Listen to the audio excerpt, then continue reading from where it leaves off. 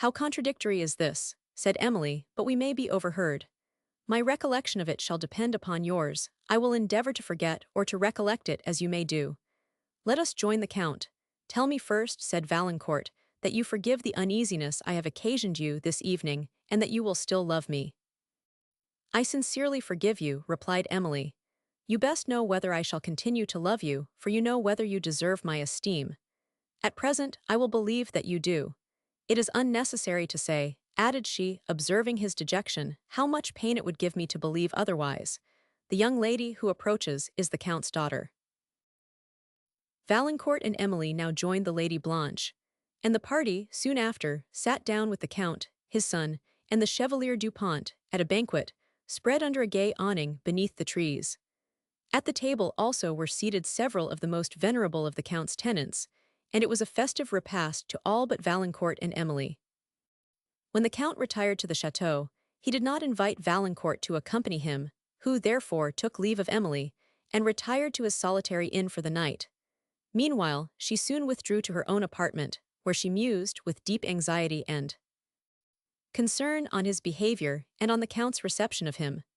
Her attention was thus so wholly engaged that she forgot Dorothy and her appointment, till morning was far advanced, when, knowing that the good old woman would not come, she retired for a few hours to repose. On the following day, when the Count had accidentally joined Emily in one of the walks, they talked of the festival of the preceding evening, and this led him to a mention of Valancourt. "That is a young man of talents," said he. "You were formerly acquainted with him, I perceive." Emily said that she was. "He was introduced to me at Paris," said the Count, "and I was much pleased with him on our first acquaintance." He paused, and Emily trembled, between the desire of hearing more and the fear of showing the Count that she felt an interest on the subject. "May I ask," said he at length, "how long you have known Monsieur Valancourt? Will you allow me to ask your reason for the question, sir?" said she, "and I will answer it immediately." "Certainly," said the Count, "that is but just. I will tell you my reason. I cannot but perceive that Monsieur Valancourt admires you. In that, however, there is nothing extraordinary. Every person who sees you must do the same. I am above using commonplace compliments. I speak with sincerity. What I fear is that he is a favored admirer." "Why do you fear it, sir?" said Emily, endeavoring to conceal her emotion. "Because," replied the Count, "I think him not worthy of your favor." Emily, greatly agitated, entreated further explanation. "I will give it," said he, "if you will believe that nothing but a strong interest in your welfare could induce me to hazard that assertion." "I must believe so, sir," replied Emily. "But let us rest under these trees," said the Count, observing the paleness of her countenance. "Here is a seat you are fatigued." They sat down, and the Count proceeded. "Many young ladies, circumstanced as you are, would think my conduct on this occasion, and on so short an acquaintance, impertinent instead of friendly. From what I have observed of your temper and understanding, I do not fear such a return from you. Our acquaintance has been short, but long enough to make me esteem you, and feel a lively interest in your happiness. You deserve to be very happy, and I trust that you will be so." Emily sighed softly and bowed her thanks. The Count paused again. "I am unpleasantly circumstanced," said he, "but an opportunity of rendering you important service shall overcome inferior considerations. Will you inform me of the manner of your first acquaintance with the Chevalier Valancourt, if the subject is not too painful?" Emily briefly related the accident of their meeting in the presence of her father, and then so earnestly entreated the Count not to hesitate in declaring what he knew, that he perceived the violent emotion against which she was contending, and, regarding her with a look of tender compassion, considered how he might communicate his information with least pain to his anxious auditor. "The Chevalier and my son," said he, "were introduced to each other at the table of a brother officer, at whose house I also met him, and invited him to my own whenever he should be disengaged. I did not then know that he had formed an acquaintance with a set of men, a disgrace to their species, who live by plunder and pass their lives in continual debauchery. I knew several of the Chevalier's family, resident at Paris, and considered them as sufficient pledges for his introduction to my own. But you are ill, I will leave the subject." "No, sir," said Emily, "I beg you will proceed. I am only distressed." "Only," said the Count with emphasis. "However, I will proceed. I soon learned that these, his associates, had drawn him into a course of dissipation, from which he appeared to have neither the power nor the inclination to extricate himself. He lost large sums at the gaming table. He became infatuated with play and was ruined. I spoke tenderly of this to his friends, who assured me that they had remonstrated with him till they were weary. I afterwards learned that, in consideration of his talents for play, which were generally successful, when unopposed by the tricks of villainy, that in consideration of these, the party had initiated him into the secrets of their trade, and allotted him a share of their profits. Impossible, said Emily suddenly, but pardon me, sir, I scarcely know what I say, allow for the distress of my mind. I must believe that you have not been truly informed. The Chevalier had, doubtless, enemies who misrepresented him. I should be most happy to believe so, replied the Count, but I cannot. Nothing short of conviction and a regard for your happiness could have urged me to repeat these unpleasant reports. Emily was silent. She recollected Valancourt's sayings, on the preceding evening, which discovered the pangs of self-reproach, and seemed to confirm all that the Count had related. Yet she had not fortitude enough to dare conviction. Her heart was overwhelmed with anguish at the mere suspicion of his guilt, and she could not endure a belief of it. After a silence, the Count said, I perceive, and can allow for, your want of conviction. It is necessary I should give some proof of what I have asserted, but this I cannot do without subjecting one, who is very dear to me, to danger. What is the danger you apprehend, sir? Said Emily.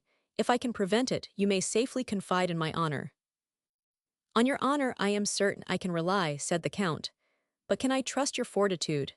Do you think you can resist the solicitation of a favored admirer, when he pleads, in affliction, for the name of one who has robbed him of a blessing? I shall not be exposed to such a temptation, sir, said Emily, with modest pride, for I cannot favor one whom I must no longer esteem. I, however, readily give my word.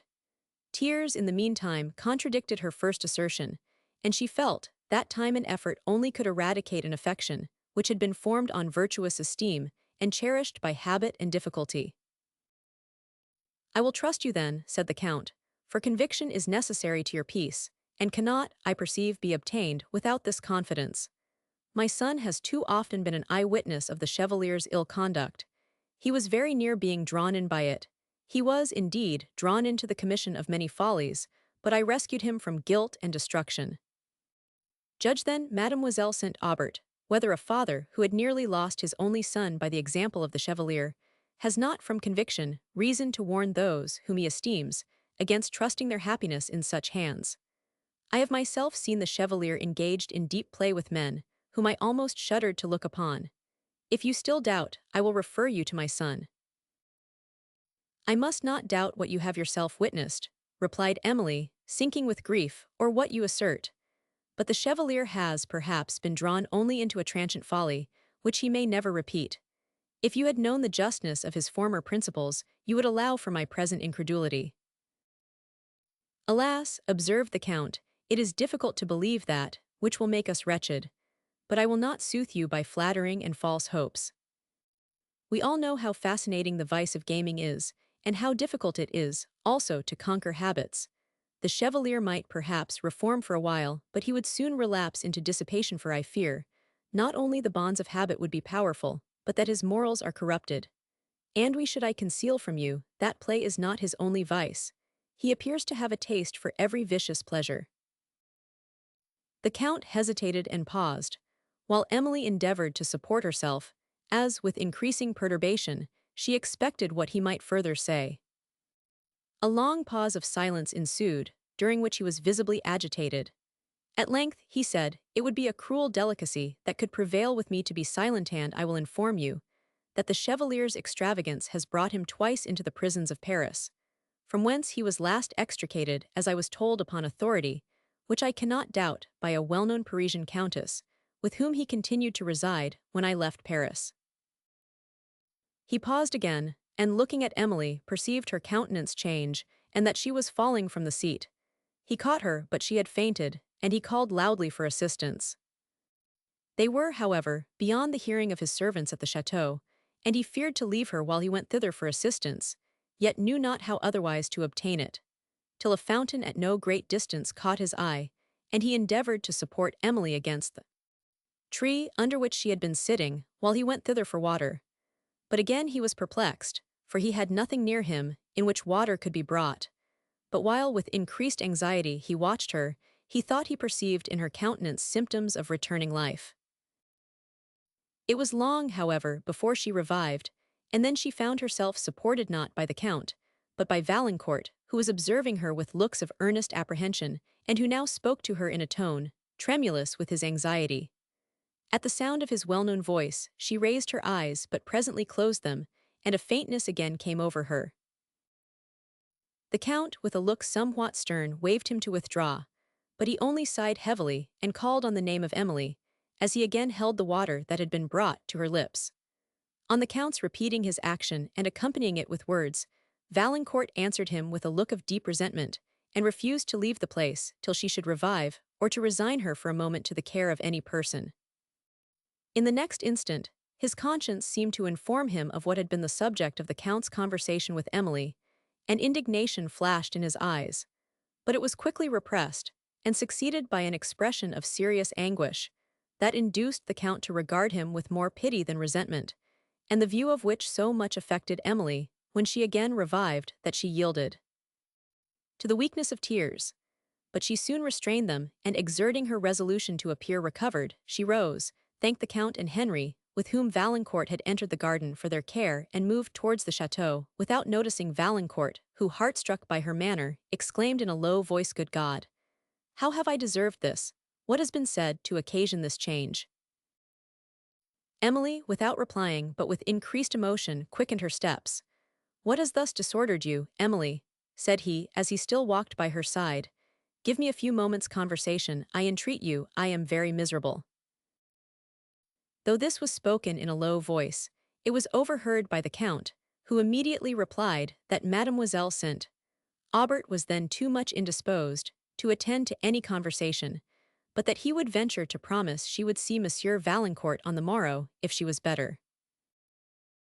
Valancourt's cheek was crimsoned.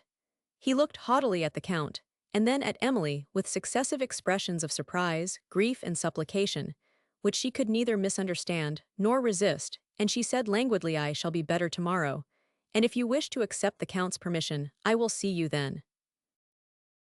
"See me?" exclaimed Valancourt, as he threw a glance of mingled pride and resentment upon the Count, and then, seeming to recollect himself, he added, "But I will come, madam. I will accept the Count's permission." When they reached the door of the château, he lingered a moment, for his resentment was now fled, and then, with a look so expressive of tenderness and grief that Emily's heart was not proof against it, he bade her good morning, and bowing slightly to the Count, disappeared. Emily withdrew to her own apartment, under such oppression of heart as she had seldom known, when she endeavoured to recollect all that the Count had told, to examine the probability of the circumstances he himself believed, and to consider of her future conduct towards Valancourt. But when she attempted to think, her mind refused control, and she could only feel that she was miserable. One moment she sunk under the conviction that Valancourt was no longer the same, whom she had so tenderly loved, the idea of whom had hitherto supported her under affliction, and cheered her with the hope of happier days, but a fallen, a worthless character, whom she must teach herself to despise if she could not forget. Then, unable to endure this terrible supposition, she rejected it, and disdained to believe him capable of conduct, such as the Count had described, to whom she believed he had been misrepresented by some artful enemy, and there were moments when she even ventured to doubt the integrity of the Count himself, and to suspect that he was influenced by some selfish motive to break her connection with Valancourt. But this was the error of an instant only. The Count's character, which she had heard spoken of by Dupont and many other persons, and had herself observed, enabled her to judge and forbade the supposition. Had her confidence, indeed, been less, there appeared to be no temptation to betray him into conduct so treacherous and so cruel. Nor did reflections suffer her to preserve the hope that Valancourt had been misrepresented to the Count, who had said that he spoke chiefly from his own observation and from his son's experience. She must part from Valancourt, therefore, forever, for what of either happiness or tranquillity could she expect with a man whose tastes were degenerated into low inclinations, and to whom vice was become habitual, whom she must no longer esteem, though the remembrance of what he once was, and the long habit of loving him, would render it very difficult for her to despise him. "O Valancourt," she would exclaim, having been separated so long do we meet, only to be miserably to part forever. Amidst all the tumult of her mind, she remembered pertinaciously the seeming candor and simplicity of his conduct on the preceding night, and had she dared to trust her own heart, it would have led her to hope much from this. Still she could not resolve to dismiss him forever, without obtaining further proof of his ill conduct, yet she saw no probability of procuring it, if, indeed, proof more positive was possible. Something, however, it was necessary to decide upon, and she almost determined to be guided in her opinions solely by the manner with which Valancourt should receive her hints concerning his late conduct. Thus passed the hours till dinner-time, when Emily, struggling against the pressure of her grief, dried her tears, and joined the family at table, where the Count preserved towards her the most delicate attention. But the Countess and Mademoiselle Bearn, having looked, for a moment, with surprise on her dejected countenance, began, as usual, to talk of trifles, while the eyes of Lady Blanche asked much of her friend, who could only reply by a mournful smile. Emily withdrew as soon after dinner as possible, and was followed by the Lady Blanche, whose anxious enquiries, however, she found herself quite unequal to answer, and whom she entreated to spare her on the subject of her distress. To converse on any topic was now, indeed, so extremely painful to her that she soon gave up the attempt, and Blanche left her, with pity of the sorrow which she perceived she had no power to assuage. Emily secretly determined to go to her convent in a day or two, for company, especially that of the Countess and Mademoiselle Bearn, was intolerable to her, in the present state of her spirits, and in the retirement of the convent, as well as the kindness of the abbess, she hoped to recover the command of her mind, and to teach it resignation to the event, which, she too plainly perceived, was approaching. To have lost Valancourt by death, or to have seen him married to a rival, would, she thought, have given her less anguish than a conviction of his unworthiness, which must terminate in misery to himself, and which robbed her even of the solitary image her heart so long had cherished. These painful reflections were interrupted for a moment by a note from Valancourt, written in evident distraction of mind, entreating that she would permit him to see her on the approaching evening instead of the following morning, a request which occasioned her so much agitation that she was unable to answer it. She wished to see him and to terminate her present state of suspense, yet shrunk from the interview, and incapable of deciding for herself, she at length sent to beg a few moments' conversation with the Count in his library, where she delivered to him the note and requested his advice. After reading it, he said that if she believed herself well enough to support the interview, his opinion was that, for the relief of both parties, it ought to take place that evening. His affection for you is, undoubtedly, a very sincere one, added the Count, and he appears so much distressed, and you, my amiable friend, are so ill at ease that the sooner the affair is decided, the better. Emily replied, therefore, to Valancourt, that she would see him, and then exerted herself in endeavours to attain fortitude and composure, to bear her through the approaching scene so afflictingly the reverse of any, to which she had looked forward. Volume 4. Chapter 1 is all the counsel that we two have shared. The hours that we have spent. When we have chid the haste-footed time, for parting us so, and is all forgot. And will you rend our ancient love asunder? Midsummer Night's Dream. In the evening, when Emily was at length informed that Count de Villefort requested to see her, she guessed that Valancourt was below, and endeavouring to assume composure and to recollect all her spirits, she rose and left the apartment. But on reaching the door of the library where she imagined him to be, her emotion returned with such energy that, fearing to trust herself in the room, she returned into the hall, where she continued for a considerable time, unable to command her agitated spirits. When she could recall them, she found in the library Valancourt, seated with the Count, who both rose on her entrance. But she did not dare to look at Valancourt, and the Count, having led her to a chair, immediately withdrew. Emily remained with her eyes fixed on the floor under such oppression of heart that she could not speak, and with difficulty breathed, while Valancourt threw himself into a chair beside her, and sighing heavily, continued silent, when had she raised her eyes, she would have perceived the violent emotions with which he was agitated. At length, in a tremulous voice, he said, "I have solicited to see you this evening, that I might, at least, be spared the further torture of suspense, which your altered manner had occasioned me, and which the hints I have just received from the Count have in part explained. I perceive I have enemies, Emily, who envied me my late happiness, and who have been busy in searching out the means to destroy it. I perceive, too, that time and absence have weakened the affection you once felt for me, and that you can now easily be taught to forget me." His last words faltered, and Emily, less able to speak than before, continued silent. "Oh, what a meeting is this!"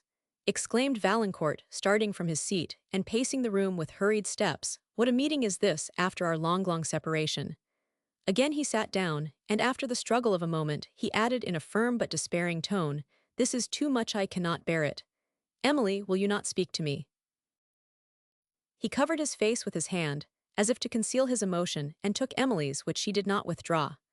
Her tears could no longer be restrained, and when he raised his eyes and perceived that she was weeping, all his tenderness returned, and a gleam of hope appeared to cross his mind, for he exclaimed, "Oh, you do pity me then, you do love me. Yes, you are still my own Emily, let me believe those tears that tell me so." Emily now made an effort to recover her firmness, and hastily drying them, "Yes," said she, "I do pity you, I weep for you, but ought I to think of you with affection? You may remember that yesterevening I said, I had still sufficient confidence in your candor to believe, that, when I should request an explanation of your words, you would give it. This explanation is now unnecessary, I understand them too well. But prove, at least, that your candor is deserving of the confidence I give it, when I ask you, whether you are conscious of being the same estimable Valancourt whom I once loved." "Once loved," cried he, "the same. He paused in extreme emotion, and then added in a voice at once solemn and dejected, "No, I am not the same. I am lost, I am no longer worthy of you." He again concealed his face. Emily was too much affected by this honest confession to reply immediately, and while she struggled to overcome the pleadings of her heart, and to act with the decisive firmness, which was necessary for her future peace, she perceived all the danger of trusting long to her resolution in the presence of Valancourt, and was anxious to conclude an interview that tortured them both. Yet, when she considered that this was probably their last meeting, her fortitude sunk at once, and she experienced only emotions of tenderness and of despondency. Valancourt, meanwhile, lost in emotions of remorse and grief, which he had neither the power nor the will to express, sat insensible almost of the presence of Emily, his features still concealed, and his breast agitated by convulsive sighs. "Spare me the necessity," said Emily, recollecting her fortitude, "spare me the necessity of mentioning those circumstances of your conduct, which oblige me to break our connection for ever. We must part, I now see you for the last time." "Impossible," cried Valancourt, roused from his deep silence, "you cannot mean what you say, you cannot mean to throw me from you for ever." "We must part," repeated Emily with emphasis, "and that for ever. Your own conduct has made this necessary." "This is the Count's determination," said he haughtily, "not yours, and I shall inquire by what authority he interferes between us." He now rose, and walked about the room in great emotion. "Let me save you from this error," said Emily, "not less agitated is my determination, and if you reflect a moment on your late conduct, you will perceive that my future peace requires it." "Your future peace requires that we should part forever," said Valancourt. "How little did I ever expect to hear you say so." "And how little did I expect that it would be necessary for me to say so," rejoined Emily, while her voice softened into tenderness, and her tears flowed again, "that you, Valancourt, would ever fall from my esteem."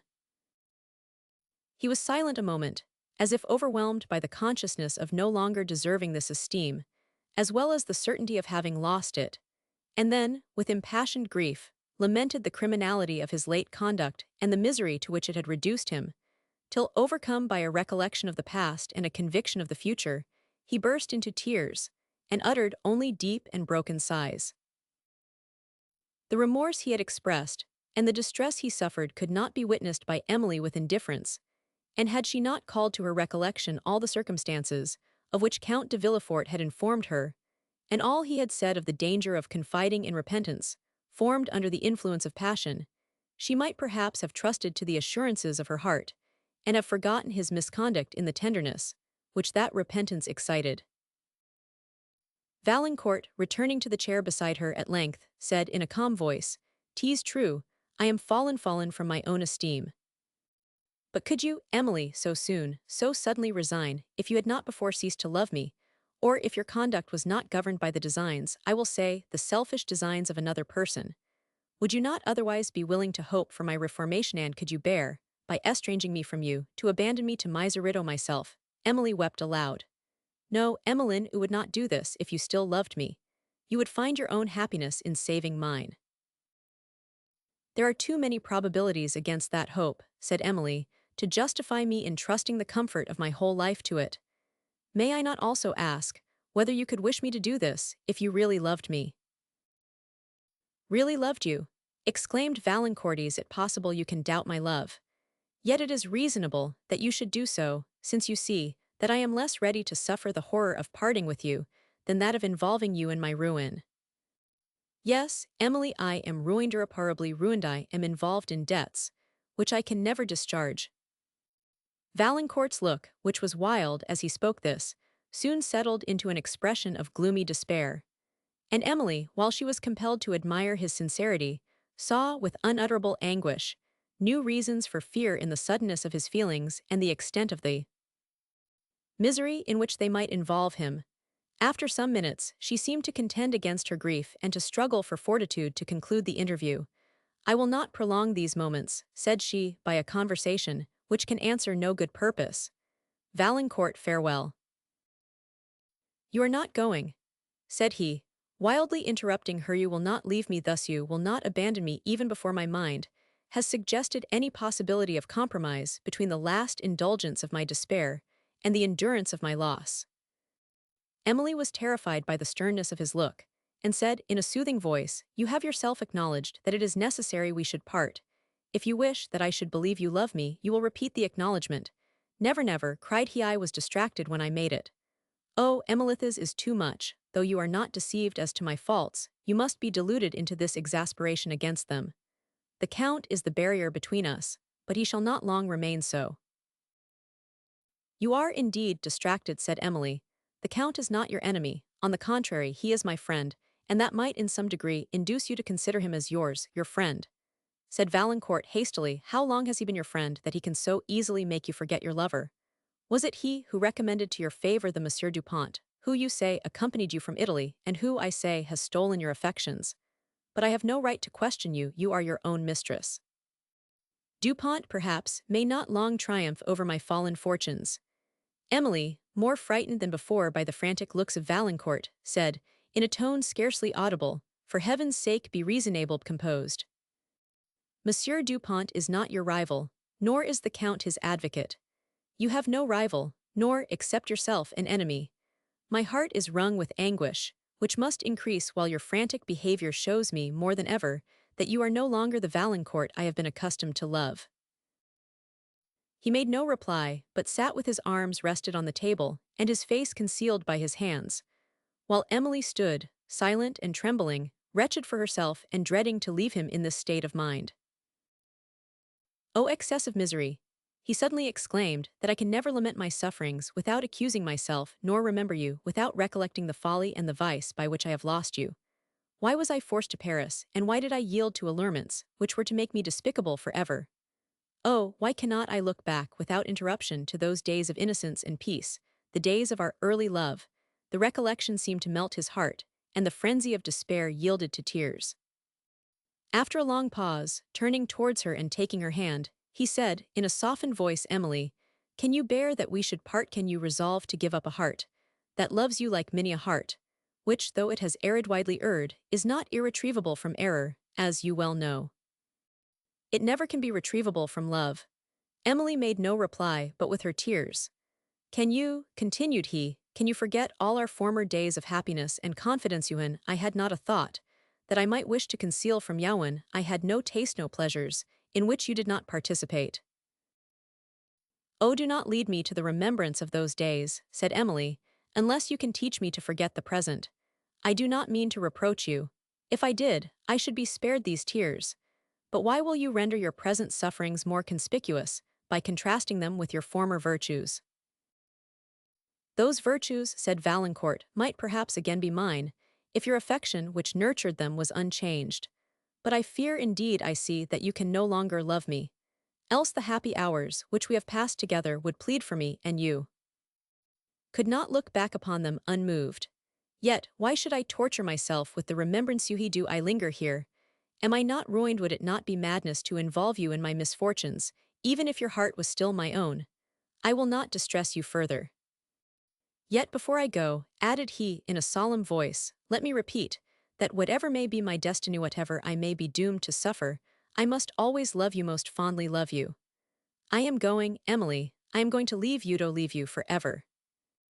As he spoke the last words, his voice trembled, and he threw himself again into the chair from which he had risen. Emily was utterly unable to leave the room, or to say farewell. All impression of his criminal conduct, and almost of his follies, was obliterated from her mind, and she was sensible only of pity and grief. My fortitude is gone, said Valancourt at length. I can no longer even struggle to recall it. I cannot now leave you, I cannot bid you an eternal farewell. Say, at least, that you will see me once again. Emily's heart was somewhat relieved by the request, and she endeavoured to believe that she ought not to refuse it. Yet she was embarrassed by recollecting that she was a visitor in the house of the Count, who could not be pleased by the return of Valancourt. Other considerations, however, soon overcame this, and she granted his request on the condition that he would neither think of the Count as his enemy nor Dupont as his rival. He then left her with a heart so much lightened by this short respite that he almost lost every former sense of misfortune. Emily withdrew to her own room, that she might compose her spirits and remove the traces of her tears, which would encourage the censorious remarks of the Countess and her favourite, as well as excite the curiosity of the rest of the family. She found it, however, impossible to tranquilize her mind, from which she could not expel the remembrance of the late scene with Valancourt, or the consciousness that she was to see him again on the morrow. This meeting now appeared more terrible to her than the last, for the ingenuous confession he had made of his ill conduct and his embarrassed circumstances, with the strength and tenderness of affection, which this confession discovered, had deeply impressed her, and in spite of all she had heard and believed to his disadvantage, her esteem began to return. It frequently appeared to her impossible that he could have been guilty of the depravities reported of him, which, if not inconsistent with his warmth and impetuosity, were entirely so with his candor and sensibility. Whatever was the criminality which had given rise to the reports, she could not now believe them to be wholly true, nor that his heart was finally closed against the charms of virtue.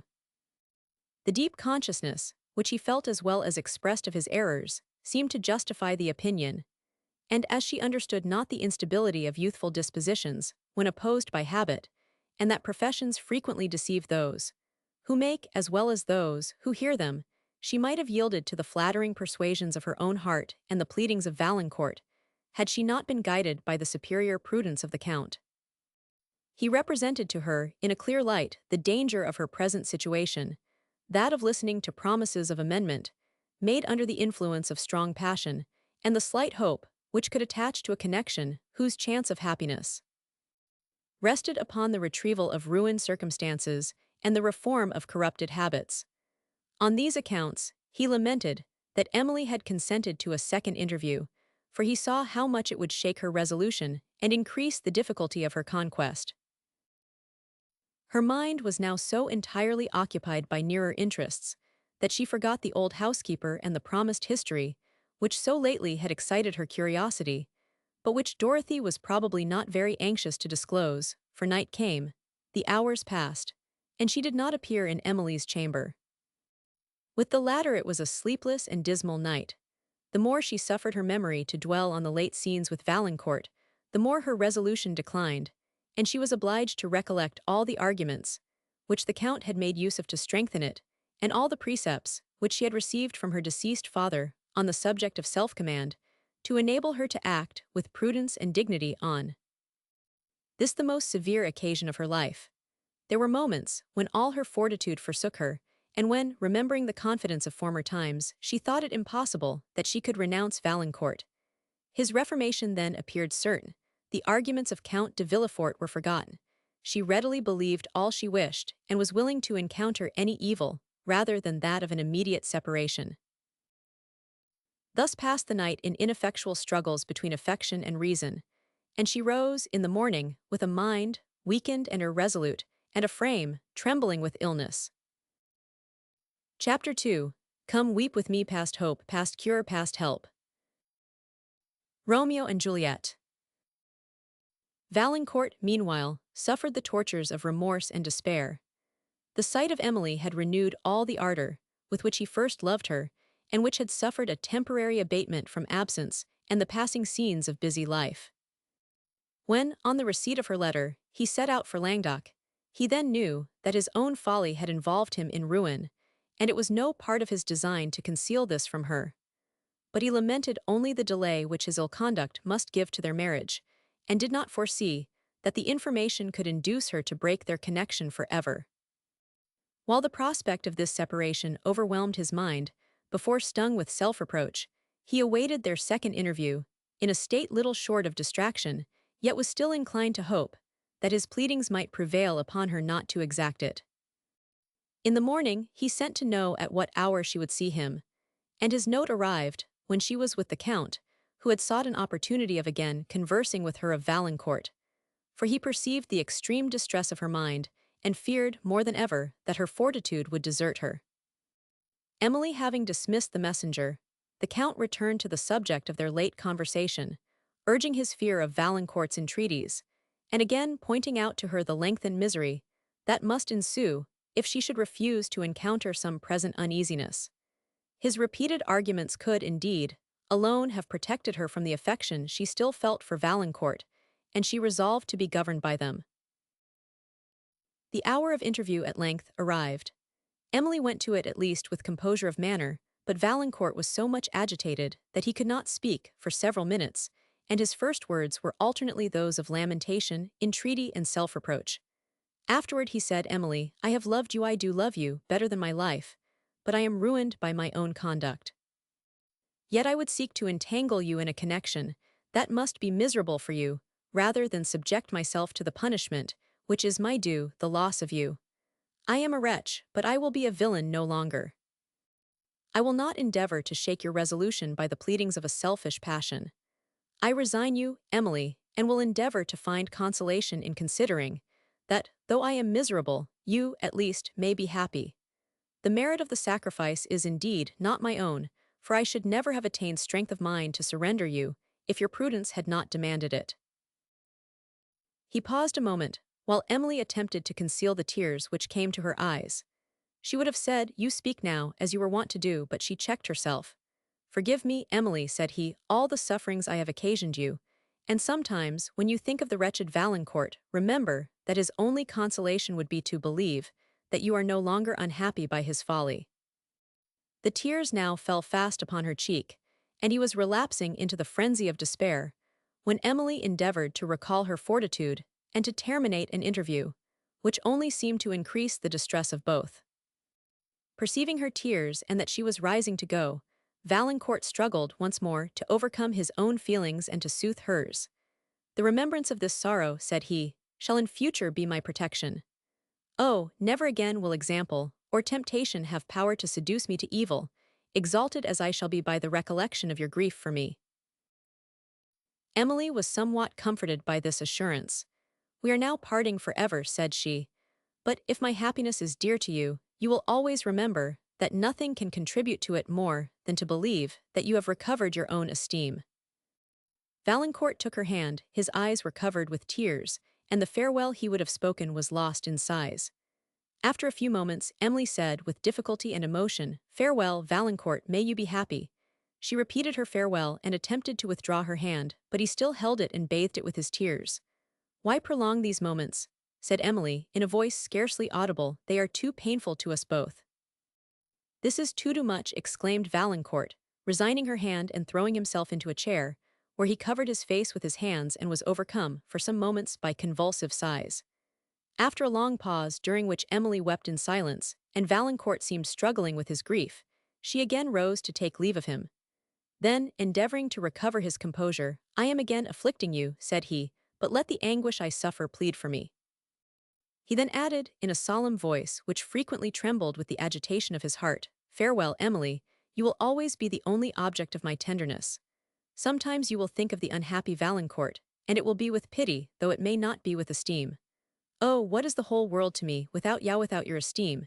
He checked himself. "I am falling again into the error I have just lamented. I must not intrude longer upon your patience, or I shall relapse into despair." He once more bade Emily adieu, pressed her hand to his lips, looked at her for the last time, and hurried out of the room. Emily remained in the chair where he had left her, oppressed with a pain at her heart, which scarcely permitted her to breathe, and listening to his departing steps, sinking fainter and fainter as he crossed the hall. She was at length roused by the voice of the Countess in the garden, and her attention being then awakened, the first object which struck her sight was the vacant chair where Valancourt had sat. The tears which had been for some time repressed by the kind of astonishment that followed his departure now came to her relief, and she was, at length, sufficiently composed to return to her own room. Chapter 3. This is no mortal business, nor no sound that the earth owes. Shakespeare. We now return to the mention of Montoni, whose rage and disappointment were soon lost in nearer interests than any which the unhappy Emily had awakened. His depredations having exceeded their usual limits, and reached an extent at which neither the timidity of the then commercial Senate of Venice, nor their hope of his occasional assistance would permit them to connive, the same effort, it was resolved, should complete the suppression of his power, and the correction of his outrages. While a corps of considerable strength was upon the point of receiving orders to march for Udolpho, a young officer, prompted partly by resentment for some injury received from Montoni, and partly by the hope of distinction, solicited an interview with the minister, who directed the enterprise. To him he represented that the situation of Udolpho rendered it too strong to be taken by open force, except after some tedious operations, that Montoni had lately shown how capable he was of adding to its strength all the advantages which could be derived from the skill of a commander, that so considerable a body of troops as that allotted to the expedition could not approach Udolpho without his knowledge, and that it was not for the honor of the Republic to have a large part of its regular force employed for such a time as the siege of Udolpho would require, upon the attack of a handful of banditti. The object of the expedition, he thought, might be accomplished much more safely and speedily by mingling contrivance with force. It was possible to meet Montoni and his party without their walls and to attack them then, or by approaching the fortress, with the secrecy consistent with the march of smaller bodies of troops, to take advantage either of the treachery or negligence of some of his party, and to rush unexpectedly upon the whole even in the castle of Udolpho. This advice was seriously attended to, and the officer who gave it received the command of the troops demanded for his purpose. His first efforts were accordingly those of contrivance alone.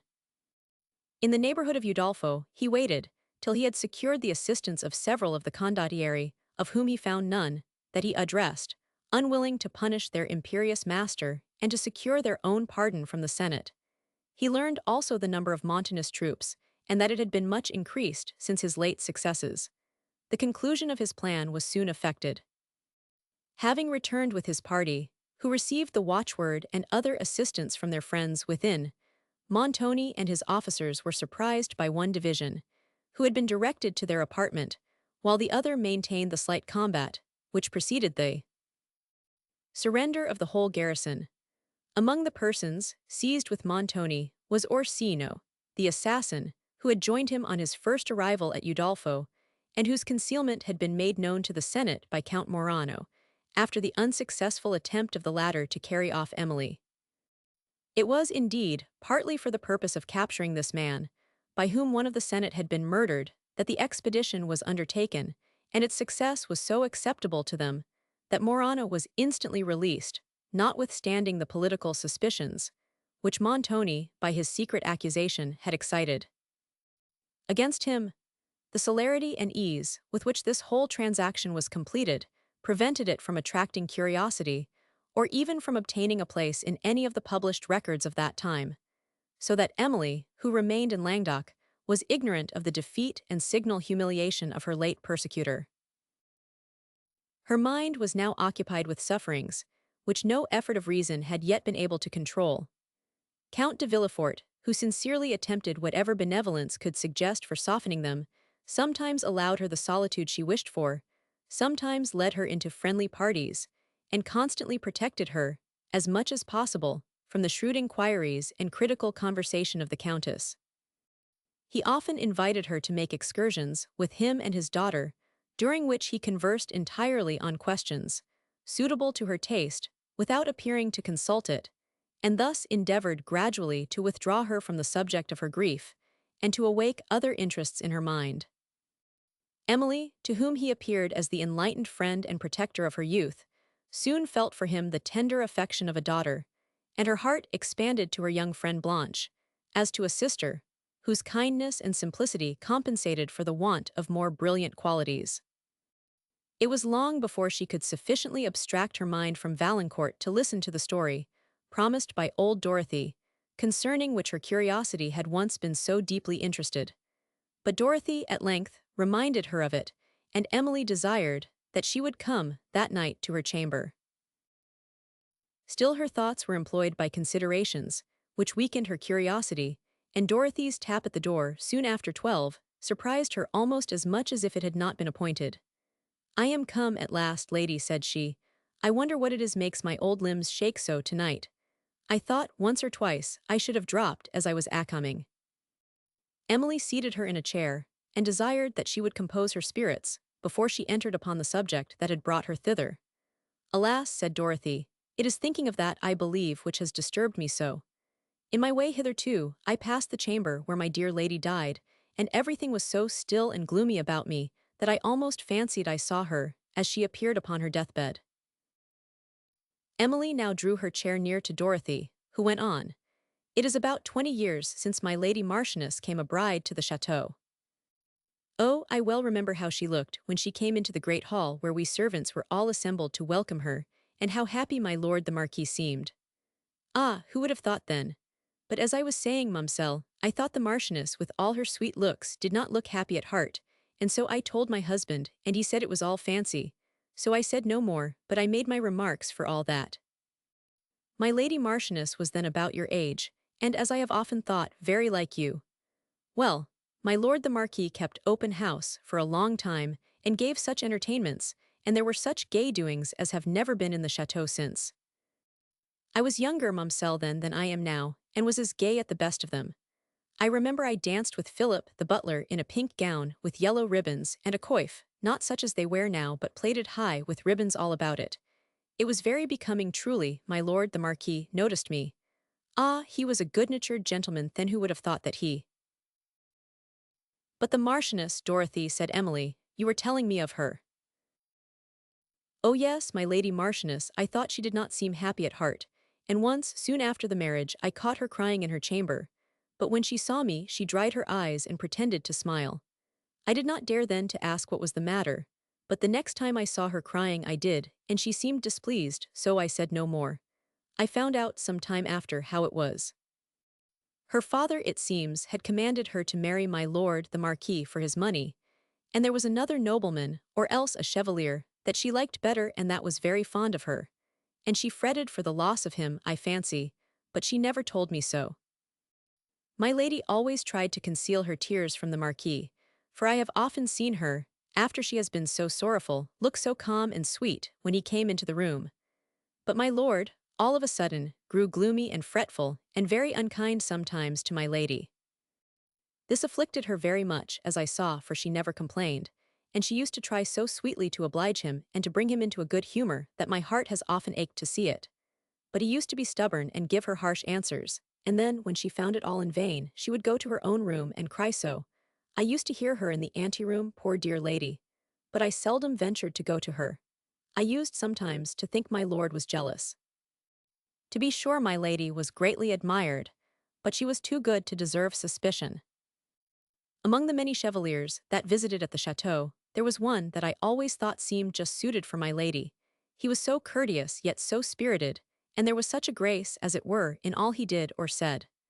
I always observed that whenever he had been there the Marquis was more gloomy and my lady more thoughtful, and it came into my head that this was the chevalier she ought to have married, but I never could learn for certain. What was the chevalier's name, Dorothy? Said Emily.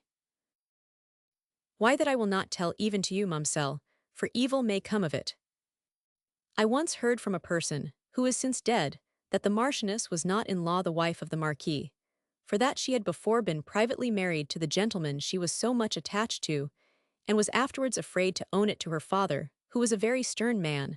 But this seems very unlikely, and I never gave much faith to it. As I was saying, the Marquis was most out of humour, as I thought, when the chevalier I spoke of had been at the château, and at last his ill treatment of my lady made her quite miserable. He would see hardly any visitors at the castle, and made her live almost by herself. I was her constant attendant, and saw all she suffered, but still she never complained. After matters had gone on thus, for near a year my lady was taken ill, and I thought her long fretting had made her so, but alas, I fear it was worse than that. Worse, Dorothy, said Emily, can that be possible? I fear it was so, madam, there were strange appearances, but I will only tell what happened. My lord the Marquis. Hush, Dorothy, what sounds were those? Said Emily. Dorothy changed countenance, and while they both listened, they heard, on the stillness of the night, music of uncommon sweetness. I have surely heard that voice before, said Emily at length. I have often heard it, and at this same hour, said Dorothy solemnly, and if spirits ever bring music, that is surely the music of one. Emily, as the sounds drew nearer, knew them to be the same she had formerly heard at the time of her father's death, and whether it was the remembrance they now revived of that melancholy event, or that she was struck with superstitious awe, it is certain she was so much affected that she had nearly fainted. I think I once told you, madam, said Dorothy, that I first heard this music soon after my lady's death. I well remember the night. Hark, it comes again, said Emily, let us open the window and listen. They did so, but soon the sounds floated gradually away into distance, and all was again still. They seemed to have sunk among the woods, whose tufted tops were visible upon the clear horizon, while every other feature of the scene was involved in the nightshade, which, however, allowed the eye an indistinct view of some objects in the garden below. As Emily leaned on the window, gazing with a kind of thrilling awe upon the obscurity beneath, and then upon the cloudless arch above, enlightened only by the stars, Dorothy, in a low voice, resumed her narrative. I was saying, ma'amselle, that I well remember when first I heard that music. It was one night, soon after my lady's death, that I had sat up later than usual, and I don't know how it was, but I had been thinking a great deal about my poor mistress, and of the sad scene I had lately witnessed.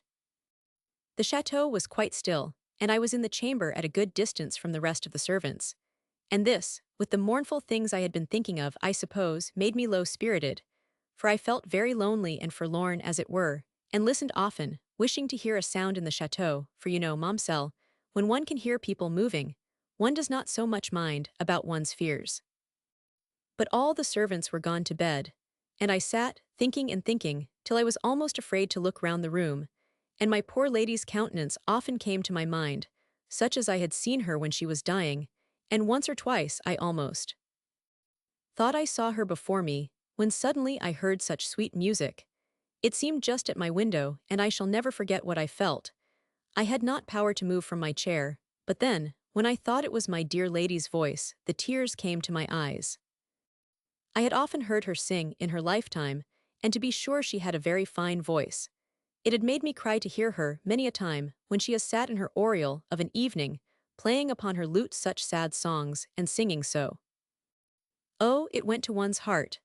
I have listened in the antechamber for the hour together, and she would sometimes sit playing with the window open when it was summer time, till it was quite dark, and when I have gone in to shut it, she has hardly seemed to know what hour it was. But as I said, madam, continued Dorothy, when first I heard the music that came just now, I thought it was my late lady's, and I have often thought so again when I have heard it, as I have done at intervals ever since.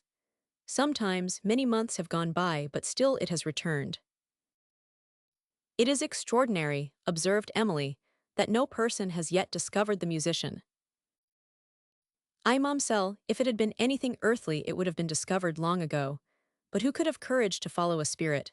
And if they had, what good could it do, for spirits, you know, Mom, can take any shape or no shape, and they will be here one minute, and the next perhaps in a quite different place. Pray resume your story of the Marchioness, said Emily, and acquaint me with the manner of her death. I will, Mom, said Dorothy, but shall we leave the window? This cool air refreshes me, replied Emily, and I love to hear it creep along the woods, and to look upon this dusky landscape. You were speaking of my lord, the Marquis, when the music interrupted us. Yes, madam, my lord, the Marquis, became more and more gloomy, and my lady grew worse and worse, till one night she was taken very ill indeed.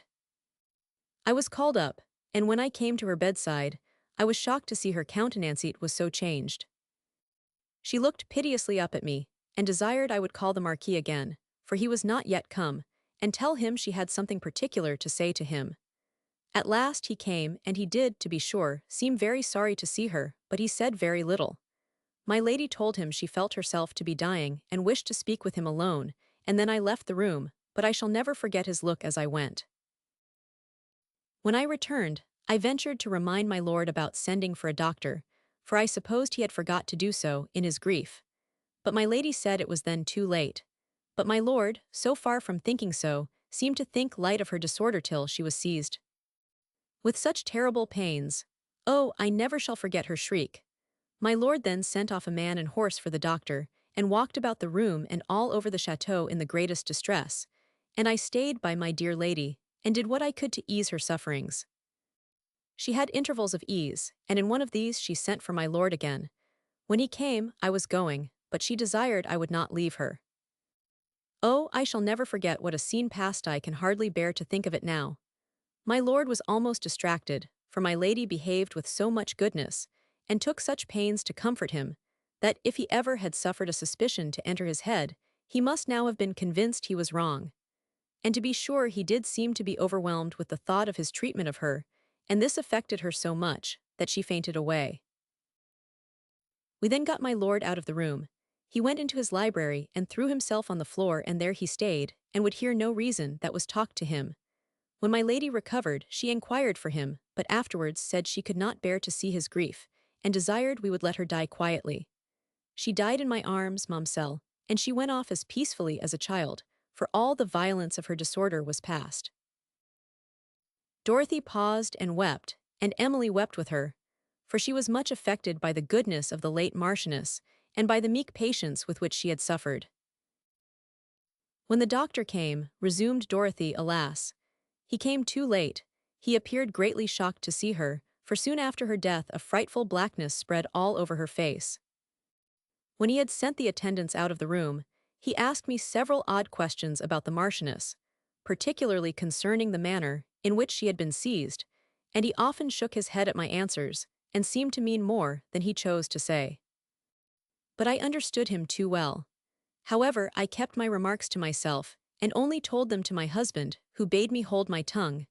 Some of the other servants, however, suspected what I did, and strange reports were whispered about the neighborhood, but nobody dared to make any stir about them.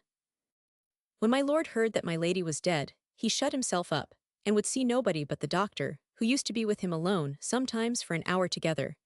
And after that the doctor never talked with me again about my lady. When she was buried in the church of the convent, at a little distance yonder, if the moon was up you might see the towers here, Momselle, all my lord's vassals followed the funeral, and there was not a dry eye among them, for she had done a deal of good among the poor.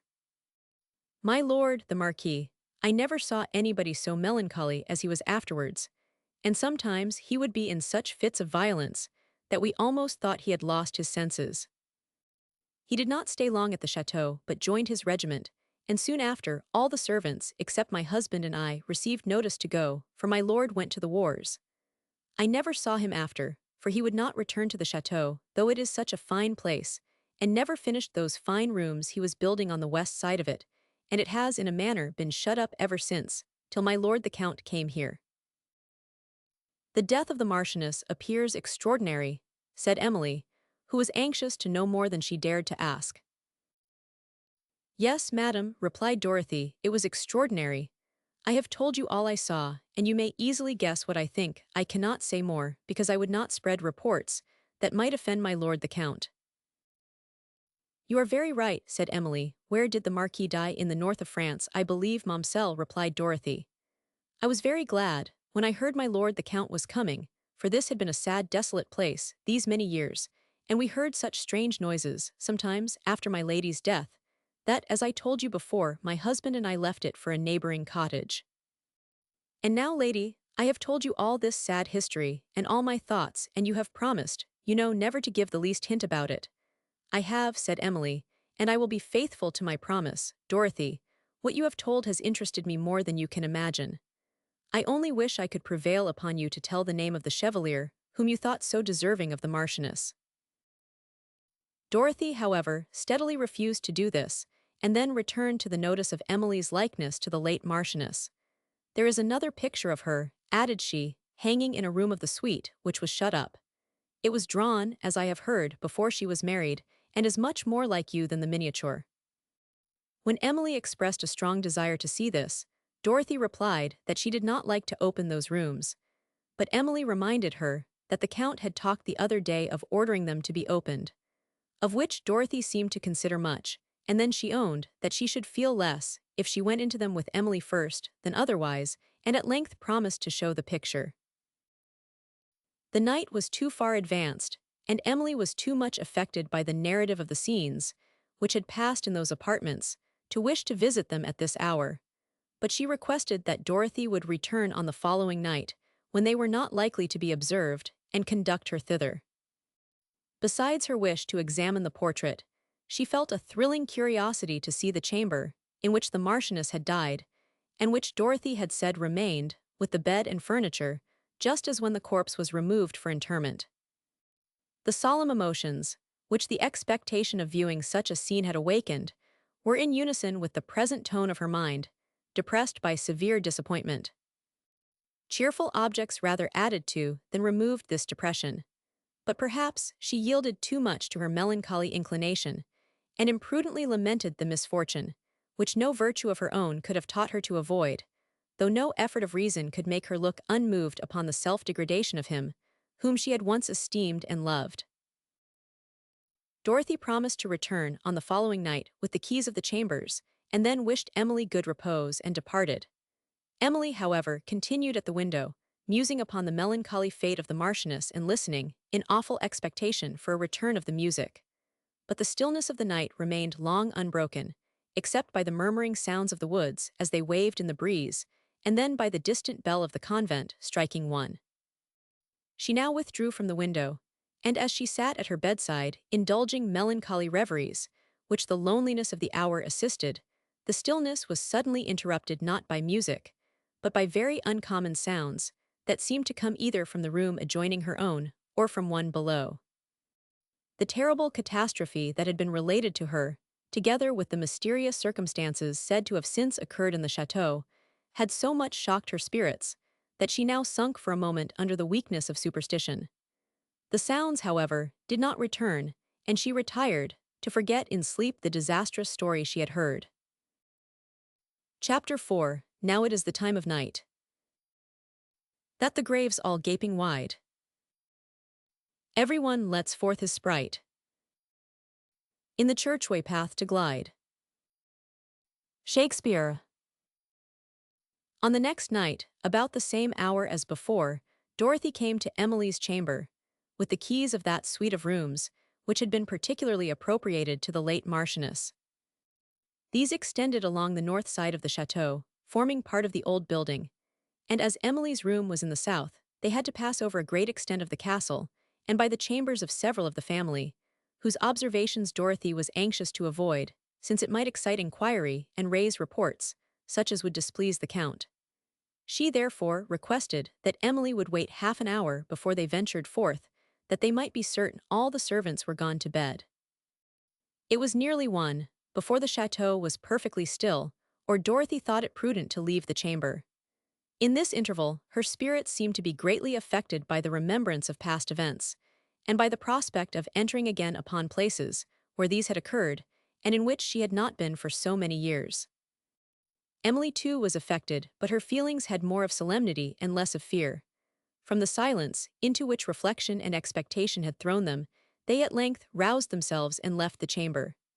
Dorothy at first carried the lamp, but her hand trembled so much with infirmity and alarm that Emily took it from her and offered her arm to support her feeble steps.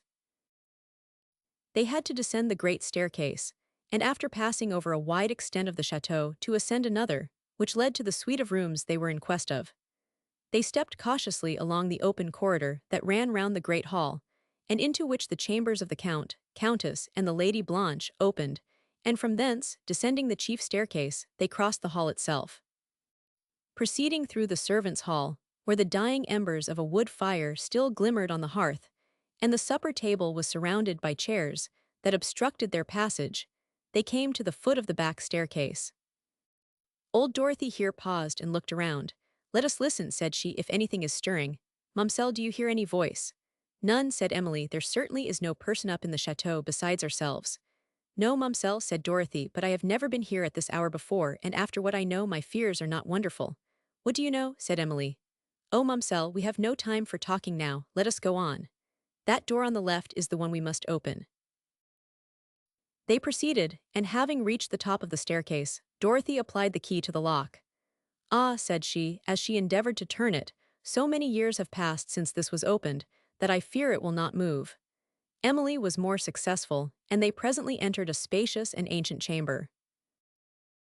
"Alas," exclaimed Dorothy, as she entered, "the last time I passed through this door I followed my poor lady's corpse." Emily, struck with the circumstance, and affected by the dusky and solemn air of the apartment, remained silent, and they passed on through a long suite of rooms, till they came to one more spacious than the rest, and rich in the remains of faded magnificence. "Let us rest here a while, madam," said Dorothy faintly. "We are going into the chamber where my lady died. That door opens into it. Ah, Mumselle, why did you persuade me to come?" Emily drew one of the massy armchairs, with which the apartment was furnished, and begged Dorothy would sit down, and try to compose her spirits. "How the sight of this place brings all that passed formerly to my mind," said Dorothy. "It seems as if it was but yesterday since all that sad affair happened." "Hark, what noise is that?" said Emily.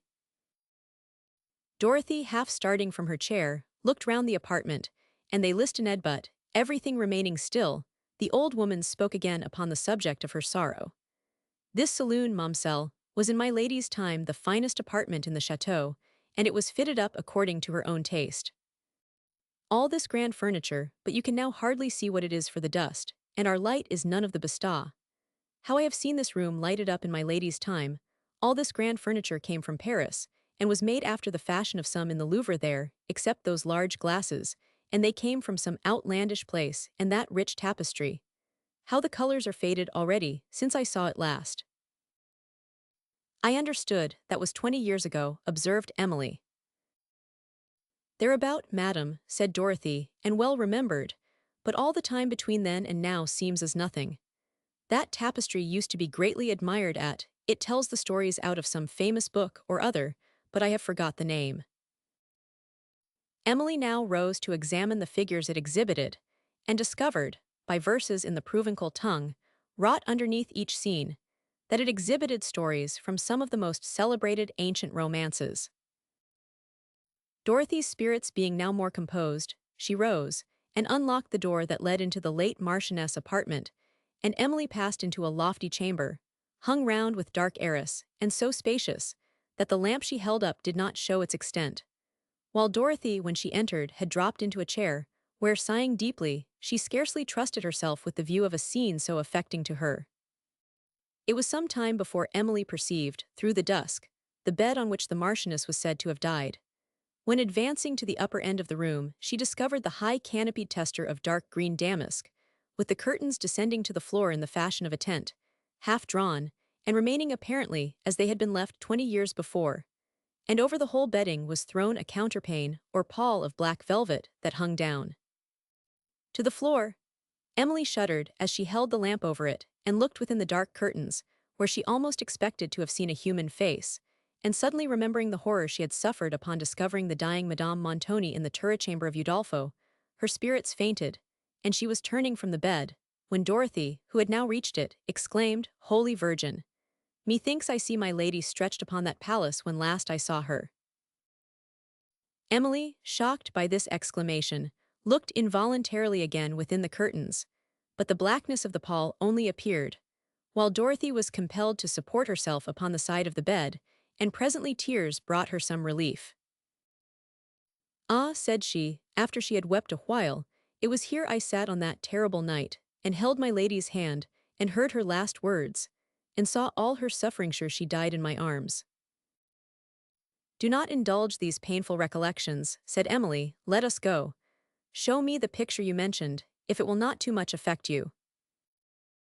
"It hangs in the oriel," said Dorothy, rising, and going towards a small door near the bed's head, which she opened, and Emily followed with the light into the closet of the late Marchioness. "Alas, there she is, Momselle," said Dorothy, pointing to a portrait of a lady. "There is her very self, just as she looked when she came first to the château. You see, madam, she was all blooming like you, thin and so soon to be cut off." While Dorothy spoke, Emily was attentively examining the picture, which bore a strong resemblance to the miniature, though the expression of the countenance in each was somewhat different. But still, she thought she perceived something of that pensive melancholy in the portrait, which so strongly characterized the miniature. "Pray, Momselle, stand beside the picture, that I may look at you together," said Dorothy, who, when the request was complied with, exclaimed again at the resemblance. Emily also, as she gazed upon it, thought that she had somewhere seen a person very like it, though she could not now recollect who this was. In this closet were many memorials of the departed Marchioness. A robe and several articles of her dress were scattered upon the chairs, as if they had just been thrown off. On the floor were a pair of black satin slippers, and on the dressing table, a pair of gloves and a long black veil, which, as Emily took it up to examine, she perceived was dropping to pieces with age. "Ah," said Dorothy, observing the veil, "my lady's hand laid it there. It has never been moved since." Emily, shuddering, immediately laid it down again. "I well remember seeing her take it off," continued Dorothy. "It was on the night before her death, when she had returned from a little walk I had persuaded her to take in the gardens, and she seemed refreshed by it. I told her how much better she looked, and I remember what a languid smile she gave me. But alas, she little thought, or I either, that she was to die that night." Dorothy wept again, and then, taking up the veil, threw it suddenly over Emily, who shuddered to find it wrapped round her, descending even to her feet, and as she endeavored to throw it off, Dorothy entreated that she would keep it on for one moment. "I thought," added she, "how like you would look to my dear mistress in that veil. May your life, Momselle, be a happier one than hers." Emily, having disengaged herself from the veil, laid it again on the dressing-table, and surveyed the closet, where every object, on which her eye fixed, seemed to speak of the Marchioness. In a large oriel window of painted glass, stood a table, with a silver crucifix and a prayer book open, and Emily remembered with emotion what Dorothy had mentioned concerning her custom of playing on her lute in this window, before she observed the lute itself, lying on a corner of the table, as if it had been carelessly placed there by the hand that had so often awakened it. "This is a sad forlorn place," said Dorothy, "for when my dear lady died, I had no heart to put it to rights, or the chamber either, and my lord never came into the rooms after, so they remain just as they did when my lady was removed for interment."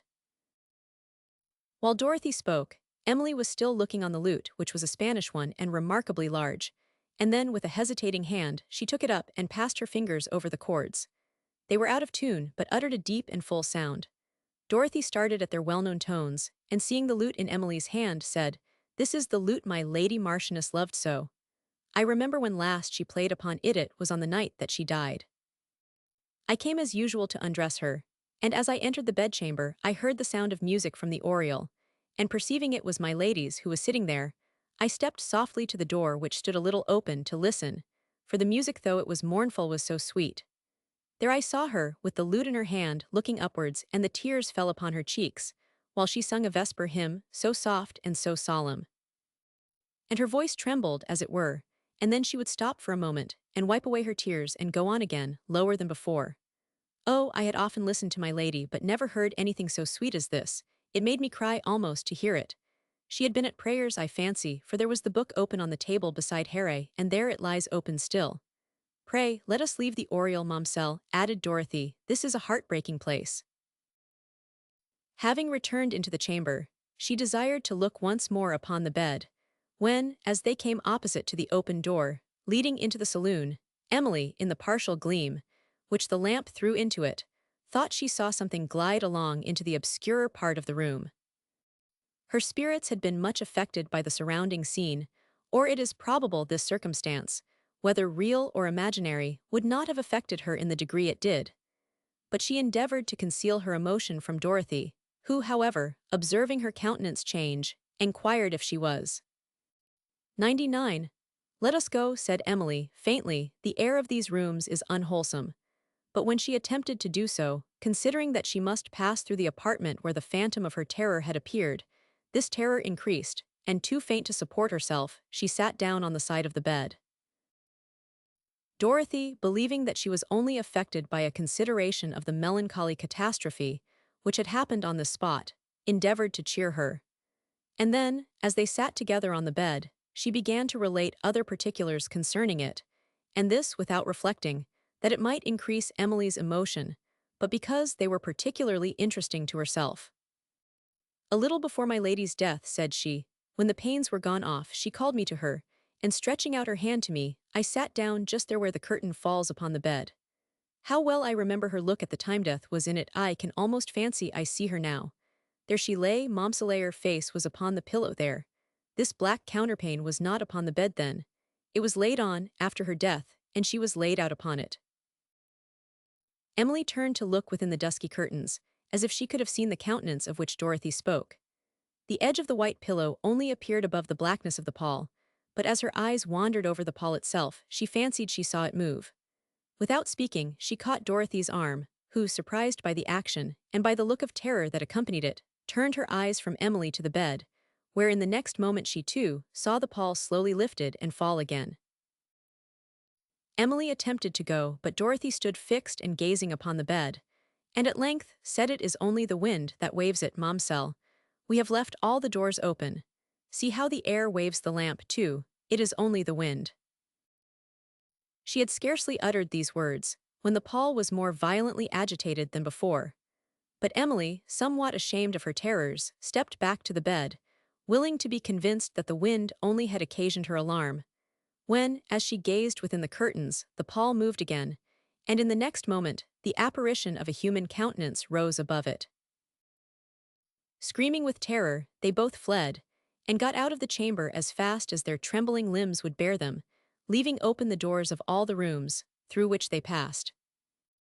When they reached the staircase, Dorothy threw open a chamber door, where some of the female servants slept, and sunk breathless on the bed, while Emily, deprived of all presence of mind, made only a feeble attempt to conceal the occasion of her terror from the astonished servants, and, though Dorothy, when she could speak, endeavored to laugh at her own fright, and was joined by Emily, no remonstrances could prevail with the servants, who had quickly taken the alarm, to pass even the remainder of the night in a room so near to these terrific chambers.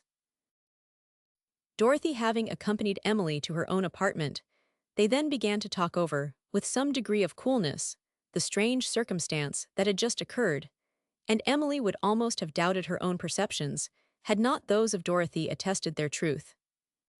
Having now mentioned what she had observed in the outer chamber, she asked the housekeeper whether she was certain no door had been left unfastened, by which a person might secretly have entered the apartments. Dorothy replied that she had constantly kept the keys of the several doors in her own possession, that, when she had gone her rounds through the castle, as she frequently did, to examine if all was safe, she had tried these doors among the rest, and had always found them fastened. It was, therefore, impossible, she added, that any person could have got admittance into the apartments, and if they could it was very improbable they should have chosen to sleep in a place so cold and forlorn. Emily observed that their visit to these chambers had perhaps been watched, and that some person, for a frolic, had followed them into the rooms, with a design to frighten them, and while they were in the oriel, had taken the opportunity of concealing himself in the bed. Dorothy allowed that this was possible till she recollected that on entering the apartments she had turned the key of the outer door, and this, which had been done to prevent their visit being noticed by any of the family who might happen to be up, must effectually have excluded every person except themselves from the chambers, and she now persisted in affirming that the ghastly countenance she had seen was nothing human, but some dreadful apparition. Emily was very solemnly affected. Of whatever nature might be the appearance she had witnessed, whether human or supernatural, the fate of the deceased Marchioness was a truth not to be doubted, and this unaccountable circumstance, occurring in the very scene of her sufferings, affected Emily's imagination with a superstitious awe, to which, after having detected the fallacies at Udolpho, she might not have yielded had she been ignorant of the unhappy story related by the housekeeper. Her she now solemnly conjured to conceal the occurrence of this night, and to make light of the terror she had already betrayed, that the Count might not be distressed by reports, which would certainly spread alarm and confusion among his family. Time, she added, may explain this mysterious affair. Meanwhile let us watch the event in silence.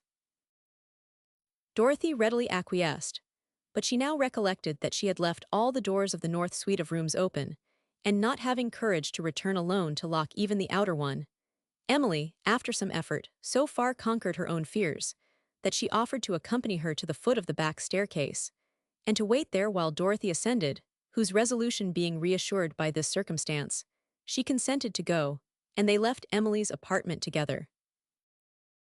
No sound disturbed the stillness, as they passed along the halls and galleries, but on reaching the foot of the back staircase, Dorothy's resolution failed again. Having, however, paused a moment to listen, and no sound being heard above, she ascended, leaving Emily below, and scarcely suffering her eye to glance within the first chamber, she fastened the door, which shut up the whole suite of apartments, and returned to Emily. As they stepped along the passage, leading into the great hall, a sound of lamentation was heard, which seemed to come from the hall itself, and they stopped in new alarm to listen, when Emily presently distinguished the voice of Annette, whom she found crossing the hall with another female servant, and so terrified by the report which the other maids had spread, that, believing she could be safe only where her lady was, she was going for refuge to her apartment. Emily's endeavors to laugh or to argue her out of these terrors were equally vain, and in compassion to her distress, she consented that she should remain in her room during the night. Chapter 5. Hail, mildly pleasing solitude. Companion of the wise and good. Thine is the balmy breath of morn, just as the dewbent rose is born, but chief when evening scenes decay, and the faint landscape swims away.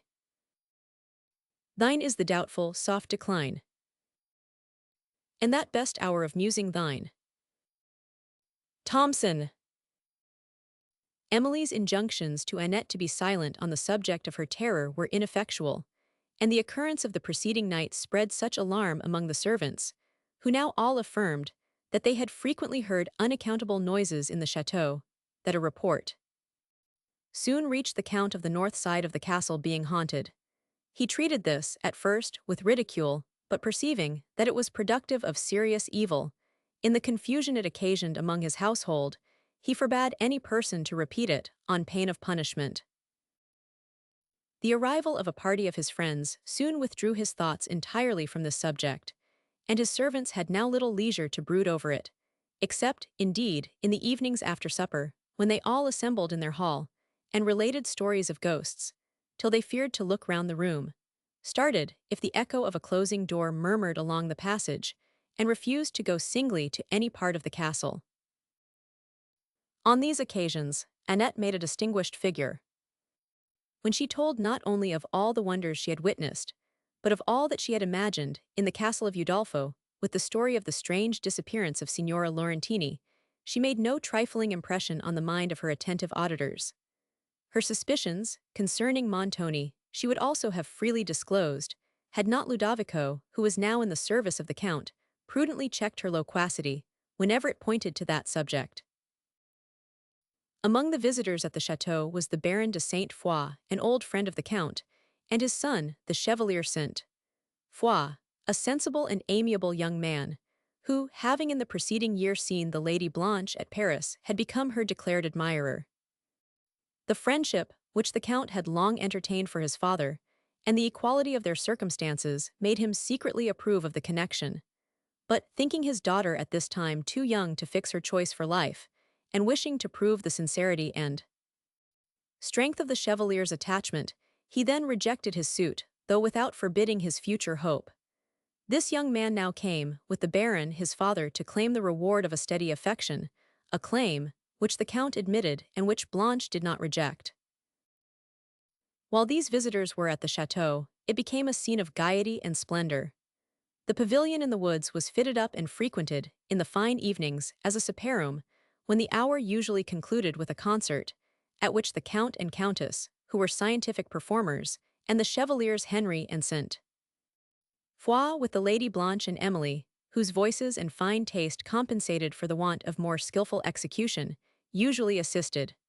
Several of the Count's servants performed on horns and other instruments, some of which, placed at a little distance among the woods, spoke, in sweet response, to the harmony that proceeded from the pavilion. At any other period, these parties would have been delightful to Emily, but her spirits were now oppressed with a melancholy, which she perceived that no kind of what is called amusement had power to dissipate, and which the tender and, frequently, pathetic melody of these concerts sometimes increased to a very painful degree. She was particularly fond of walking in the woods, that hung on a promontory overlooking the sea. Their luxuriant shade was soothing to her pensive mind, and in the partial views, which they afforded of the Mediterranean, with its winding shores and passing sails, tranquil beauty was united with grandeur. The paths were rude and frequently overgrown with vegetation, but their tasteful owner would suffer little to be done to them, and scarcely a single branch to be lopped from the venerable trees. On an eminence in one of the most sequestered parts of these woods was a rustic seat, formed of the trunk of a decayed oak, which had once been a noble tree, and of which many lofty branches still flourishing united with beech and pines to overcanopy the spot. Beneath their deep umbrage, the eye passed over the tops of other woods to the Mediterranean, and to the left, through an opening, was seen a ruined watchtower, standing on a point of rock, near the sea, and rising from among the tufted foliage. Hither Emily often came alone in the silence of evening, and soothed by the scenery and by the faint murmur that rose from the waves, would sit, till darkness obliged her to return to the château. Frequently also she visited the watchtower which commanded the entire prospect, and when she leaned against its broken walls and thought of Valancourt, she not once imagined what was so true, that this tower had been almost as frequently his resort as her own since his estrangement from the neighboring château. One evening she lingered here to a late hour. She had sat on the steps of the building, watching, in tranquil melancholy, the gradual effect of evening over the extensive prospect, till the grey waters of the Mediterranean and the massy woods were almost the only features of the scene that remained visible, when, as she gazed alternately on these, and on the mild blue of the heavens, where the first pale star of evening appeared, she personified the hour in the following lines. Song of the Evening Hour. Last of the hours, that track the fading day, I move along the realms of twilight air, and hear remote the choral song decay of sister nymphs who dance around his car. Then, as I follow through the azure void, his partial splendor from my straining eye sinks in the depth of space, my only guide, his faint ray dawning on the farthest sky. Save that sweet, lingering strain of gayer hours, whose close my voice prolongs in dying notes, while mortals on the green earth own its powers.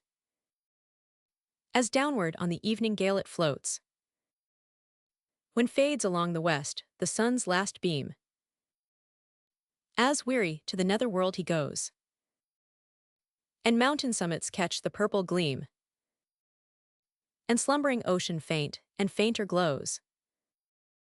Silent upon the globe's broad shade I steal, and o'er its dry turf shed the cooling dews, and every fevered herb and floweret heal, and all their fragrance on the air diffuse. Where I move, a tranquil pleasure reigns. O'er all the scene the dusky tints I send. That forests wild and mountains, stretching plains, and peopled towns, in soft confusion blend. Wide o'er the world I waft the freshening wind, low breathing through the woods and twilight vale. In whispers soft, that woo the pensive mind of him who loves my lonely steps to hail. His tender oat and reed I watch to hear, stealing its sweetness o'er some plaining rill, or soothing ocean's wave when storms are near, or swelling in the breeze from distant hill. I wake the fairy elves who shun the light, when from their blossomed beds they slyly peep, and spy my pale star leading on the night. Forth to their games and revelry they leap. Send all the prison suites abroad in air, that with them slumbered in the fleuret's cell. Then to the shores and moonlight brooks repair, till the high larks their matin chorale swell. The wood nymphs hail my airs and tempered shade, with ditties soft and lightly sportive dance, on river margin of some bowery glade, and strew their fresh buds as my steps advance. But swift I pass, and distant regions trace, for moonbeams silver all the eastern cloud, and day's last crimson vestige fades apace. Down the steep west I fly from midnight's shroud. The moon was now rising out of the sea. She watched its gradual progress, the extending line of radiance it threw upon the waters, the sparkling oars, the sail faintly silvered, and the wood-tops and the battlements of the watchtower, at whose foot she was sitting, just tinted with the rays. Emily's spirits were in harmony with this scene. As she sat meditating, sounds stole by her on the air, which she immediately knew to be the music and the voice she had formerly heard at midnight, and the emotion of awe which she felt was not unmixed with terror when she considered her remote and lonely situation. The sounds drew nearer. She would have risen to leave the place, but they seemed to come from the way she must have taken towards the château, and she awaited the event in trembling expectation. The sounds continued to approach for some time and then ceased. Emily sat listening, gazing and unable to move, when she saw a figure emerge from the shade of the woods and pass along the bank at some little distance before her. It went swiftly, and her spirits were so overcome with awe that though she saw, she did not much observe it. Having left the spot, with a resolution never again to visit it alone, at so late an hour she began to approach the château, when she heard voices calling her from the part of the wood which was nearest to it.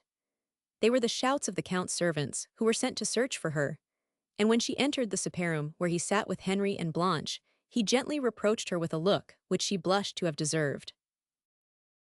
This little occurrence deeply impressed her mind, and when she withdrew to her own room, it recalled so forcibly the circumstances she had witnessed a few nights before that she had scarcely courage to remain alone. She watched to a late hour, when, no sound having renewed her fears, she at length sunk to repose. But this was of short continuance, for she was disturbed by a loud and unusual noise that seemed to come from the gallery into which her chamber opened. Groans were distinctly heard, and immediately after, a dead weight fell against the door with a violence that threatened to burst it open. She called loudly to know who was there, but received no answer, though at intervals she still thought she heard something like a low moaning. Fear deprived her of the power to move. Soon after, she heard footsteps in a remote part of the gallery, and as they approached, she called more loudly than before till the steps paused at her door. She then distinguished the voices of several of the servants, who seemed too much engaged by some circumstance without to attend to her calls. But Annette soon after entering the room for water, Emily understood that one of the maids had fainted, whom she immediately desired them to bring into her room, where she assisted to restore her.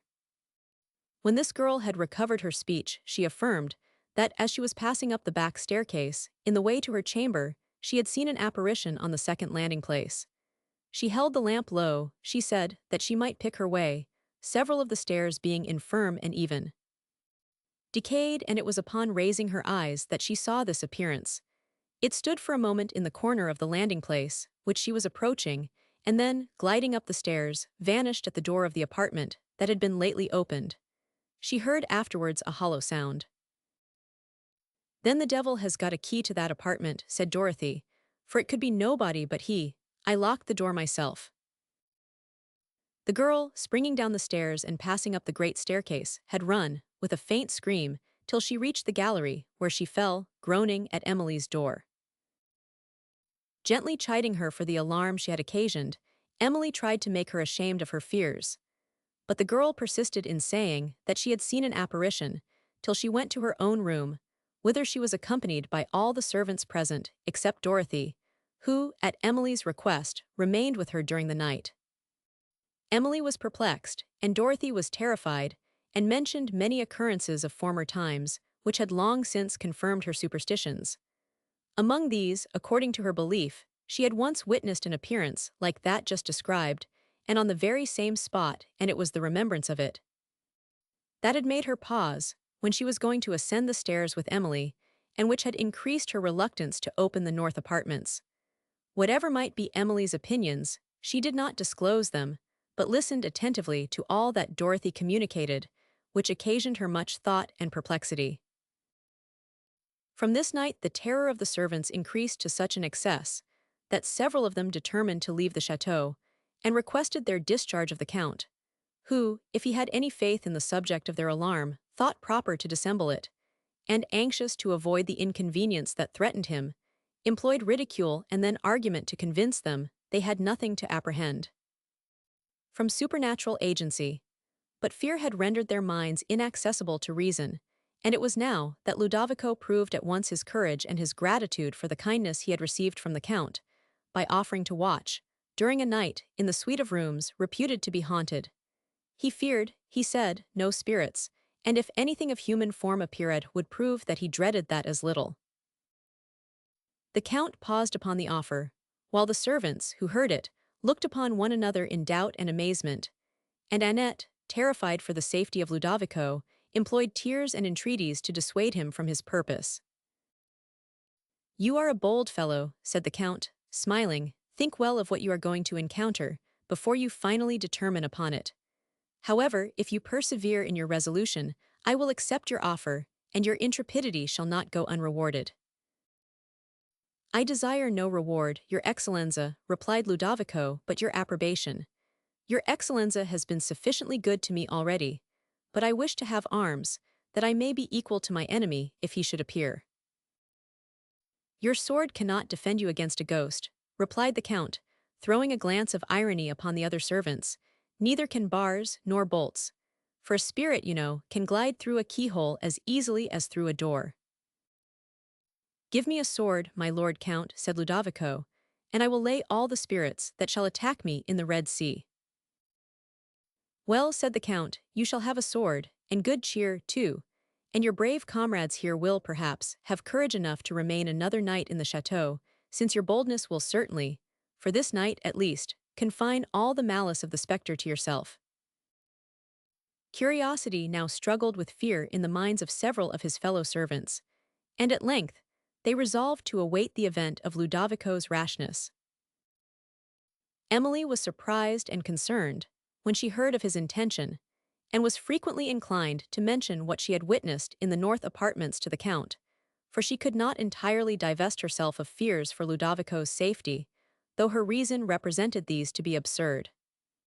The necessity, however, of concealing the secret with which Dorothy had entrusted her, and which must have been mentioned, with the late occurrence, in excuse for her having so privately visited the north apartments, kept her entirely silent on the subject of her apprehension, and she tried only to soothe Annette, who held that Ludovico was certainly to be destroyed, and who was much less affected by Emily's consolatory efforts than by the manner of old Dorothy, who often, as she exclaimed Ludovico, sighed and threw up her eyes to heaven. Chapter 6. Ye gods of quiet and of sleep profound, whose soft dominion o'er this castle sways, and all the wideless silent places round. Forgive me, if my trembling pen displays what never yet was sung in mortal lays. Thomson. The Count gave orders for the north apartments to be opened and prepared for the reception of Ludovico. But Dorothy, remembering what she had lately witnessed there, feared to obey, and not one of the other servants daring to venture thither, the rooms remained shut up till the time when Ludovico was to retire thither for the night, an hour, for which the whole household waited with impatience. After supper, Ludovico, by the order of the Count, attended him in his closet, where they remained alone for near half an hour, and on leaving which, his lord delivered to him a sword. "It has seen service in mortal quarrels," said the Count, jocosely. "You will use it honorably, no doubt, in a spiritual one. Tomorrow, let me hear that there is not one ghost remaining in the château." Ludovico received it with a respectful bow. "You shall be obeyed, my lord," said he. "I will engage that no spectre shall disturb the peace of the château after this night." They now returned to the supper-room, where the Count's guests awaited to accompany him and Ludovico to the door of the north apartments, and Dorothy, being summoned for the keys, delivered them to Ludovico, who then led the way, followed by most of the inhabitants of the château. Having reached the back staircase, several of the servants shrunk back and refused to go further, but the rest followed him to the top of the staircase, where a broad landing place allowed them to flock round him, while he applied the key to the door, during which they watched him with as much eager curiosity as if he had been performing some magical rite. Ludovico, unaccustomed to the lock, could not turn it, and Dorothy, who had lingered far behind, was called forward, under whose hand the door opened slowly, and her eye glancing within the dusky chamber, she uttered a sudden shriek and retreated. At this signal of alarm, the greater part of the crowd hurried down the stairs, and the Count, Henry, and Ludovico were left alone to pursue the inquiry, who instantly rushed into the apartment, Ludovico with a drawn sword, which he had just time to draw from the scabbard, the Count with the lamp in his hand, and Henry carrying a basket containing provisions for the courageous adventurer. Having looked hastily round the first room, where nothing appeared to justify alarm, they passed on to the second, and, here too all being quiet, they proceeded to a third with a more tempered step. The Count had now leisure to smile at the discomposure, into which he had been surprised, and to ask Ludovico in which room he designed to pass the night. "There are several chambers beyond these, your Excellenza," said Ludovico, pointing to a door, "and in one of them is a bed, they say. I will pass the night there, and when I am weary of watching I can lie down." "Good," said the Count, "let us go on. You see these rooms show nothing but damp walls and decaying furniture. I have been so much engaged since I came to the château that I have not looked into them till now. Remember, Ludovico, to tell the housekeeper tomorrow to throw open these windows. The damask hangings are dropping to pieces. I will have them taken down and this antique furniture removed." "Dear sir," said Henry, "here is an armchair so massy with gilding that it resembles one of the state chairs at the Louvre more than anything else." "Yes," said the Count, stopping a moment to survey it, "there is a history belonging to that chair, but I have not time to tell it. Let us pass on. This suite runs to a greater extent than I had imagined. It is many years since I was in them. But where is the bedroom you speak of, Ludovico? These are only antechambers to the great drawing-room. I remember them in their splendor." "The bed, my lord," replied Ludovico, "they told me, was in a room that opens beyond the saloon and terminates the suite." "Oh, here is the saloon," said the Count, as they entered the spacious apartment, in which Emily and Dorothy had rested. He here stood for a moment, surveying the relics of faded grandeur, which it exhibit sumptuous tapestry, long and low sofas of velvet, with frames heavily carved and gilded, the floor inlaid with small squares of fine marble, and covered in the center with a piece of very rich tapestry-work casements of painted glass, and the large Venetian mirrors of a size and quality, such as at that period France could not make, which reflected, on every side, the spacious apartment. These had formerly also reflected a gay and brilliant scene, for this had been the stateroom of the château, and here the Marchioness had held the assemblies that made part of the festivities of her nuptials. If the wand of a magician could have recalled the vanished groups, many of them vanished even from the earth, that once had passed over these polished mirrors, what a varied and contrasted picture would they have exhibited with the present. Now, instead of a blaze of lights and a splendid and busy crowd, they reflected only the rays of the one glimmering lamp, which the Count held up, and which scarcely served to show the three forlorn figures that stood surveying the room and the spacious and dusky walls around them. "Ah," said the Count to Henry, awaking from his deep reverie, "how the scene has changed since last I saw it. I was a young man then, and the Marchioness was alive and in her bloom. Many other persons were here, too, who are now no more. There stood the orchestra. Here we tripped in many a sprightly mazeth walls echoing to the dance. Now they resound only one feeble voice, and even that will, ere long, be heard no more. My son, remember that I was once as young as yourself, and that you must pass away like those who have preceded you, like those who, as they sung and danced in this once gay apartment, forgot that years are made up of moments, and that every step they took carried them nearer to their graves. But such reflections are useless, I had almost said criminal, unless they teach us to prepare for eternity, since, otherwise, they cloud our present happiness without guiding us to a future one. But enough of this, let us go on." Ludovico now opened the door of the bedroom, and the Count, as he entered, was struck with the funereal appearance which the dark heiress gave to it.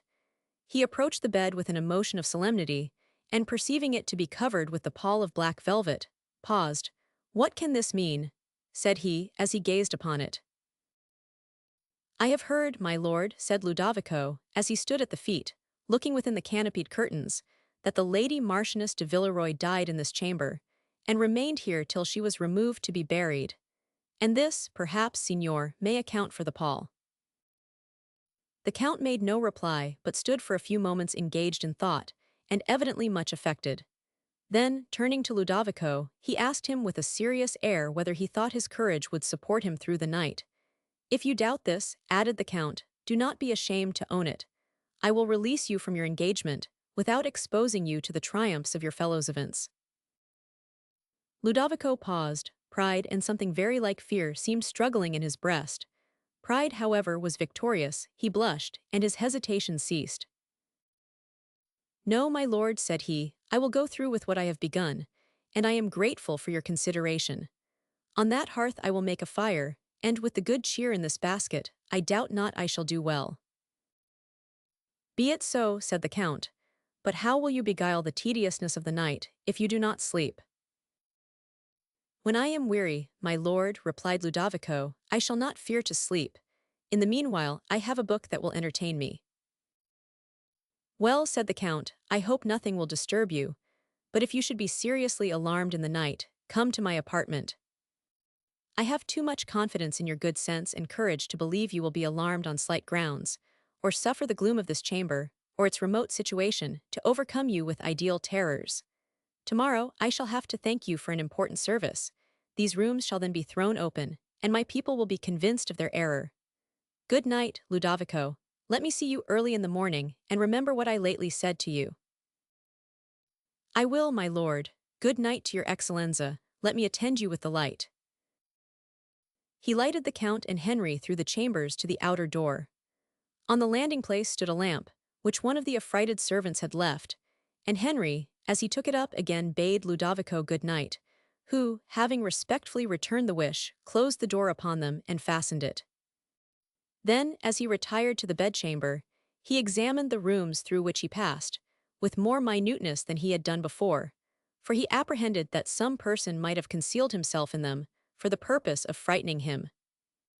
No one, however, but himself was in these chambers, and leaving open the doors through which he passed, he came again to the great drawing-room, whose spaciousness and silent gloom somewhat awed him. For a moment he stood, looking back through the long suite of rooms he had quitted, and as he turned, perceiving a light and his own figure reflected in one of the large mirrors, he started. Other objects too were seen obscurely on its dark surface, but he paused not to examine them, and returned hastily into the bedroom, as he surveyed which, he observed the door of the oriel and opened it. All within was still. On looking round, his eye was arrested by the portrait of the deceased Marchioness, upon which he gazed for a considerable time with great attention and some surprise. And then, having examined the closet, he returned into the bedroom, where he kindled a wood fire, the bright blaze of which revived his spirits, which had begun to yield to the gloom and silence of the place, for gusts of wind alone broke at intervals this silence. He now drew a small table and a chair near the fire, took a bottle of wine and some cold provision out of his basket, and regaled himself. When he had finished his repast, he laid his sword upon the table, and not feeling disposed to sleep, drew from his pocket the book he had spoken of. It was a volume of old provincial tales. Having stirred the fire into a brighter blaze, he began to read, and his attention was soon wholly occupied by the scenes which the page disclosed. The Count, meanwhile, had returned to the supper-room, whither those of the party who had attended him to the north apartment had retreated, upon hearing Dorothy's scream, and who were now earnest in their enquiries concerning those chambers. The Count rallied his guests on their precipitate retreat, and on the superstitious inclination which had occasioned it, and this led to the question, whether the spirit, after it has quitted the body, is ever permitted to revisit the earth, and if it is, whether it was possible for spirits to become visible to the sense.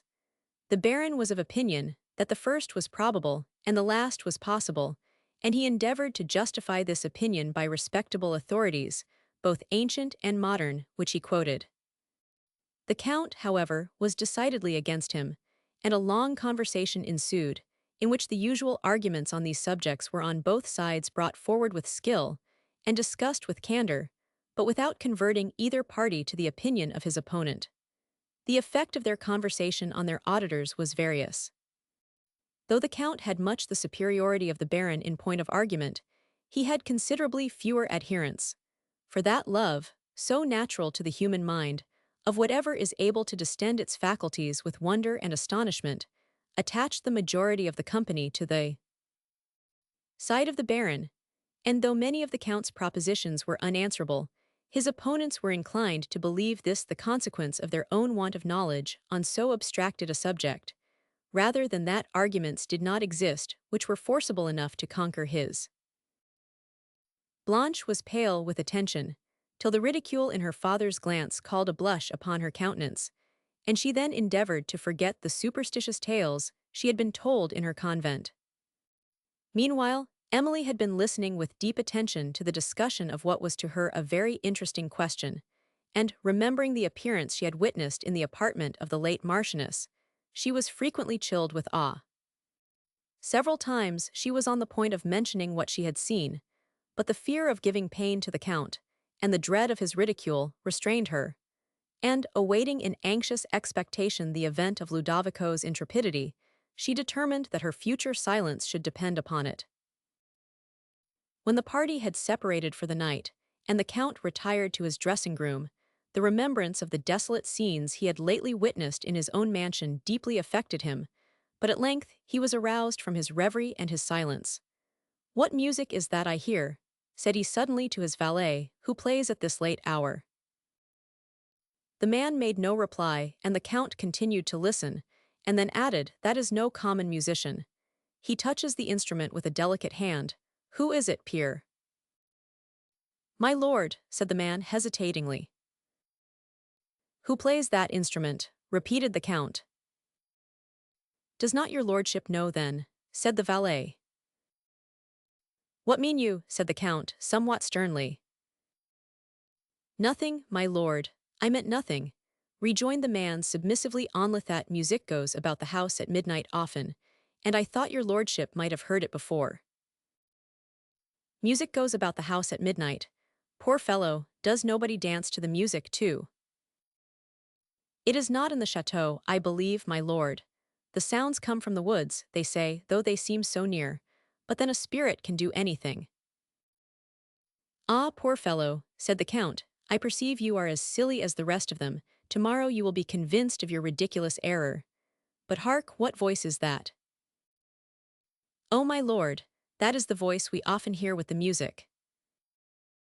"Often," said the Count, "how often, pray? It is a very fine one." "Why, my lord, I myself have not heard it more than 2 or 3 times, but there are those who have lived here longer, that have heard it often enough." "What a swell was that!" exclaimed the Count as he still listened, "and now, what a dying cadence! This is surely something more than mortal." "That is what they say, my lord," said the valet. "They say it is nothing mortal that utters it, and if I might say my thoughts—" "Peace," said the Count, and he listened till the strain died away. "This is strange," said he as he turned from the window, close the casements, Pierre. Pierre obeyed, and the Count soon after dismissed him, but did not so soon lose the remembrance of the music, which long vibrated in his fancy in tones of melting sweetness, while surprise and perplexity engaged his thoughts.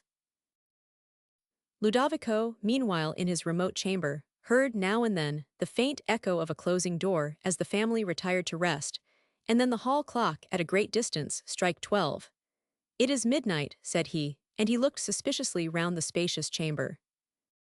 The fire on the hearth was now nearly expiring, for his attention having been engaged by the book before him, he had forgotten everything besides. But he soon added fresh wood, not because he was cold, though the night was stormy, but because he was cheerless. And having again trimmed his lamp, he poured out a glass of wine, drew his chair nearer to the crackling blaze, tried to be deaf to the wind, that howled mournfully.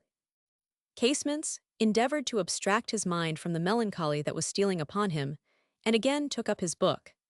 It had been lent to him by Dorothy, who had formerly picked it up in an obscure corner of the Marquis' library, and who, having opened it and perceived some of the marvels it related, had carefully preserved it for her own entertainment, its condition giving her some excuse for detaining it from its proper station.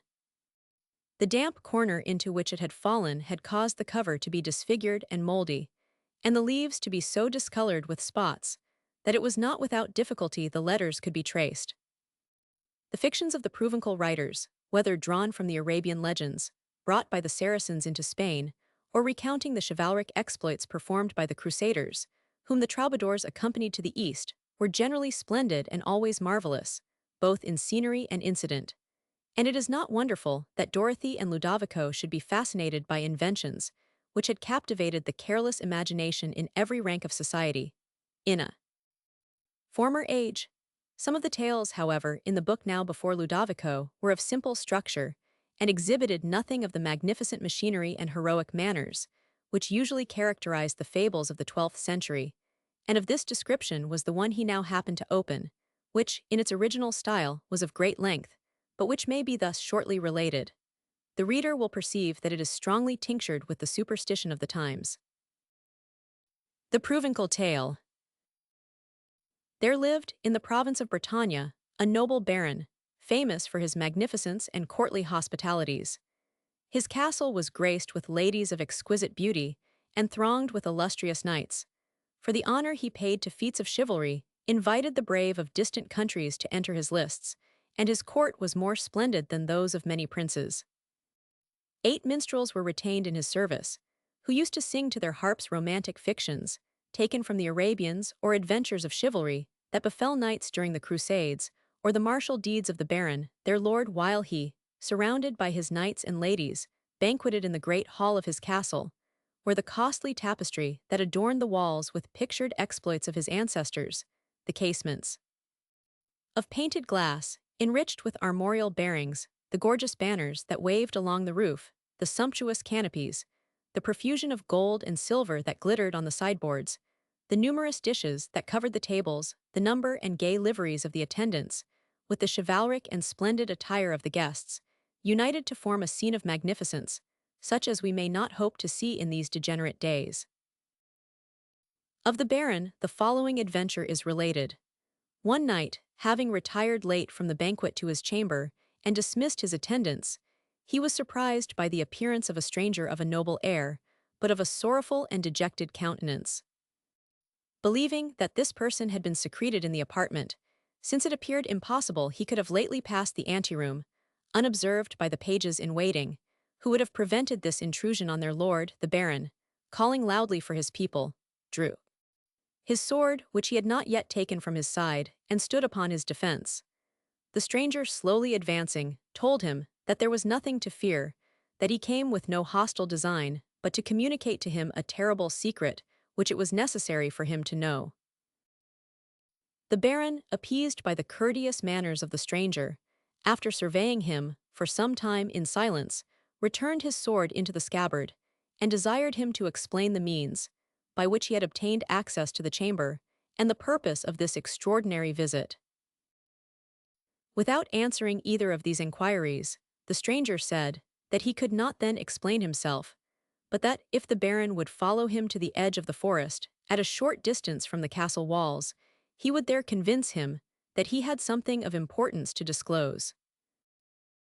This proposal again alarmed the Baron, who could scarcely believe that the stranger meant to draw him to so solitary a spot, at this hour of the night, without harboring a design against his life, and he refused to go, observing at the same time that, if the stranger's purpose was an honorable one, he would not persist in refusing to reveal the occasion of his visit in the apartment where they were. While he spoke this, he viewed the stranger still more attentively than before, but observed no change in his countenance, or any symptom that might intimate a consciousness of evil design. He was habited like a knight, was of a tall and majestic stature, and of dignified and courteous manners. Still, however, he refused to communicate the subject of his errand in any place, but that he had mentioned, and at the same time gave hints concerning the secret he would disclose, that awakened a degree of solemn curiosity in the Baron, which, at length, induced him to consent to follow the stranger on certain conditions. "Sir Knight," said he, "I will attend you to the forest, and will take with me only 4 of my people, who shall witness our conference." To this, however, the knight objected. "What I would disclose," said he, with solemnity, "is to you alone. There are only 3 living persons, to whom the circumstance is known. It is of more consequence to you and your house than I shall now explain. In future years, you will look back to this night with satisfaction or repentance, accordingly as you now determine. As you would hereafter prosper follow me, I pledge you the honor of a knight that no evil shall befall you, if you are contented to dare futuriterem in your chamber, and I will depart as I came." "Sir Knight," replied the Baron, "how is it possible that my future peace can depend upon my present determination?" "That is not now to be told," said the stranger. "I have explained myself to the utmost. It is late. If you follow me, it must be quickly. You will do well to consider the alternative." The Baron mused, and, as he looked upon the knight, he perceived his countenance assume a singular solemnity. Here Ludovico thought he heard a noise, and he threw a glance round the chamber, and then held up the lamp to assist his observation. But not perceiving anything to confirm his alarm, he took up the book again and pursued the story. The Baron paced his apartment, for some time in silence, impressed by the last words of the stranger, whose extraordinary request he feared to grant, and feared also to refuse. At length he said, "Sir Knight, you are utterly unknown to me. Tell me yourself, is it reasonable that I should trust myself alone with a stranger at this hour in a solitary forest? Tell me, at least, who you are, and who assisted to secrete you in this chamber." The knight frowned at these latter words, and was a moment silent. Then, with a countenance somewhat stern, he said, "I am an English knight. I am called Sir Bevis of Lancaster, and my deeds are not unknown at the Holy City, whence I was returning to my native land, when I was benighted in the neighboring forest." "Your name is not unknown to fame," said the Baron. "I have heard of it." The knight looked haughtily. "But why, since my castle is known to entertain all true knights, did not your herald announce you? Why did you not appear at the banquet, where your presence would have been welcomed, instead of hiding yourself in my castle, and stealing to my chamber at midnight?" The stranger frowned, and turned away in silence, but the Baron repeated the questions. "I come not," said the knight, "to answer inquiries, but to reveal facts. If you would know more, follow me, and again I pledge the honor of a knight that you shall return in safety. Be quick in your determination, I must be gone." After some further hesitation, the Baron determined to follow the stranger, and to see the result of his extraordinary request. He, therefore, again drew forth his sword, and taking up a lamp, bade the knight lead on. The latter obeyed, and opening the door of the chamber, they passed into the anteroom, where the Baron, surprised to find all his pages asleep, stopped, and with hasty violence was going to reprimand them for their carelessness, when the knight waved his hand, and looked so expressively upon the Baron that the latter restrained his resentment and passed on. The knight, having descended a staircase, opened a secret door, which the Baron had believed was known only to himself, and, proceeding through several narrow and winding passages, came at length to a small gate that opened beyond the walls of the castle. Meanwhile the Baron followed in silence and amazement, on perceiving that these secret passages were so well known to a stranger, and felt inclined to return from an adventure that appeared to partake of treachery as well as danger. Then, considering that he was armed, and observing the courteous and noble air of his conductor, his courage returned, he blushed, that it had failed him for a moment, and he resolved to trace the mystery to its source. He now found himself on the heathy platform before the great gates of his castle, where, on looking up, he perceived lights glimmering in the different casements of the guests, who were retiring to sleep. And while he shivered in the blast and looked on the dark and desolate scene around him, he thought of the comforts of his warm chamber, rendered cheerful by the blaze of wood, and felt for a moment the full contrast of his present situation. Here Ludovico paused a moment, and looking at his own fire, gave it a brightening stir. The wind was strong, and the Baron watched his lamp with anxiety, expecting every moment to see it extinguished. But though the flame wavered, it did not expire, and he still followed the stranger, who often sighed as he went but did not speak. When they reached the borders of the forest, the knight turned and raised his head, as if he meant to address the Baron, but then, closing his lips in silence, he walked on. As they entered beneath the dark and spreading boughs, the Baron, affected by the solemnity of the scene, hesitated whether to proceed, and demanded how much further they were to go. The knight replied only by a gesture, and the Baron, with hesitating steps and a suspicious eye, followed through an obscure and intricate path, till, having proceeded a considerable way, he again demanded whither they were going, and refused to proceed unless he was informed. As he said this, he looked at his own sword, and at the knight alternately, who shook his head, and whose dejected countenance disarmed the Baron for a moment of suspicion. "A little further is the place, whither I would lead you," said the stranger. "No evil shall befall you, I have sworn it on the honor of a knight." The Baron, reassured, again followed in silence, and they soon arrived at a deep recess of the forest, where the dark and lofty chestnuts entirely excluded the sky, and which was so overgrown with underwood that they proceeded with difficulty.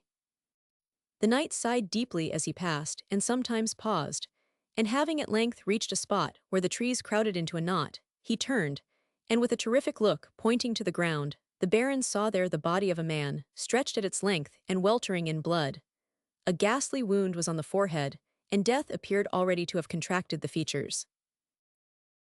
The Baron, on perceiving the spectacle, started in horror, looked at the knight for explanation, and was then going to raise the body and examine if there were yet any remains of life. But the stranger, waving his hand, fixed upon him a look so earnest and mournful as not only much surprised him, but made him desist. But what were the Baron's emotions, when on holding the lamp near the features of the corpse, he discovered the exact resemblance of the stranger, his conductor, to whom he now looked up in astonishment and inquiry. As he gazed, he perceived the countenance of the knight change and begin to fade, till his whole form gradually vanished from his astonished sense. While the Baron stood, fixed to the spot, a voice was heard to utter these words. Ludovico started and laid down the book, for he thought he heard a voice in the chamber, and he looked toward the bed, where, however, he saw only the dark curtains and the pall. He listened, scarcely daring to draw his breath, but heard only the distant roaring of the sea in the storm, and the blast that rushed by the casements, when, concluding that he had been deceived by its sighings, he took up his book to finish the story. While the Baron stood, fixed to the spot, a voice was heard to utter these words. Note, this repetition seems to be intentional. Ludovico is picking up the thread. The body of Sir Bevis of Lancaster, a noble knight of England, lies before you. He was, this night, waylaid and murdered as he journeyed from the holy city towards his native land. Respect the honor of knighthood and the law of humanity. Inter the body in Christian ground and cause his murderers to be punished.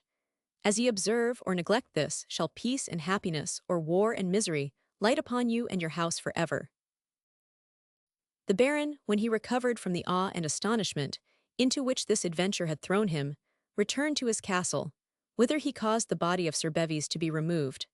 And on the following day it was interred with the honors of knighthood in the chapel of the castle, attended by all the noble knights and ladies who graced the court of Baron de Brun. Ludovico, having finished this story, laid aside the book, for he felt drowsy, and after putting more wood on the fire and taking another glass of wine, he reposed himself in the armchair on the hearth. In his dream he still beheld the chamber where he really was, and once or twice started from imperfect slumbers, imagining he saw a man's face looking over the high back of his armchair. This idea had so strongly impressed him that when he raised his eyes he almost expected to meet other eyes, fixed upon his own, and he quitted his seat and looked behind the chair before he felt perfectly convinced that no person was there. Thus closed the hour. Chapter 7. Enjoy the honey-heavy dew of slumber. Thou hast no figures, nor no fantasies, which busy care draws in the brains of men. Therefore thou sleepst so sound. Shakespeare. The Count, who had slept little during the night, rose early, and anxious to speak with Ludovico, went to the north apartment. But the outer door having been fastened, on the preceding night, he was obliged to knock loudly for admittance. Neither the knocking nor his voice was heard, but considering the distance of this door from the bedroom, and that Ludovico, wearied with watching, had probably fallen into a deep sleep, the Count was not surprised on receiving no answer, and leaving the door, he went down to walk in his grounds. It was a grey autumnal morning. The sun, rising over Provence, gave only a feeble light, as his rays struggled through the vapors that ascended from the sea and floated heavily over the woodtops, which were now varied with many a mellow tint of autumn. The storm was past, but the waves were yet violently agitated, and their course was traced by long lines of foam, while not a breeze fluttered in the sails of the vessels near the shore that were weighing anchor to depart. The still gloom of the hour was pleasing to the Count, and he pursued his way through the woods, sunk in deep thought. Emily also rose at an early hour, and took her customary walk along the brow of the promontory that overhung the Mediterranean. Her mind was now not occupied with the occurrences of the château, and Valancourt was the subject of her mournful thoughts, whom she had not yet taught herself to consider with indifference, though her judgment constantly reproached her for the affection that lingered in her heart after. Her esteem for him was departed. Remembrance frequently gave her his parting look and the tones of his voice when he had bade her a last farewell, and some accidental associations now recalling these circumstances to her fancy, with peculiar energy, she shed bitter tears to the recollection. Having reached the watchtower, she seated herself on the broken steps, and in melancholy dejection watched the waves, half hid in vapor, as they came rolling towards the shore and threw up their light spray round the rocks below. Their hollow murmur and the obscuring mists that came in wreaths up the cliffs gave a solemnity to the scene, which was in harmony with the temper of her mind, and she sat, given up to the remembrance of past times, till this became too painful, and she abruptly quitted the place. On passing the little gate of the watchtower, she observed letters, engraved on the stone postern which she paused to examine, and though they appeared to have been rudely cut with a penknife, the characters were familiar to her. At length, recognizing the handwriting of Valancourt, she read, with trembling anxiety, the following lines, entitled, Shipwreck.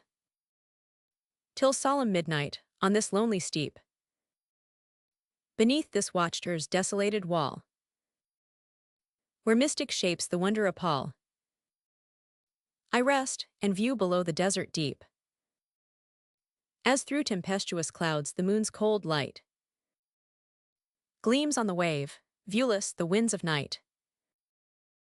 With loud mysterious force the billows sweep, and sullen roar the surges, far below. In the still pauses of the gust I hear the voice of spirits, rising sweet and slow, and oft among the clouds their forms appear. But hark, what shriek of death comes in the gale, and in the distant ray what glimmering sail bends to the storm, now sinks the note of fear. Ah, wretched mariners, no more shall day unclose his cheering eye to light ye on your way. From these lines it appeared that Valancourt had visited the tower, that he had probably been here on the preceding night, for it was such a one as they described, and that he had left the building very lately, since it had not long been light, and without light it was impossible these letters could have been cut. It was thus even probable that he might be yet in the gardens. As these reflections passed rapidly over the mind of Emily, they called up a variety of contending emotions that almost overcame her spirits. But her first impulse was to avoid him, and immediately leaving the tower, she returned, with hasty steps, towards the château. As she passed along, she remembered the music she had lately heard near the tower, with the figure which had appeared, and in this moment of agitation she was inclined to believe that she had then heard and seen Valancourt, but other recollections soon convinced her of her error. On turning into a thicker part of the woods, she perceived a person, walking slowly in the gloom at some little distance, and her mind engaged by the idea of him, she started and paused, imagining this to be Valancourt. The person advanced with quicker steps, and before she could recover recollection enough to avoid him, he spoke, and she then knew the voice of the Count, who expressed some surprise on finding her walking at so early an hour, and made a feeble effort to rally her on her love of solitude. But he soon perceived this to be more a subject of concern than of light laughter, and changing his manner, affectionately expostulated with Emily on thus indulging unavailing regret, who, though she acknowledged the justness of all he said, could not restrain her tears while she did so, and he presently quitted the topic. Expressing surprise at not having yet heard from his friend, the advocate at Avignon, in answer to the questions proposed to him, respecting the estates of the late Madame Montoni, he, with friendly zeal, endeavoured to cheer Emily with hopes of establishing her claim to them, while she felt that the estates could now contribute little to the happiness of a life, in which Valancourt had no longer an interest. When they returned to the château, Emily retired to her apartment, and Count de Villefort to the door of the north chambers. This was still fastened, but being now determined to arouse Ludovico, he renewed his calls more loudly than before, after which a total silence ensued, and the Count, finding all his efforts to be heard ineffectual, at length began to fear that some accident had befallen Ludovico, whom terror of an imaginary being might have deprived of his senses. He, therefore, left the door with an intention of summoning his servants to force it open, some of whom he now heard moving in the lower part of the château. To the Count's inquiries, whether they had seen or heard Ludovico, they replied in affright that not one of them had ventured on the north side of the château since the preceding night. "He sleeps soundly then," said the Count, "and is at such a distance from the outer door, which is fastened, that to gain admittance to the chambers it will be necessary to force it. Bring an instrument and follow me."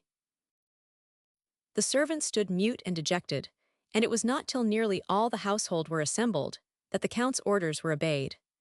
In the meantime, Dorothy was telling of a door that opened from a gallery, leading from the great staircase into the last anteroom of the saloon, and this being much nearer to the bedchamber, it appeared probable that Ludovico might be easily awakened by an attempt to open it.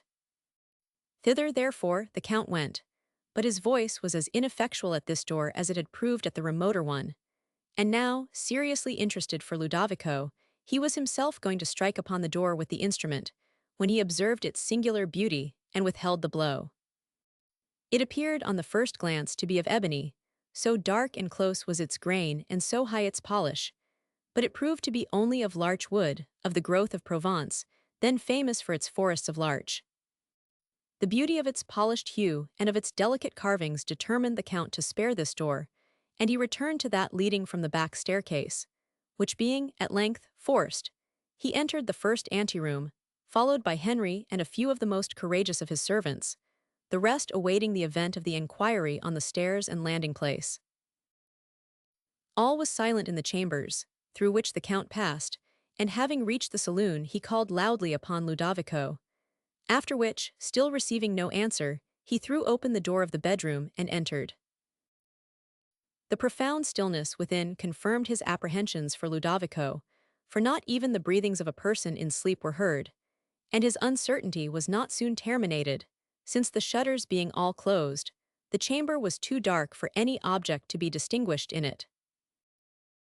The Count bade a servant open them, who, as he crossed the room to do so, stumbled over something and fell to the floor, when his cry occasioned such panic among the few of his fellows, who had ventured thus far, that they instantly fled, and the Count and Henry were left to finish the adventure. Henry then sprung across the room, and opening a window shutter, they perceived that the man had fallen over a chair near the hearth, in which Ludovico had been sitting, for he sat there no longer, nor could anywhere be seen by the imperfect light that was admitted into the apartment. The Count, seriously alarmed, now opened other shutters that he might be enabled to examine further, and Ludovico not yet appearing, he stood for a moment, suspended in astonishment and scarcely trusting his senses, till his eyes glancing on the bed, he advanced to examine whether he was there asleep. No person, however, was in it, and he proceeded to the oriel, where everything remained as on the preceding night, but Ludovico was nowhere to be found. The Count now checked his amazement, considering that Ludovico might have left the chambers, during the night, overcome by the terrors, which their lonely desolation and the recollected reports concerning them had inspired. Yet if this had been the fact, the man would naturally have sought society, and his fellow servants had all declared they had not seen him. The door of the outer room also had been found fastened, with the key on the inside. It was impossible, therefore, for him to have passed through that, and all the outer doors of this suite were found, on examination, to be bolted and locked, with the keys also within them. The Count, being then compelled to believe that the lad had escaped through the casements, next examined them, but such as opened wide enough to admit the body of a man were found to be carefully secured either by iron bars or by shutters, and no vestige appeared of any person having attempted to pass them. Neither was it probable that Ludovico would have incurred the risk of breaking his neck by leaping from a window when he might have walked safely through a door. The Count's amazement did not admit of words, but he returned once more to examine the bedroom, where was no appearance of disorder, except that occasioned by the late overthrow of the chair, near which had stood a small table, and on this Ludovico's sword, his lamp, the book he had been reading, and the remnant of his flask of wine still remained. At the foot of the table, too, was the basket with some fragments of provision and wood. Henry and the servant now uttered their astonishment without reserve, and though the Count said little, there was a seriousness in his manner that expressed much.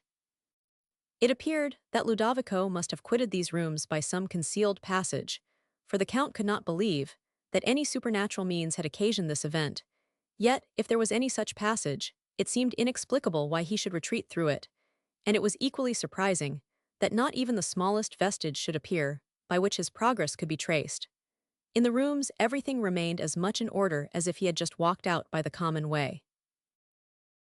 The Count himself assisted in lifting the heiress, with which the bedchamber, saloon, and one of the anterooms were hung, that he might discover if any door had been concealed behind it. But after a laborious search, none was found, and he at length quitted the apartments, having secured the door of the last antechamber, the key of which he took into his own possession. He then gave orders that strict search should be made for Ludovico not only in the château, but in the neighborhood, and retiring with Henry to his closet, they remained there in conversation for a considerable time, and whatever was the subject of it, Henry from this hour lost much of his vivacity, and his manners were particularly grave and reserved. Whenever the topic, which now agitated the Count's family with wonder and alarm, was introduced. On the disappearing of Ludovico, Baron St. Foix seemed strengthened in all his former opinions concerning the probability of apparitions, though it was difficult to discover what connection there could possibly be between the two subjects, or to account for this effect otherwise than by supposing that the mystery attending Ludovico, by exciting awe and curiosity, reduced the mind to a state of sensibility, which rendered it more liable to the influence of superstition in general. It is, however, certain that from this period the Baron and his adherents became more bigoted to their own systems than before, while the terrors of the Count's servants increased to an excess that occasioned many of them to quit the mansion immediately, and the rest remained only till others could be procured to supply their places. The most strenuous search after Ludovico proved unsuccessful, and after several days of indefatigable inquiry, poor Annette gave herself up to despair, and the other inhabitants of the château to amazement. Emily, whose mind had been deeply affected by the disastrous fate of the late Marchioness, and with the mysterious connection, which she fancied had existed between her and St. Aubert, was particularly impressed by the late extraordinary event, and much concerned for the loss of Ludovico, whose integrity and faithful services claimed both her esteem and gratitude. She was now very desirous to return to the quiet retirement of her convent, but every hint of this was received with real sorrow by the Lady Blanche, and affectionately set aside by the Count, for whom she felt much of the respectful love and admiration of a daughter, and to whom, by Dorothy's consent, she at length mentioned the appearance which they had witnessed in the chamber of the deceased Marchioness. At any other period, he would have smiled at such a relation, and have believed that its object had existed only in the distempered fancy of the relater. But he now attended to Emily with seriousness, and when she concluded, requested of her a promise that this occurrence should rest in silence. Whatever may be the cause and the import of these extraordinary occurrences, added the Count, time only can explain them. I shall keep a wary eye upon all that passes in the château, and shall pursue every possible means of discovering the fate of Ludovico. Meanwhile, we must be prudent and be silent. I will myself watch in the north chambers, but of this we will say nothing, till the night arrives, when I purpose doing so. The Count then sent for Dorothy, and required of her also a promise of silence, concerning what she had already, or might in future witness of an extraordinary nature. And this ancient servant now related to him the particulars of the Marchioness de Villeroi's death, with some of which he appeared to be already acquainted, while by others he was evidently surprised and agitated. After listening to this narrative, the Count retired to his closet, where he remained alone for several hours, and when he again appeared, the solemnity of his manner surprised and alarmed Emily, but she gave no utterance to her thoughts. On the week following the disappearance of Ludovico, all the Count's guests took leave of him, except the Baron, his son Mons, Sainte-Foy, and Emily, the latter of whom was soon after embarrassed and distressed by the arrival of another visitor, Mons Dupont, which made her determine upon withdrawing to her convent immediately. The delight that appeared in his countenance when he met her told that he brought back the same ardor of passion which had formerly banished him from Château Blanc. He was received with reserve by Emily, and with pleasure by the Count, who presented him to her with a smile that seemed intended to plead his cause, and who did not hope the less for his friend, from the embarrassment she betrayed. But 1000. Dupont, with truer sympathy, seemed to understand her manner, and his countenance quickly lost its vivacity and sunk into the languor of despondency. On the following day, however, he sought an opportunity of declaring the purport of his visit, and renewed his suit. A declaration, which was received with real concern by Emily, who endeavored to lessen the pain she might inflict by a second rejection, with assurances of esteem and friendship, yet she left him in a state of mind that claimed and excited her tenderest compassion, and being more sensible than ever of the impropriety of remaining longer at the château, she immediately sought the Count, and communicated to him her intention of returning to the convent. "My dear Emily," said he, "I observe with extreme concern the illusion you are encouraging, an illusion common to young and sensible minds. Your heart has received a severe shock. You believe you can never entirely recover it, and you will encourage this belief, till the habit of indulging sorrow will subdue the strength of your mind, and discolor your future views with melancholy and regret. Let me dissipate this illusion, and awaken you to a sense of your danger." Emily smiled mournfully. "I know what you would say, my dear sir," said she, "and am prepared to answer you. I feel that my heart can never know a second affection, and that I must never hope even to recover its tranquillity if I suffer myself to enter into a second engagement." "I know that you feel all this," replied the Count, "and I know also that time will overcome these feelings, unless you cherish them in solitude and, pardon me, with romantic tenderness. Then, indeed, time will only confirm habit. I am particularly empowered to speak on this subject, and to sympathize in your sufferings," added the Count, with an air of solemnity, "for I have known what it is to love, and to lament the object of my love. Yes," continued he, while his eyes filled with tears, "I have suffered, but those times have passed away long past, and I can now look back upon them without emotion." "My dear sir," said Emily, timidly, "what mean those tears? They speak, I fear, another languageth plead for me." "They are weak tears, for they are useless ones," replied the Count, drying them. "I would have you superior to such weakness. These, however, are only faint traces of a grief, which, if it had not been opposed by long-continued effort, might have led me to the verge of madness.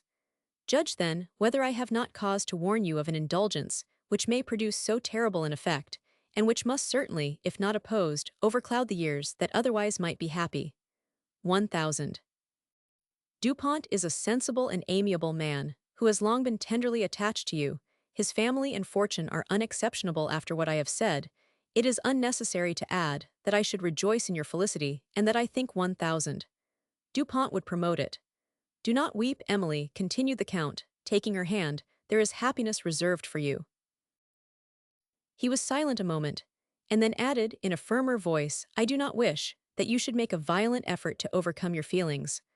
All I at present ask is that you will check the thoughts that would lead you to a remembrance of the past, that you will suffer your mind to be engaged by present objects, that you will allow yourself to believe it possible you may yet be happy, and that you will sometimes think with complacency of poor Dupont, and not condemn him to the state of despondency, from which, my dear Emily, I am endeavoring to withdraw you.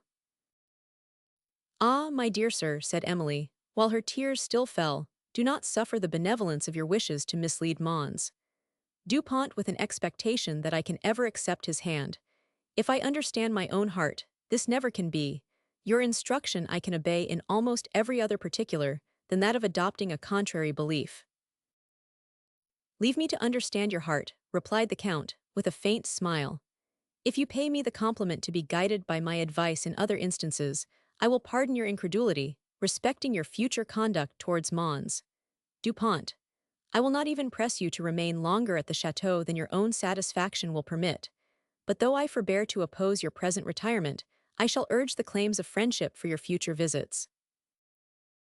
Tears of gratitude mingled with those of tender regret, while Emily thanked the Count for the many instances of friendship she had received from him, promised to be directed by his advice upon every subject but one, and assured him of the pleasure with which she should, at some future period, accept the invitation of the Countess and himself if Mons. Dupont was not at the château. The Count smiled at this condition.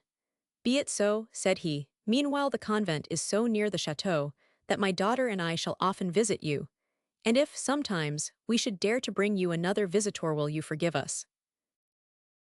Emily looked distressed and remained silent. Well, rejoined the Count, I will pursue this subject no further, and must now entreat your forgiveness for having pressed it thus far. You will, however, do me the justice to believe that I have been urged only by a sincere regard for your happiness, and that of my amiable friend Mons. Dupont. Emily, when she left the Count, went to mention her intended departure to the Countess, who opposed it with polite expressions of regret. After which, she sent a note to acquaint the Lady Abbess that she should return to the convent, and thither she withdrew on the evening of the following day. 1000. Dupont, in extreme regret, saw her depart, while the Count endeavored to cheer him with a hope that Emily would sometimes regard him with a more favorable eye.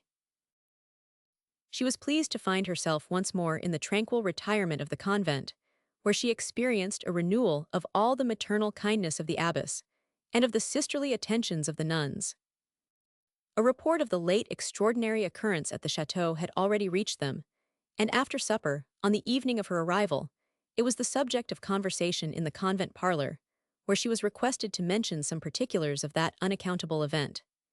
Emily was guarded in her conversation on this subject, and briefly related a few circumstances concerning Ludovico, whose disappearance, her auditors almost unanimously agreed, had been effected by supernatural means.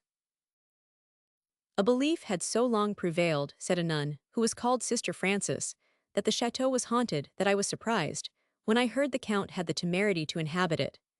Its former possessor, I fear, had some deed of conscience to atone for. Let us hope that the virtues of its present owner will preserve him from the punishment due to the errors of the last, if indeed he was a criminal.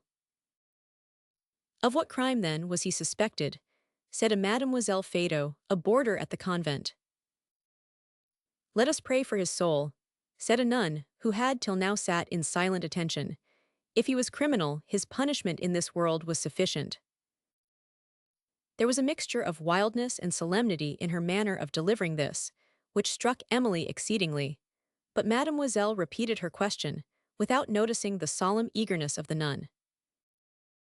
"I dare not presume to say what was his crime," replied Sister Francis, "but I have heard many reports of an extraordinary nature, respecting the late Marquis de Villeroy, and among others, that soon after the death of his lady he quitted Château Blanc, and never afterwards returned to it. I was not here at the time, so I can only mention it from report, and so many years have passed since the Marchioness died, that few of our sisterhood, I believe, can do more." "But I can," said the nun, who had before spoke, and whom they called Sister Agnes. "You then," said Mademoiselle Feydeau, "are possibly acquainted with circumstances that enable you to judge whether he was criminal or not, and what was the crime imputed to him." "I am," replied the nun, "but who shall dare to scrutinize my thoughts, who shall dare to pluck out my opinion? God only is his judge, and to that judge he is gone." Emily looked with surprise at Sister Francis, who returned her a significant glance. "I only requested your opinion," said Mademoiselle Feydeau, mildly. "If the subject is displeasing to you, I will drop it." "Displeasing," said the nun with emphasis. "We are idle talkers, we do not weigh the meaning of the words we use. Displeasing is a poor word. I will go pray." As she said this she rose from her seat, and with a profound sigh quitted the room. "What can be the meaning of this?" said Emily when she was gone. "It is nothing extraordinary," replied Sister Francis. "She is often thus, but she had no meaning in what she says. Her intellects are at times deranged. Did you never see her thus before?" "Never," said Emily. "I have indeed sometimes thought that there was the melancholy of madness in her look, but never before perceived it in her speech. Poor soul, I will pray for her." "Your prayers then, my daughter, will unite with ours," observed the lady abbess. "She has need of them." "Dear lady," said Mademoiselle Feydeau, addressing the abbess, "what is your opinion of the late Marquis? The strange circumstances that have occurred at the château have so much awakened my curiosity that I shall be pardoned the question. What was his imputed crime, and what the punishment to which Sister Agnes alluded?" "We must be cautious of advancing our opinion," said the abbess, with an air of reserve mingled with solemnity. "We must be cautious of advancing our opinion on so delicate a subject. I will not take upon me to pronounce that the late Marquis was criminal, or to say what was the crime of which he was suspected. But concerning the punishment our daughter Agnes hinted, I know of none he suffered. She probably alluded to the severe one, which an exasperated conscience can inflict. Beware, my children, of incurring so terrible a punishment. It is the purgatory of this life. The late Marchioness I knew well. She was a pattern to such as live in the world. Nay, our sacred order need not have blushed to copy her virtues. Our holy convent received her mortal part. Her heavenly spirit, I doubt not, ascended to its sanctuary." As the abbess spoke this, the last bell of vespers struck up, and she rose. "Let us go, my children," said she, "and intercede for the wretched. Let us go and confess our sins, and endeavor to purify our souls for the heaven to which she is gone." Emily was affected by the solemnity of this exhortation, and remembering her father, the heaven, to which he too is gone, said she, faintly, as she suppressed her sighs, and followed the abbess and the nuns to the chapel. Chapter 8. Be thou a spirit of health, or goblin damned. Bring with the airs from heaven, or blasts from hell. Be thy intents wicked, or charitable. I will speak to thee. Hamlet. Count de Villefort, at length, received a letter from the advocate at Avignon, encouraging Emily to assert her claim to the estates of the late Madame Montoni. And, about the same time, a messenger arrived from Monsieur Quesnel with intelligence that made an appeal to the law on this subject. Unnecessary, since it appeared that the only person who could have opposed her claim was now no more. A friend of Monsieur Quesnel, who resided at Venice, had sent him an account of the death of Montoni, who had been brought to trial with Orsino, as his supposed accomplice in the murder of the Venetian nobleman. Orsino was found guilty, condemned and executed upon the wheel, but nothing being discovered to criminate Montoni, and his colleagues on this charge, they were all released, except Montoni, who, being considered by the Senate as a very dangerous person, was, for other reasons, ordered again into confinement, where it was said, he had died in a doubtful and mysterious manner, and not without suspicion of having been poisoned. The authority from which 1,000 Quesnel had received this information would not allow him to doubt its truth, and he told Emily that she had now only to lay claim to the estates of her late aunt, to secure them, and added that he would himself assist in the necessary forms of this business. The term for which La Vallée had been let being now also nearly expired, he acquainted her with the circumstance, and advised her to take the road thither, through Thoulouse, where he promised to meet her, and where it would be proper for her to take possession of the estates of the late Madame Montoni, adding that he would spare her any difficulties that might occur on that occasion from the want of knowledge on the subject, and that he believed it would be necessary for her to be at Thoulouse in about 3 weeks from the present time. An increase of fortune seemed to have awakened this sudden kindness in 1,000 Quesnel towards his niece, and it appeared that he entertained more respect for the rich heiress than he had ever felt compassion for the poor and unfriended orphan. The pleasure with which she received this intelligence was clouded when she considered that he, for whose sake she had once regretted the want of fortune, was no longer worthy of sharing it with her. But remembering the friendly admonition of the Count, she checked this melancholy reflection, and endeavored to feel only gratitude for the unexpected good that now attended her, while it formed no inconsiderable part of her satisfaction to know that La Vallée, her native home, which was endeared to her by its having been residence of her parents, would soon be restored to her possession.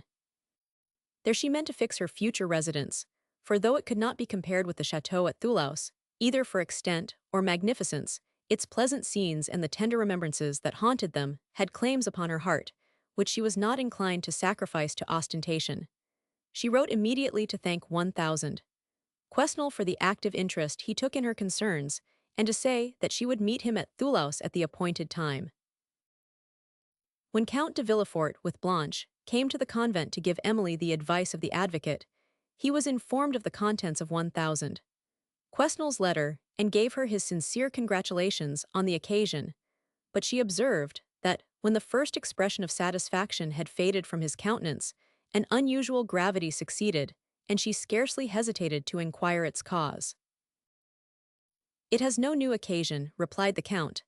"I am harassed and perplexed by the confusion into which my family is thrown by their foolish superstition. Idle reports are floating round me, which I can neither admit to be true nor prove to be false, and I am also very anxious about the poor fellow Ludovico, concerning whom I have not been able to obtain information. Every part of the château and every part of the neighborhood, too, has, I believe, been searched, and I know not what further can be done, since I have already offered large rewards for the discovery of him. The keys of the north apartment I have not suffered to be out of my possession, since he disappeared, and I mean to watch in those chambers myself this very night." Emily, seriously alarmed for the Count, united her entreaties with those of the Lady Blanche, to dissuade him from his purpose. "What should I fear?" said he. "I have no faith in supernatural combats, and for human opposition I shall be prepared. Nay, I will even promise not to watch alone." "But who, dear sir, will have courage enough to watch with you?" said Emily. "My son," replied the Count, "if I am not carried off in the night," added he, smiling, "you shall hear the result of my adventure tomorrow." The Count and Lady Blanche, shortly afterwards, took leave of Emily and returned to the château, where he informed Henry of his intention, who, not without some secret reluctance, consented to be the partner of his watch. And when the design was mentioned after supper, the Countess was terrified, and the Baron and 1,000 Dupont joined with her in entreating that he would not tempt his fate as Ludovico had done. "We know not," added the Baron, "the nature or the power of an evil spirit, and that such a spirit haunts those chambers can now, I think, scarcely be doubted.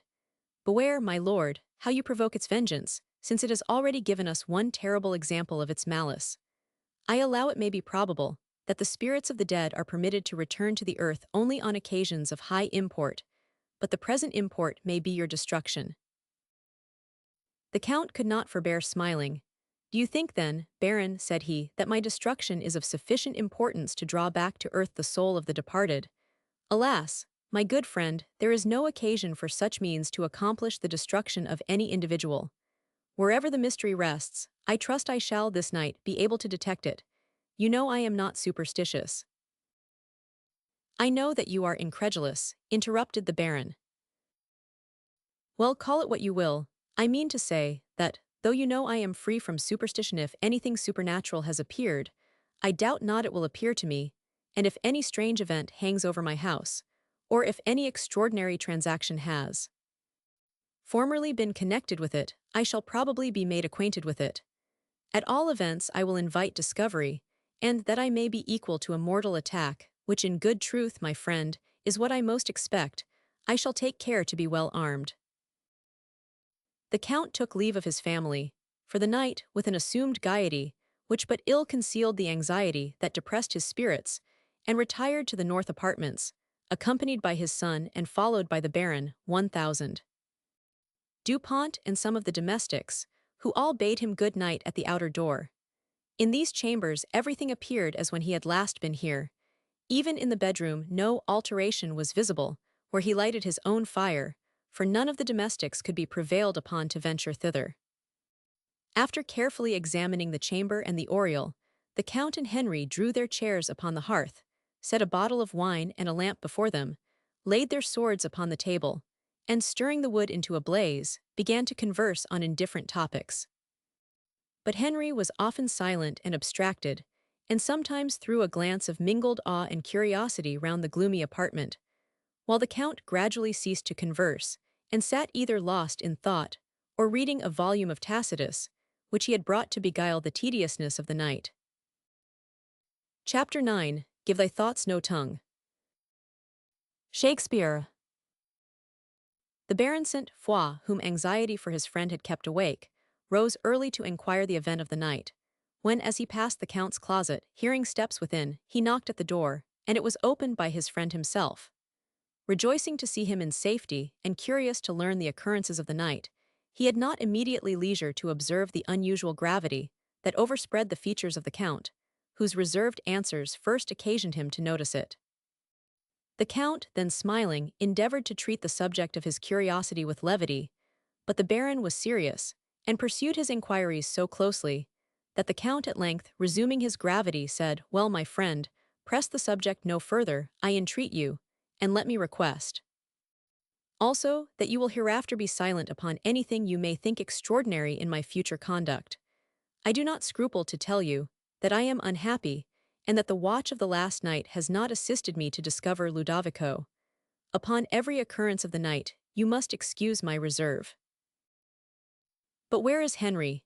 said the Baron, with surprise and disappointment at this denial. "He is well in his own apartment," replied the Count. "You will not question him on this topic, my friend, since you know my wish." "Certainly not," said the Baron, somewhat chagrined, "since it would be displeasing to you.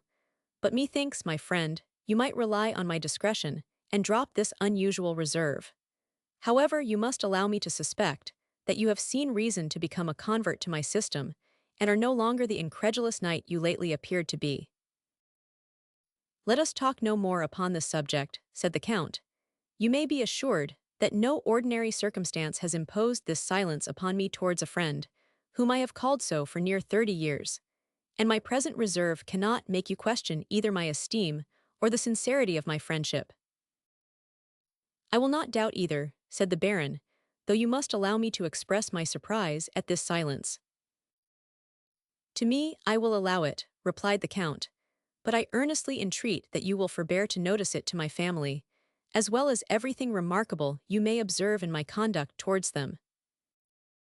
The Baron readily promised this, and after conversing for some time on general topics, they descended to the breakfast-room, where the Count met his family with a cheerful countenance, and evaded their inquiries by employing light ridicule, and assuming an air of uncommon gaiety, while he assured them that they need not apprehend any evil from the north chambers, since Henry and himself had been permitted to return from them in safety. Henry, however, was less successful in disguising his feelings. From his countenance, an expression of terror was not entirely faded. He was often silent and thoughtful, and when he attempted to laugh at the eager inquiries of Mademoiselle Bearn, it was evidently only an attempt. In the evening, The Count called, as he had promised, at the convent, and Emily was surprised to perceive a mixture of playful ridicule and of reserve in his mention of the north apartment. Of what had occurred there, however, he said nothing, and when she ventured to remind him of his promise to tell her the result of his inquiries, and to ask if he had received any proof that those chambers were haunted, his look became solemn. For a moment, then, seeming to recollect himself, he smiled and said, "My dear Emily, do not suffer my lady abbess to infect your good understanding with these fancies. She will teach you to expect a ghost in every dark room. But believe me," added he with a profound sigh, "the apparition of the dead comes not on light or sportive errands to terrify or to surprise the timid." He paused and fell into a momentary thoughtfulness, and then added, "We will say no more on this subject." Soon after, he took leave, and when Emily joined some of the nuns, she was surprised to find them acquainted with a circumstance, which she had carefully avoided to mention, and expressing their admiration of his intrepidity in having dared to pass a night in the apartment whence Ludovico had disappeared, for she had not considered with what rapidity a tale of wonder circulates. The nuns had acquired their information from peasants, who brought fruit to the monastery, and whose whole attention had been fixed, since the disappearance of Ludovico, on what was passing in the castle. Emily listened in silence to the various opinions of the nuns concerning the conduct of the Count, most of whom condemned it as rash and presumptuous, affirming that it was provoking the vengeance of an evil spirit, thus to intrude upon its haunts. Sister Frances contended that the Count had acted with the bravery of a virtuous mind. He knew himself guiltless of aught that should provoke a good spirit, and did not fear the spells of an evil one, since he could claim the protection of a higher power of him who can command the wicked and will protect the innocent. "The guilty cannot claim that protection," said Sister Agnes. "Let the Count look to his conduct that he do not forfeit his claim. Yet who is he that shall dare to call himself innocent? All earthly innocence is but comparative. Yet still how wide asunder are the extremes of guilt, and to what a horrible depth may we fall? Oh." The nun, as she concluded, uttered a shuddering sigh that startled Emily, who, looking up, perceived the eyes of Agnes fixed on hers, after which the sister rose, took her hand, gazed earnestly upon her countenance, for some moments in silence, and then said, "You are young, you are innocent. I mean you are yet innocent of any great crime, but you have passions in your heart, scorpions, they sleep no beware how you awaken them, they will sting you, even unto death." Emily, affected by these words, and by the solemnity with which they were delivered, could not suppress her tears. "Ah, is it so?" exclaimed Agnes, her countenance softening from its sternness. "So young and so unfortunate. We are sisters, then, indeed. Yet there is no bond of kindness among the guilty," she added, while her eyes resumed their wild expression, "no gentleness, no peace, no hope. I knew them all answer eyes could weep, but now they burn, for now my soul is fixed and fearless. I lament no more." "Rather let us repent and pray," said another nun. "We are taught to hope that prayer and penitence will work our salvation. There is hope for all who repent." "Who repent and turn to the true faith," observed Sister Frances. "For all but me," replied Agnes solemnly, who paused, and then abruptly added, "My head burns, I believe I am not well. Oh, could I strike from my memory all former sinister figures that rise up like furies to torment me. I see them when I sleep, and when I am awake they are still before my eyes. I see them no. She stood in a fixed attitude of horror, her straining eyes moving slowly round the room as if they followed something. One of the nuns gently took her hand to lead her from the parlor. Agnes became calm, drew her other hand across her eyes, looked again, and sighing deeply said, "They are gone, they are gone. I am feverish, I know not what I say. I am thus sometimes, but it will go off again, I shall soon be better. Was not that the vesper bell?" "No," replied Frances, "the evening service is past. Let Margaret lead you to your cell." "You are right," replied Sister Agnes, "I shall be better there. Good night, my sisters, remember me in your orisons." When they had withdrawn, Frances, observing Emily's emotion, said, "Do not be alarmed.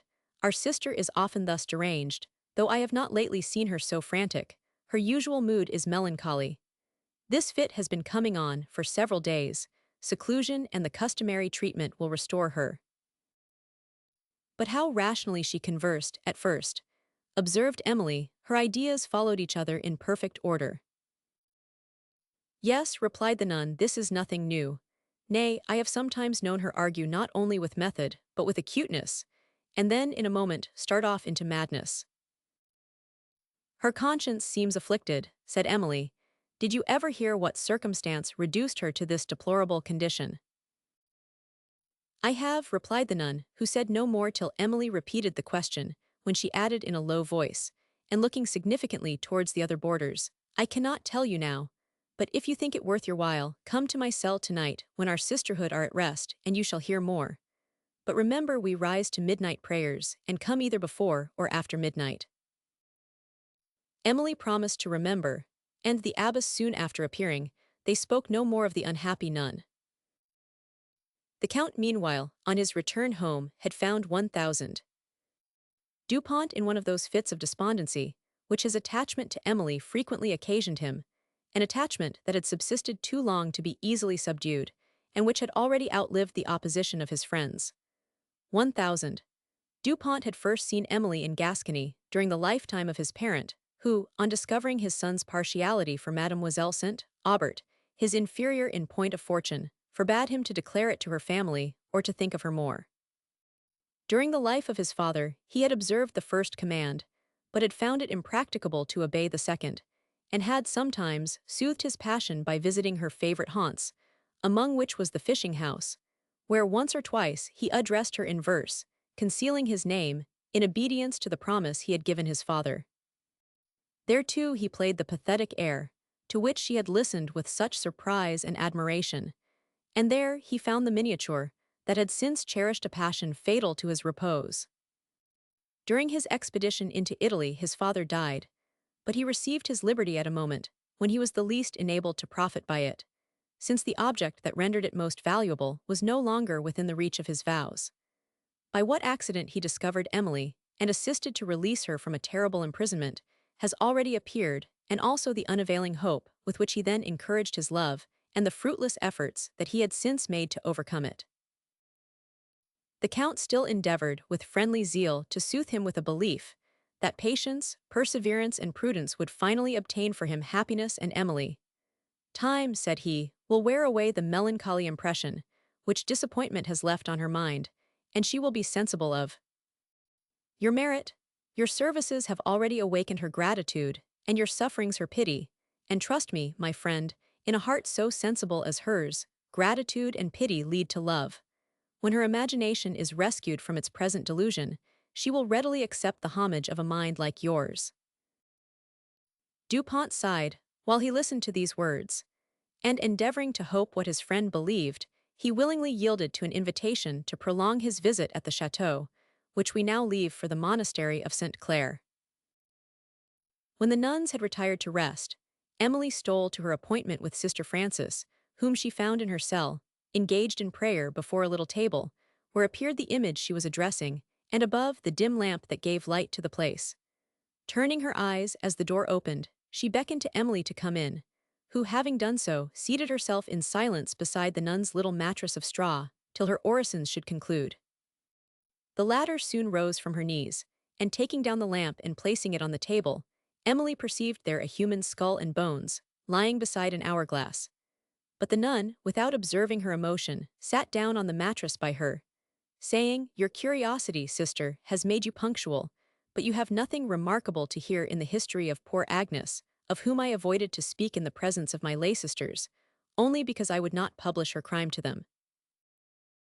I shall consider your confidence in me as a favor, said Emily, and will not misuse it. Sister Agnes, resumed the nun, is of a noble family, as the dignity of her heir must already have informed you, but I will not dishonor their name so much as to reveal it. Love was the occasion of her crime and of her madness.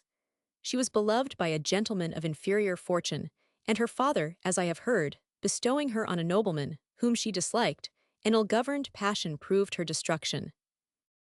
Every obligation of virtue and of duty was forgotten, and she profaned her marriage vows. But her guilt was soon detected, and she would have fallen a sacrifice to the vengeance of her husband, had not her father contrived to convey her from his power. By what means he did this I never could learn, but he secreted her in this convent where he afterwards prevailed with her to take the veil, while a report was circulated in the world that she was dead, and the father, to save his daughter, assisted the rumor and employed such means as induced her husband to believe she had become a victim to his jealousy. You look surprised, added the nun, observing Emily's countenance. I allow the story is uncommon, but not, I believe, without a parallel. Pray proceed, said Emily, I am interested. The story is already told, resumed the nun. I have only to mention that the long struggle which Agnes suffered between love, remorse, and a sense of the duties she had taken upon herself in becoming of our order, at length unsettled her reason. At first she was frantic and melancholy by quick alternatives. Then she sunk into a deep and settled melancholy, which still, however, has at times been interrupted by fits of wildness, and of late these have again been frequent. Emily was affected by the history of the sister, some parts of whose story brought to her remembrance that of the Marchioness de Villeroy, who had also been compelled by her father to forsake the object of her affections for a nobleman of his choice. But, from what Dorothy had related, there appeared no reason to suppose that she had escaped the vengeance of a jealous husband, or to doubt for a moment the innocence of her conduct. But Emily, while she sighed over the misery of the nun, could not forbear shedding a few tears to the misfortunes of the Marchioness, and when she returned to the mention of Sister Agnes, she asked Frances if she remembered her in her youth, and whether she was then beautiful. I was not here at the time when she took the vows, replied Frances, which is so long ago, that few of the present sisterhood, I believe, were witnesses of the ceremony. Nay, ever Our Lady Mother did not then preside over the convent. But I can remember when Sister Agnes was a very beautiful woman. She retains that air of high rank which always distinguished her, but her beauty, you must perceive, is fled. I can scarcely discover even a vestige of the loveliness that once animated her features. It is strange, said Emily, but there are moments when her countenance has appeared familiar to my memory. You will think me fanciful, and I think myself so, for I certainly never saw Sister Agnes before I came to this convent, and I must therefore have seen some person whom she strongly resembles, though of this I have no recollection. You have been interested by the deep melancholy of her countenance, said Frances, and its impression has probably deluded your imagination, for I might as reasonably think I perceive a likeness between you and Agnes, as you, that you have seen her anywhere but in this convent, since this has been her place of refuge, for nearly as many years as make your age. Indeed, said Emily. Yes, rejoined Frances, and why does that circumstance excite your surprise? Emily did not appear to notice this question, but remained thoughtful for a few moments, and then said, it was about that same period that the Marchioness de Villeroy expired. That is an odd remark, said Frances. Emily, recalled from her reverie, smiled and gave the conversation another turn, but it soon came back to the subject of the unhappy nun, and Emily remained in the cell of Sister Frances till the midnight bell aroused her, when, apologizing for having interrupted the sisters' repose, till this late hour they quitted the cell together. Emily returned to her chamber, and the nun, bearing a glimmering taper, went to her devotion in the chapel. Several days followed, during which Emily saw neither the Count nor any of his family, and when at length he appeared she remarked, with concern, that his air was unusually disturbed. My spirits are harassed, said he, in answer to her anxious inquiries, and I mean to change my residence, for a little while, an experiment which, I hope, will restore my mind to its usual tranquillity. My daughter and myself will accompany the Baron St. Foix to his château. It lies in a valley of the Pyrenees that opens towards Gascony, and I have been thinking, Emily, that, when you set out for La Vallée, we may go part of the way together. It would be a satisfaction to me to guard you towards your home. She thanked the Count for his friendly consideration, and lamented that the necessity for her going first to Thoulouse would render this plan impracticable.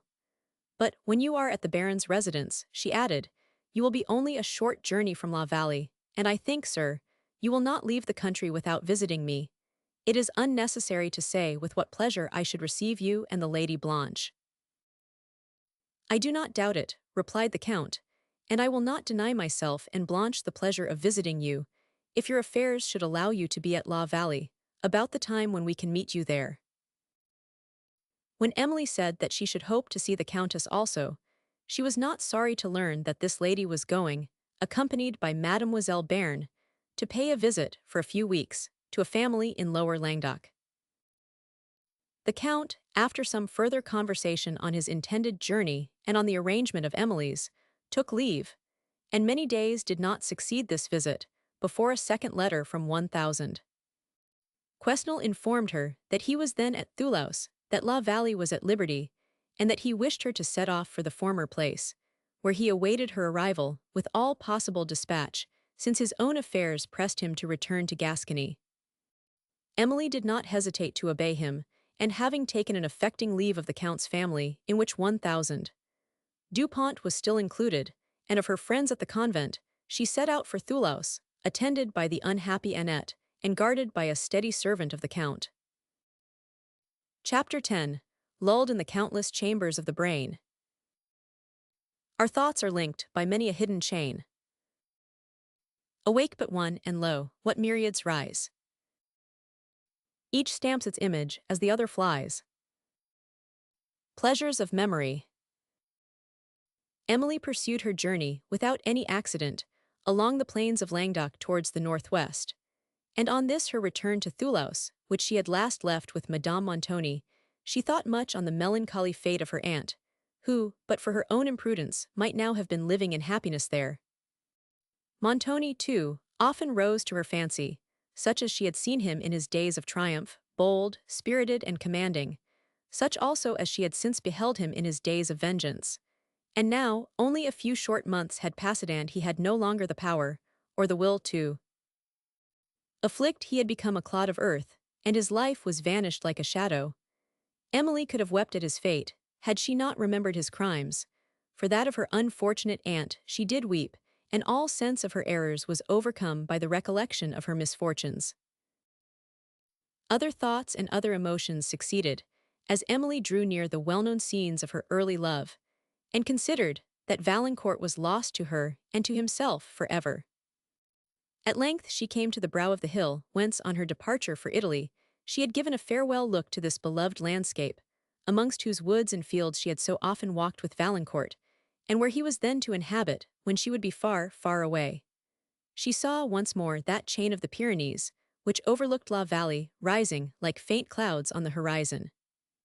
"There too is Gascony extended at their feet," said she. "O my father, my mother, and there too is the Garonne," she added, drying the tears that obscured her sight, "and Thoulouse and my aunt's mansion and the groves in her garden. O my friends, are ye all lost to me? Must I never, never see ye more?" Tears rushed again to her eyes, and she continued to weep, till an abrupt turn in the road had nearly occasioned the carriage to overset, when, looking up, she perceived another part of the well-known scene around Thoulouse, and all the reflections and anticipations, which she had suffered at the moment when she bade it last adieu, came with recollected force to her heart. She remembered how anxiously she had looked forward to the futurity, which was to decide her happiness concerning Valancourt, and what depressing fears had assailed her. The very words she had uttered, as she withdrew her last look from the prospect, came to her memory. "Could I but be certain," she had then said, "that I should ever return, and that Valancourt would still live for me, I should go in peace." Now that futurity, so anxiously anticipated, was arrived, she was returned, but what a dreary blank appeared. Valancourt no longer lived for her. She had no longer even the melancholy satisfaction of contemplating his image in her heart, for he was no longer the same Valancourt she had cherished the solace of many a mournful hour, the animating friend that had enabled her to bear up against the oppression of Montoni's distant hope, that had beamed over her gloomy prospect. On perceiving this beloved idea to be an illusion of her own creation, Valancourt seemed to be annihilated, and her soul sickened at the blank that remained. His marriage with a rival, even his death, she thought she could have endured with more fortitude than this discovery. For then, amidst all her grief, she could have looked in secret upon the image of goodness, which her fancy had drawn of him, and comfort would have mingled with her suffering. Drying her tears, she looked once more upon the landscape which had excited them, and perceived that she was passing the very bank where she had taken leave of Valancourt on the morning of her departure from Thoulouse, and she now saw him, through her returning tears such as he had appeared, when she looked from the carriage to give him a last adieu. Saw him leaning mournfully against the high trees, and remembered the fixed look of mingled tenderness and anguish with which he had then regarded her. This recollection was too much for her heart, and she sunk back in the carriage, nor once looked up, till it stopped at the gates of what was now her own mansion. These being opened, and by the servant to whose care the château had been entrusted, the carriage drove into the court, where, alighting, she hastily passed through the great hall, now silent and solitary, to a large oak parlor, the common sitting room of the late Madame Montoni, where, instead of being received by 1,000 Quesnel, she found a letter from him, informing her that business of consequence had obliged him to leave Thoulouse 2 days before. Emily was, upon the whole, not sorry to be spared his presence, since his abrupt departure appeared to indicate the same indifference with which he had formerly regarded her. This letter informed her, also, of the progress he had made in the settlement of her affairs, and concluded with directions concerning the forms of some business which remained for her to transact. But 1,000 Quesnel's unkindness did not long occupy her thoughts, which returned the remembrance of the persons she had been accustomed to see in this mansion, and chiefly of the ill-guided and unfortunate Madame Montoni. In the room where she now sat, she had breakfasted with her on the morning of their departure for Italy, and the view of it brought most forcibly to her recollection all she had herself suffered at that time, and the many gay expectations which her aunt had formed respecting the journey before her. While Emily's mind was thus engaged, her eyes wandered unconsciously to a large window that looked upon the garden, and here new memorials of the past spoke to her heart, for she saw extended before her the very avenue in which she had parted with Valancourt on the eve of her journey, and all the anxiety, the tender interest he had shown concerning her future happiness, his earnest remonstrances against her committing herself to the power of Montoni, and the truth of his affection, came afresh to her memory. At this moment it appeared almost impossible that Valancourt could have become unworthy of her regard, and she doubted all that she had lately heard to his disadvantage, and even his own words which had confirmed Count de Villefort's report of him. Overcome by the recollections which the view of this avenue occasioned, she turned abruptly from the window and sunk into a chair beside it, where she sat, given up to grief, till the entrance of Annette with coffee aroused her. "Dear madam, how melancholy this place looks now," said Annette, "to what it used to do. It is dismal coming home when there is nobody to welcome one." This was not the moment in which Emily could bear the remark. Her tears fell again, and as soon as she had taken the coffee, she retired to her apartment, where she endeavored to repose her fatigued spirits. But busy memory would still supply her with the visions of former times.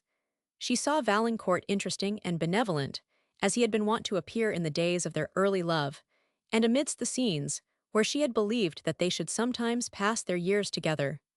But, at length, sleep closed these afflicting scenes from her view. On the following morning, serious occupation recovered her from such melancholy reflections, for, being desirous of quitting Thoulouse, and of hastening on to La Vallée, she made some inquiries into the condition of the estate, and immediately dispatched a part of the necessary business concerning it, according to the directions of Mons. Quesnel. It required a strong effort to abstract her thoughts from other interests sufficiently to attend to this, but she was rewarded for her exertions by again experiencing that employment is the surest antidote to sorrow. This day was devoted entirely to business, and among other concerns, she employed means to learn the situation of all her poor tenants, that she might relieve their wants or confirm their comforts. In the evening, her spirits were so much strengthened that she thought she could bear to visit the gardens, where she had so often walked with Valancourt, and knowing that, if she delayed to do so, their scenes would only affect her the more, whenever they should be viewed, she took advantage of the present state of her mind, and entered them. Passing hastily the gate leading from the court into the gardens, she hurried up the great avenue, scarcely permitting her memory to dwell for a moment on the circumstance of her having here parted with Valancourt, and soon quitted this for other walks less interesting to her heart. These brought her, at length, to the flight of steps that led from the lower garden to the terrace, on seeing which she became agitated, and hesitated whether to ascend, but her resolution returning, she proceeded. "Ah," said Emily, as she ascended, "these are the same high trees that used to wave over the terrace, and these the same flowery thickets laburnum, the wild rose, and the cerinthuich were wont to grow beneath them. Ah, and there too on that bank are the very plants which Valancourt so carefully reared. Oh, when last I saw them." She checked the thought but could not restrain her tears, and after walking slowly on for a few moments, her agitation, upon the view of this well-known scene, increased so much that she was obliged to stop and lean upon the wall of the terrace. It was a mild and beautiful evening. The sun was setting over the extensive landscape, to which his beams, sloping from beneath a dark cloud that overhung the west, gave rich and partial coloring, and touched the tufted summits of the groves that rose from the garden below with a yellow gleam. Emily and Valancourt had often admired together this scene at the same hour, and it was exactly on this spot that, on the night preceding her departure for Italy, she had listened to his remonstrances against the journey and to the pleadings of passionate affection. Some observations which she made on the landscape brought this to her remembrance, and with it all the minute particulars of that conversation. The alarming doubts he had expressed concerning Montoni, doubts which had since been fatally confirmed. The reasons and entreaties he had employed to prevail with her to consent to an immediate marriage, the tenderness of his love, the paroxysms of this grief, and the conviction that he had repeatedly expressed that they should never meet again in happiness. All these circumstances rose afresh to her mind, and awakened the various emotions she had then suffered. Her tenderness for Valancourt became as powerful as in the moments when she thought that she was parting with him and happiness together, and when the strength of her mind had enabled her to triumph over present suffering, rather than to deserve the reproach of her conscience by engaging in a clandestine marriage. "Alas," said Emily, as these recollections came to her mind, "and what have I gained by the fortitude I then practiced? Am I happy now?" he said, "we should meet no more in happiness." But oh, he little thought his own misconduct would separate us, and lead to the very evil he then dreaded. Her reflections increased her anguish, while she was compelled to acknowledge that the fortitude she had formerly exerted, if it had not conducted her to happiness, had saved her from irretrievable misfortune from Valancourt himself. But in these moments she could not congratulate herself on the prudence that had saved her. She could only lament, with bitterest anguish, the circumstances which had conspired to betray Valancourt into a course of life so different from that which the virtues, the tastes, and the pursuits of his early years had promised. But she still loved him too well to believe that his heart was even now depraved, though his conduct had been criminal. An observation which had fallen from 1,000 St. Aubert more than once now occurred to her. "This young man," said he, speaking of Valancourt, "has never been at Paris," a remark that had surprised her at the time it was uttered, but which she now understood, and she exclaimed sorrowfully, "O Valancourt, if such a friend as my father had been with you at Paris, your noble, ingenuous nature would not have fallen." The sun was now set, and recalling her thoughts from their melancholy subject, she continued her walk. For the pensive shade of twilight was pleasing to her, and the nightingales from the surrounding groves began to answer each other in the long-drawn, plaintive note, which always touched her heart, while all the fragrance of the flowery thickets that bounded the terrace was awakened by the cool evening air, which floated so lightly among their leaves that they scarcely trembled as it passed. Emily came, at length, to the steps of the pavilion that terminated the terrace, and where her last interview with Valancourt before her departure from Thoulouse had so unexpectedly taken place. The door was now shut, and she trembled while she hesitated whether to open it, but her wish to see again a place, which had been the chief scene of her former happiness, at length overcoming her reluctance to encounter the painful regret it would renew, she entered. The room was obscured by a melancholy shade, but through the open lattices, darkened by the hanging foliage of the vines, appeared the dusky landscape, the Garonne reflecting the evening light, and the west still glowing. A chair was placed near one of the balconies, as if some person had been sitting there, but the other furniture of the pavilion remained exactly as usual, and Emily thought it looked as if it had not once been moved since she set out for Italy. The silent and deserted air of the place added solemnity to her emotions, for she heard only the low whisper of the breeze, as it shook the leaves of the vines, and the very faint murmur of the Garonne. She seated herself in a chair, near the lattice, and yielded to the sadness of her heart, while she recollected the circumstances of her parting interview with Valancourt on this spot. It was here, too, that she had passed some of the happiest hours of her life with him, when her aunt favored the connection, for here she had often sat and worked while he conversed or read, and she now well remembered with what discriminating judgment, with what tempered energy, he used to repeat some of the sublimest passages of their favorite authors. How often he would pause to admire with her their excellence, and with what tender delight he would listen to her remarks and correct her taste. And is it possible, said Emily, as these recollections returned, is it possible, that a mind, so susceptible of whatever is grand and beautiful, could stoop to low pursuits, and be subdued by frivolous temptations? She remembered how often she had seen the sudden tear start in his eye, and had heard his voice tremble with emotion, while he related any great or benevolent action, or repeated a sentiment of the same character. And such a mind, said she, such a heart, were to be sacrificed to the habits of a great city. These recollections becoming too painful to be endured, she abruptly left the pavilion, and, anxious to escape from the memorials of her departed happiness, returned towards the château. As she passed along the terrace, she perceived a person walking with a slow step and a dejected air under the trees at some distance. The twilight, which was now deep, would not allow her to distinguish who it was, and she imagined it to be one of the servants, till, the sound of her steps seeming to reach him, he turned half round, and she thought she saw Valancourt.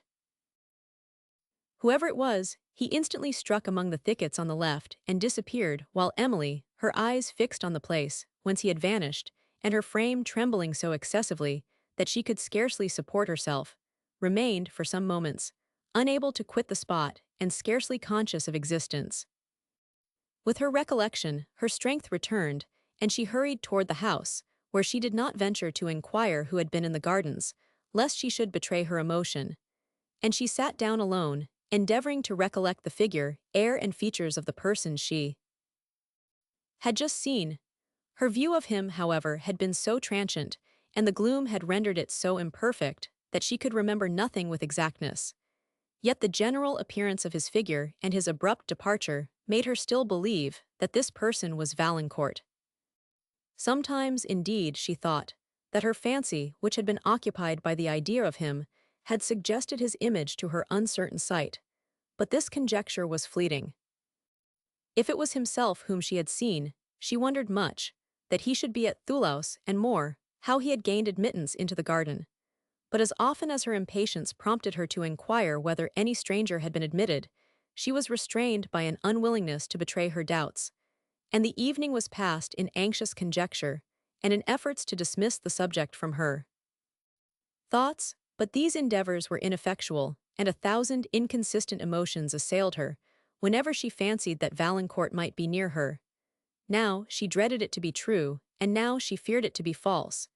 And while she constantly tried to persuade herself that she wished the person whom she had seen might not be Valancourt, her heart as constantly contradicted her reason.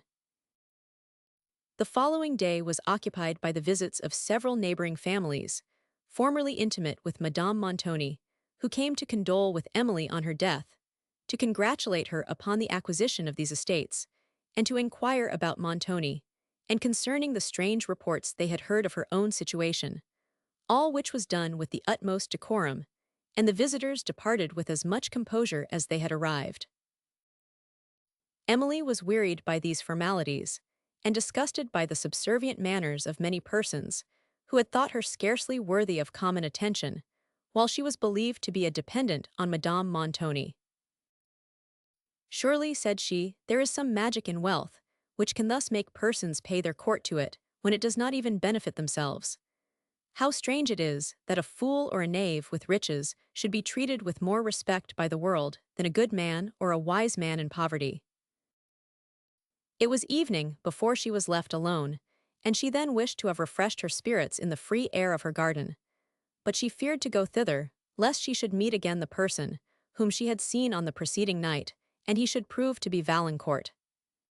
The suspense and anxiety she suffered on this subject she found all her efforts unable to control, and her secret wish to see Valancourt once more, though unseen by him, powerfully prompted her to go, but prudence and a delicate pride restrained her, and she determined to avoid the possibility of throwing herself in his way by forbearing to visit the gardens for several days.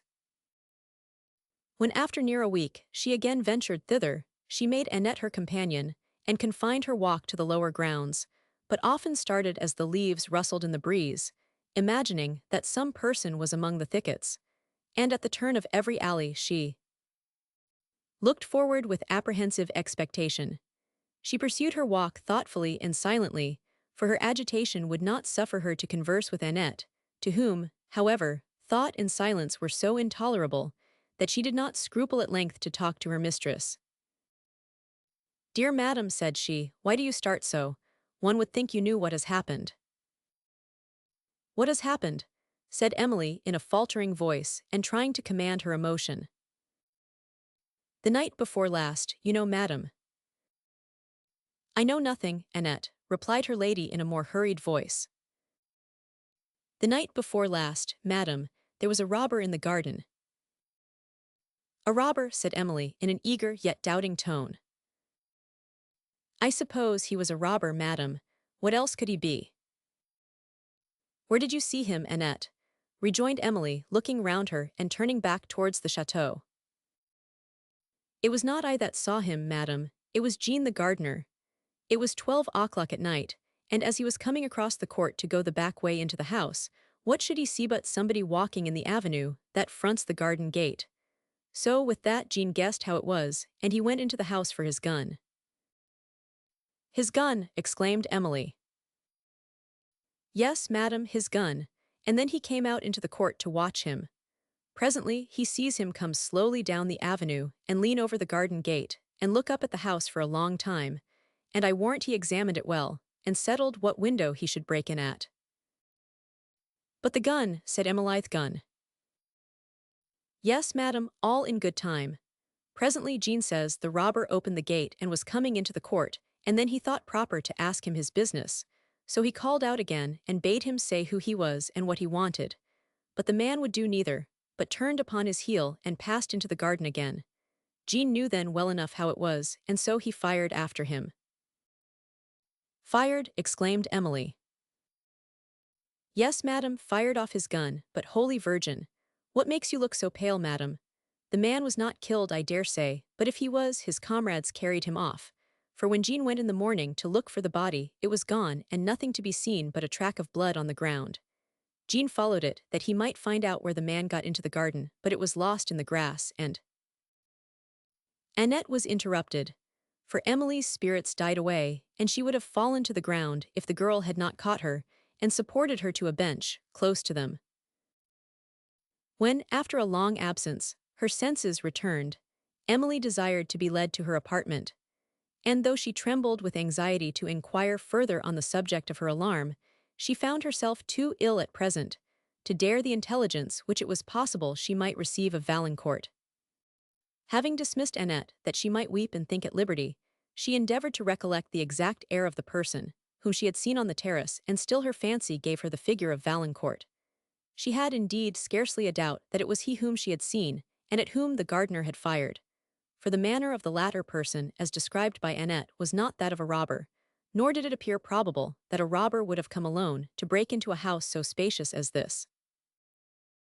When Emily thought herself sufficiently recovered to listen to what Jean might have to relate, she sent for him, but he could inform her of no circumstance that might lead to a knowledge of the person who had been shot or of the consequence of the wound, and after severely reprimanding him for having fired with bullets, and ordering diligent inquiry to be made in the neighborhood for the discovery of the wounded person, she dismissed him, and herself remained in the same state of terrible suspense.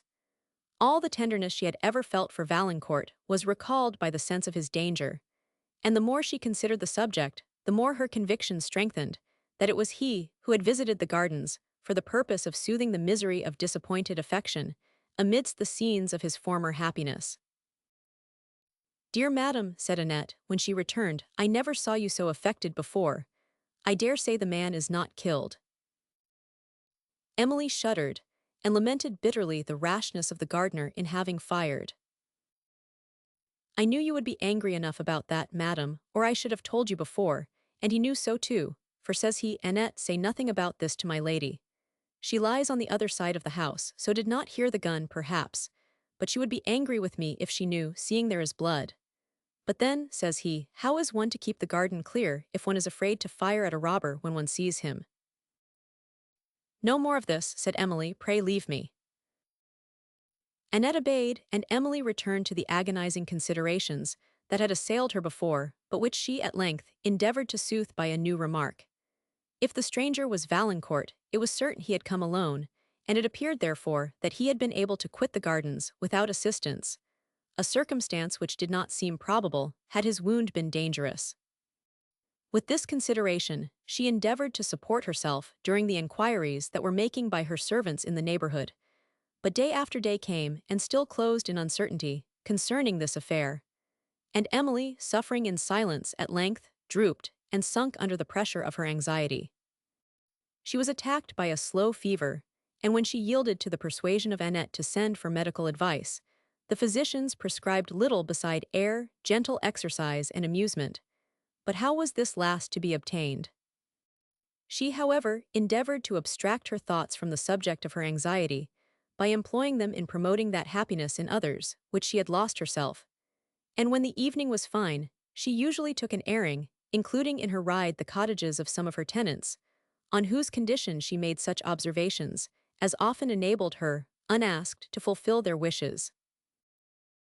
Her indisposition and the business she engaged in, relative to this estate, had already protracted her stay at Thoulouse, beyond the period she had formerly fixed for her departure to La Vallée, and now she was unwilling to leave the only place, where it seemed possible, that certainty could be obtained on the subject of her distress.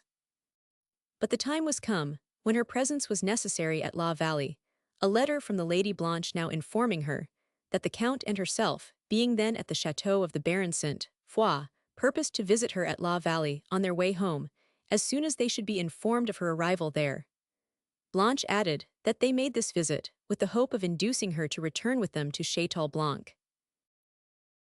Emily, having replied to the letter of her friend, and said that she should be at La Vallée in a few days, made hasty preparations for the journey, and, in thus leaving Thoulouse, endeavored to support herself with a belief that if any fatal accident had happened to Valancourt, she must in this interval have heard of it. On the evening before her departure, she went to take leave of the terrace and the pavilion.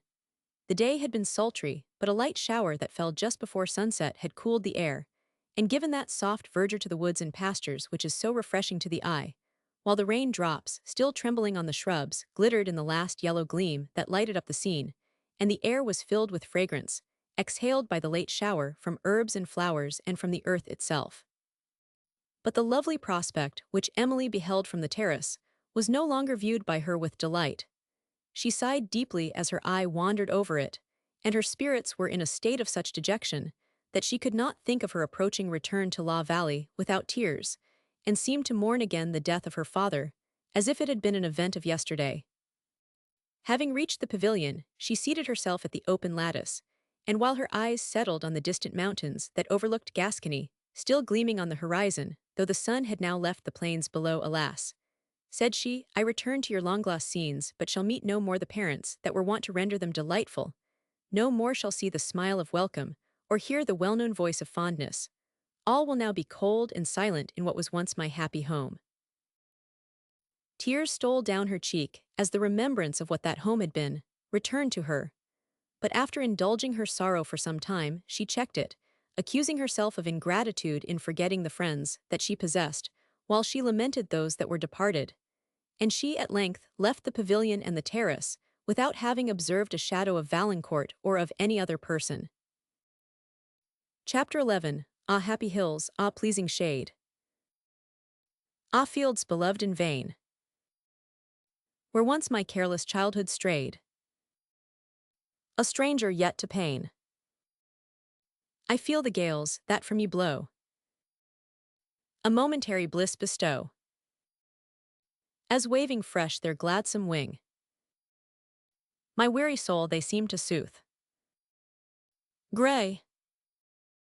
On the following morning, Emily left Thoulouse at an early hour and reached La Vallée about sunset. with the melancholy she experienced on the review of a place which had been the residence of her parents, and the scene of her earliest delight, was mingled, after the first shock had subsided, a tender and undescribable pleasure. For time had so far blunted the acuteness of her grief, that she now courted every scene that awakened the memory of her friends. In every room where she had been accustomed to see them, they almost seemed to live again, and she felt that La Vallée was still her happiest home. One of the first apartments she visited was that which had been her father's library, and here she seated herself in his armchair. And while she contemplated, with tempered resignation, the picture of past times, which her memory gave, the tears she shed could scarcely be called those of grief. Soon after her arrival, she was surprised by a visit from the venerable 1000. Barrow, who came impatiently to welcome the daughter of his late respected neighbor to her long-deserted home. Emily was comforted by the presence of an old friend, and they passed an interesting hour in conversing of former times, and in relating some of the circumstances that had occurred to each since they parted. The evening was so far advanced when 1000.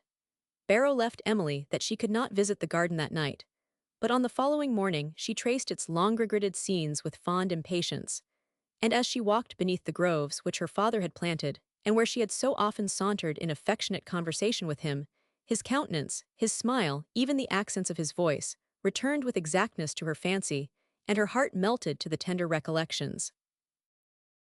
This, too, was his favorite season of the year, at which they had often together admired the rich and variegated tints of these woods, and the magical effect of autumnal lights upon the mountains.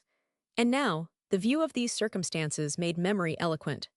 As she wandered pensively on, she fancied the following address. To Autumn.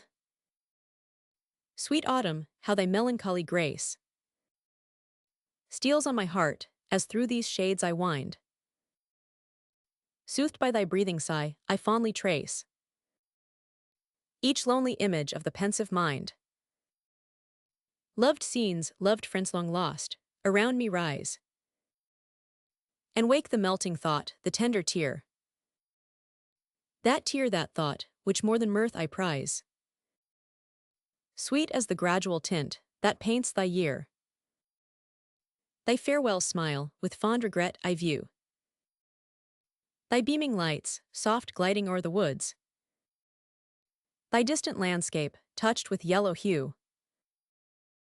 While falls the lengthened gleam, thy winding floods.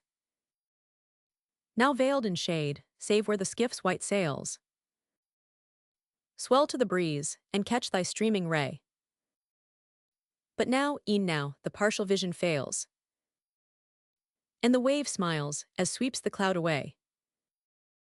Emblem of life, thus checkward is its plan. Thus joy succeeds to grief, thus smiles the varied man. One of Emily's earliest inquiries, after her arrival at La Vallée, was concerning Teresa, her father's old servant, whom it may be remembered that 1000. Quesnel had turned from the house when it was let, without any provision. Understanding that she lived in a cottage at no great distance, Emily walked thither, and on approaching was pleased to see that her habitation was pleasantly situated on a green slope, sheltered by a tuft of oaks, and had an appearance of comfort and extreme neatness. She found the old woman within, picking vine stalks, who, on perceiving her young mistress, was nearly overcome with joy. "Ah, my dear young lady," said she, "I thought I should never see you again in this world, when I heard you were gone to that outlandish country. I have been hardly used, since you went. I little thought they would have turned me out of my old master's family in my old age." Emily lamented the circumstance, and then assured her that she would make her latter days comfortable, and expressed satisfaction on seeing her in so pleasant a habitation. Teresa thanked her with tears, adding, "Yes, mademoiselle, it is a very comfortable home, thanks to the kind friend who took me out of my distress, when you were too far off to help me and placed me here. I little thought, but no more of that." "And who was this kind friend?" said Emily. "Whoever it was, I shall consider him as mine also." "Ah, mademoiselle, that friend forbade me to blazon the good deed. I must not say who it was. But how you are altered since I saw you last. You look so pale now, and so thin, too, but then there is my old master's smile. Yes, that will never leave you any more than the goodness that used to make him smile. Alasdae, the poor lost a friend indeed when he died. Emily was affected by this mention of her father, which Teresa observing, changed the subject. I heard, mademoiselle, said she, that Madame Charon married a foreign gentleman after all and took you abroad. How does she do? Emily now mentioned her death. Alas, said Teresa, if she had not been my master's sister I should never have loved her, she was always so cross. But how does that dear young gentleman do? 1000. Valancourt, he was a handsome youth and a good one, is he well, mademoiselle? Emily was much agitated. A blessing on him, continued Teresa. Ah, my dear young lady, you need not look so shy, I know all about it. Do you think I do not know that he loves you? Why, when you were away, mademoiselle, he used to come to the château and walk about it, so disconsolate. He would go into every room in the lower part of the house, and sometimes he would sit himself down in a chair with his arms across and his eyes on the floor, and there he would sit and think for the hour together. He used to be very fond of the south parlor, because I told him it used to be yours, and there he would stay, looking at the pictures which I said you drew and playing upon your lute, that hung up by the window and reading in your books till sunset, and then he must go back to his brother's château. And then, it is enough, Teresa, said Emily. How long have you lived in this cottage and how can I serve you? Will you remain here or return and live with me? Nay, mademoiselle, said Teresa, do not be so shy to your poor old servant. I am sure it is no disgrace to like such a good young gentleman. A deep sigh escaped from Emily. Ah, how he did love to talk of you. I loved him for that. Nay, for that matter, he liked to hear me talk, for he did not say much himself, but I soon found out what he came to the château about. Then he would go into the garden and down to the terrace, and sit under that great tree there for the day together with one of your books in his hand. But he did not read much, I fancy, for one day I happened to go that way, and I heard somebody talking. Who can be here, says I am sure I let nobody into the garden but the chevalier. So I walked softly to see who it could be, and behold, it was the chevalier himself talking to himself about you. And he repeated your name and sighed so, and said he had lost you forever for that you would never return for him. I thought he was out in his reckoning there, but I said nothing and stole away. No more of this trifling, said Emily, awakening from her reverie. It displeases me. But when 1000 Quesnel let the château, I thought it would have broke the chevalier's heart. Teresa, said Emily seriously, you must name the chevalier no more. Not name him, mademoiselle, cried Teresa. What times are come up now? Why, I love the chevalier next to my old master and you, mademoiselle. Perhaps your love was not well bestowed, then, replied Emily, trying to conceal her tears. But however that might be, we shall meet no more.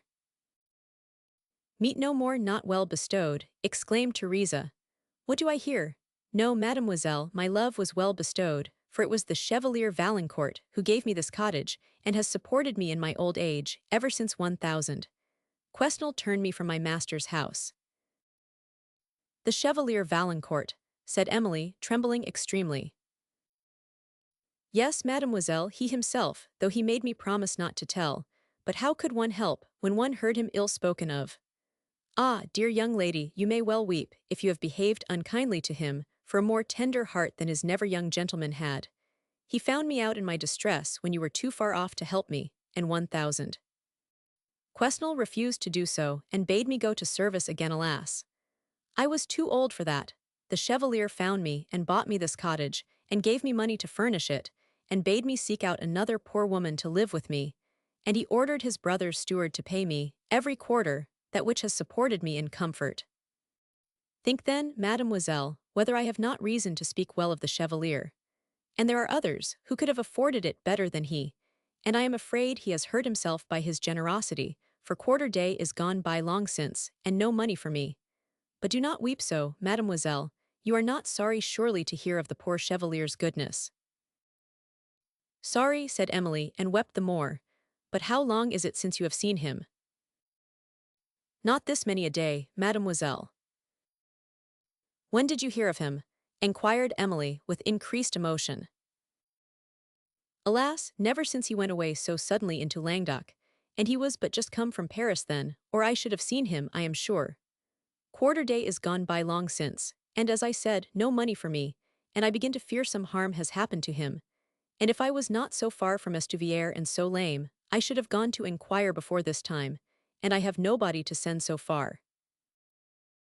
Emily's anxiety, as to the fate of Valancourt, was now scarcely endurable, and, since propriety would not suffer her to send to the château of his brother, she requested that Teresa would immediately hire some person to go to his steward from herself.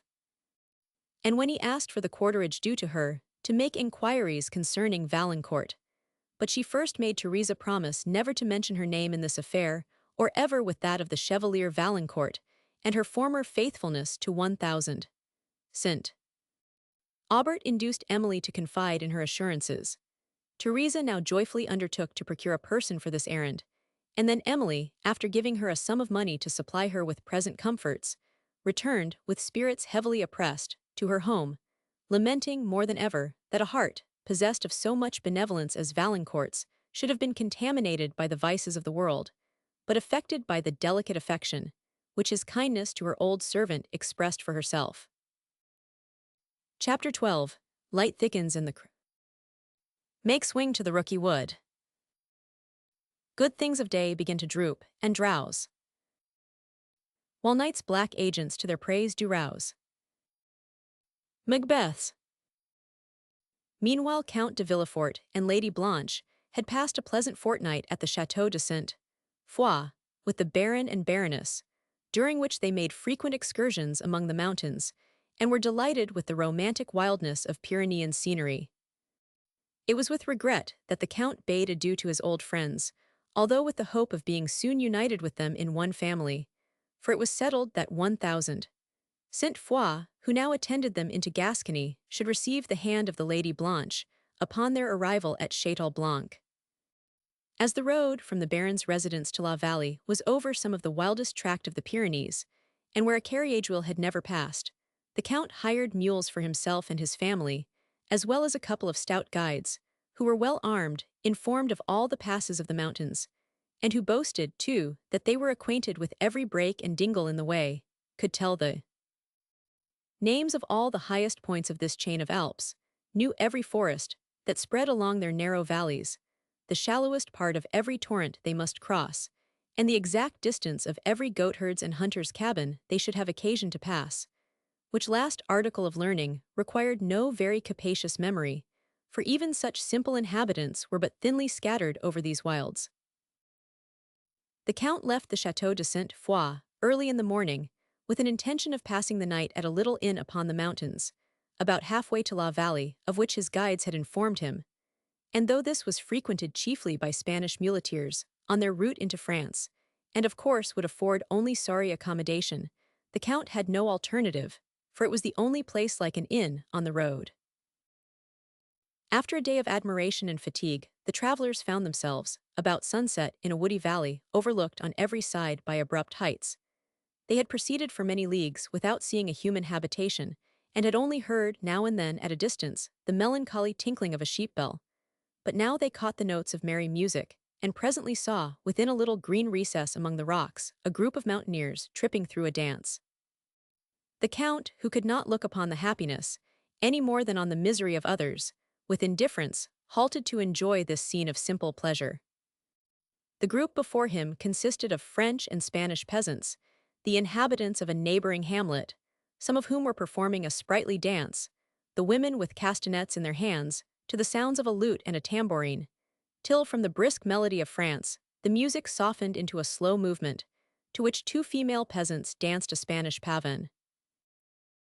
The Count, comparing this with the scenes of such gaiety as he had witnessed at Paris, where false taste painted the features, and while it vainly tried to supply the glow of nature, concealed the charms of animation where affectation so often distorted the air, and vice perverted the manner side to think that natural graces and innocent pleasures flourished in the wilds of solitude, while they drooped amidst the concourse of polished society. But the lengthening shadows reminded the travelers that they had no time to lose, and leaving this joyous group, they pursued their way towards the little inn, which was to shelter them from the night. The rays of the setting sun now threw a yellow gleam upon the forests of pine and chestnut that swept down the lower region of the mountains and gave resplendent tints to the snowy points above. But soon, even this light faded fast, and the scenery assumed a more tremendous appearance, invested with the obscurity of twilight. Where the torrent had been seen, it was now only heard. Where the wild cliffs had displayed every variety of form and attitude, a dark mass of mountains now alone appeared, and the veil, which far, far below had opened its dreadful chasm, the eye could no longer fathom. A melancholy gleam still lingered on the summits of the highest Alps, overlooking the deep repose of evening, and seeming to make the stillness of the hour more awful. Blanche viewed the scene in silence, and listened with enthusiasm to the murmur of the pines, that extended in dark lines along the mountains, and to the faint voice of the Isard among the rocks that came at intervals on the air. But her enthusiasm sunk into apprehension, when, as the shadows deepened, she looked upon the doubtful precipice that bordered the road, as well as on the various fantastic forms of danger that glimmered through the obscurity beyond it, and she asked her father how far they were from the inn, and whether he did not consider the road to be dangerous at this late hour. The Count repeated the first question to the guides, who returned a doubtful answer, adding that when it was darker it would be safest to rest till the moon rose. "It is scarcely safe to proceed now," said the Count, but the guides, assuring him that there was no danger, went on. Blanche, revived by this assurance, again indulged a pensive pleasure, as she watched the progress of twilight gradually spreading its tints over the woods and mountains, and stealing from the eye every minuter feature of the scene, till the grand outlines of nature alone remained. Then fell the silent dews, and every wild flower and aromatic plant that bloomed among the cliffs breathed forth its sweetness. Then, too, when the mountain bee had crept into its blossomed bed, and the hum of every little insect that had floated gaily in the sunbeam was hushed, the sound of many streams, not heard till now, murmured at a distance. The bats alone of all the animals inhabiting this region seemed awake, and while they flitted across the silent path which Blanche was pursuing, she remembered the following lines which Emily had given her. To the bat. From haunt of man, from day's obtrusive glare, thou shroud'st thee in the ruin's ivied tower, or in some shadowy glen's romantic bower, where wizard forms their mystic charms prepare, where horror lurks and ever-boding care. But at the sweet and silent evening hour, when closed in sleep is every languid flower, thou lov'st to sport upon the twilight air, mocking the eye that would thy course pursue, in many a wanton round, elastic gay. Thou flitst athwart the pensive wanderer's way, as his lone footsteps print the mountain dew. From Indian isles thou comest, with summer's car. Twilight thy love thee guide her beaming star. To a warm imagination, the dubious forms that float, half-veiled in darkness, afford a higher delight than the most distinct scenery that the sun can show. While the fancy thus wanders over landscapes partly of its own creation, a sweet complacency steals upon the mind and refines it all to subtlest feeling, bids the tear of rapture roll. The distant note of a torrent, the weak trembling of the breeze among the woods, or the far-off sound of a human voice, now lost and heard again, are circumstances which wonderfully heighten the enthusiastic tone of the mind. The young Saint Foix, who saw the presentations of a fervid fancy, and felt whatever enthusiasm could suggest, sometimes interrupted the silence, which the rest of the party seemed by mutual consent to preserve, remarking and pointing out to Blanche the most striking effect of the hour upon the scenery, while Blanche, whose apprehensions were beguiled by the conversation of her lover, yielded to the taste so congenial to his, and they conversed in a low restrained voice, the effect of the pensive tranquillity, which twilight and the scene inspired rather than of any fear that they should be heard. But while the heart was thus soothed to tenderness, Saint Foix gradually mingled with his admiration of the country a mention of his affection, and he continued to speak, and Blanche to listen, till the mountains, the woods, and the magical illusions of twilight were remembered no more. The shadows of evening soon shifted to the gloom of night, which was somewhat anticipated by the vapors that, gathering fast round the mountains, rolled in dark wreaths along their sides, and the guides proposed to rest till the moon should rise, adding that they thought a storm was coming on. As they looked round for a spot that might afford some kind of shelter, an object was perceived obscurely through the dusk, on a point of rock, a little way down the mountain, which they imagined to be a hunter's or a shepherd's cabin, and the party with cautious steps proceeded towards it. Their labor, however, was not rewarded or their apprehensions soothed, for on reaching the object of their search they discovered a monumental cross, which marked the spot to have been polluted by murder. The darkness would not permit them to read the inscription, but the guides knew this to be a cross, raised to the memory of a Count de Billiard, who had been murdered here by a horde of banditti that had infested this part of the Pyrenees a few years before, and the uncommon size of the monument seemed to justify the supposition that it was erected for a person of some distinction. Blanche shuddered as she listened to some horrid particulars of the Count's fate, which one of the guides related in a low, restrained tone, as if the sound of his own voice frightened him. But while they lingered at the cross, attending to his narrative, a flash of lightning glanced upon the rocks, thunder muttered at a distance, and the travelers, now alarmed, quitted this scene of solitary horror in search of shelter. Having regained their former track, the guides, as they passed on, endeavored to interest the Count by various stories of robbery, and even of murder, which had been perpetrated in the very places they must unavoidably pass, with accounts of their own dauntless courage and wonderful escapes. The chief guide, or rather he, who was the most completely armed, drawing forth one of the 4 pistols that were tucked into his belt, swore that it had shot 3 robbers within the year. He then brandished a clasp knife of enormous length and was going to recount the wonderful execution it had done when St. Foix, perceiving that Blanche was terrified, interrupted him. The Count, meanwhile, secretly laughing at the terrible histories and extravagant boastings of the man, resolved to humor him, and telling Blanche in a whisper his design, began to recount some exploits of his own, which infinitely exceeded any related by the guide. To these surprising circumstances he so artfully gave the coloring of truth, that the courage of the guides was visibly affected by them, who continued silent, long after the Count had ceased to speak. The loquacity of the chief hero thus laid asleep, the vigilance of his eyes and ears seemed more thoroughly awakened, for he listened, with much appearance of anxiety, to the deep thunder, which murmured at intervals, and often paused as the breeze that was now rising rushed among the pines.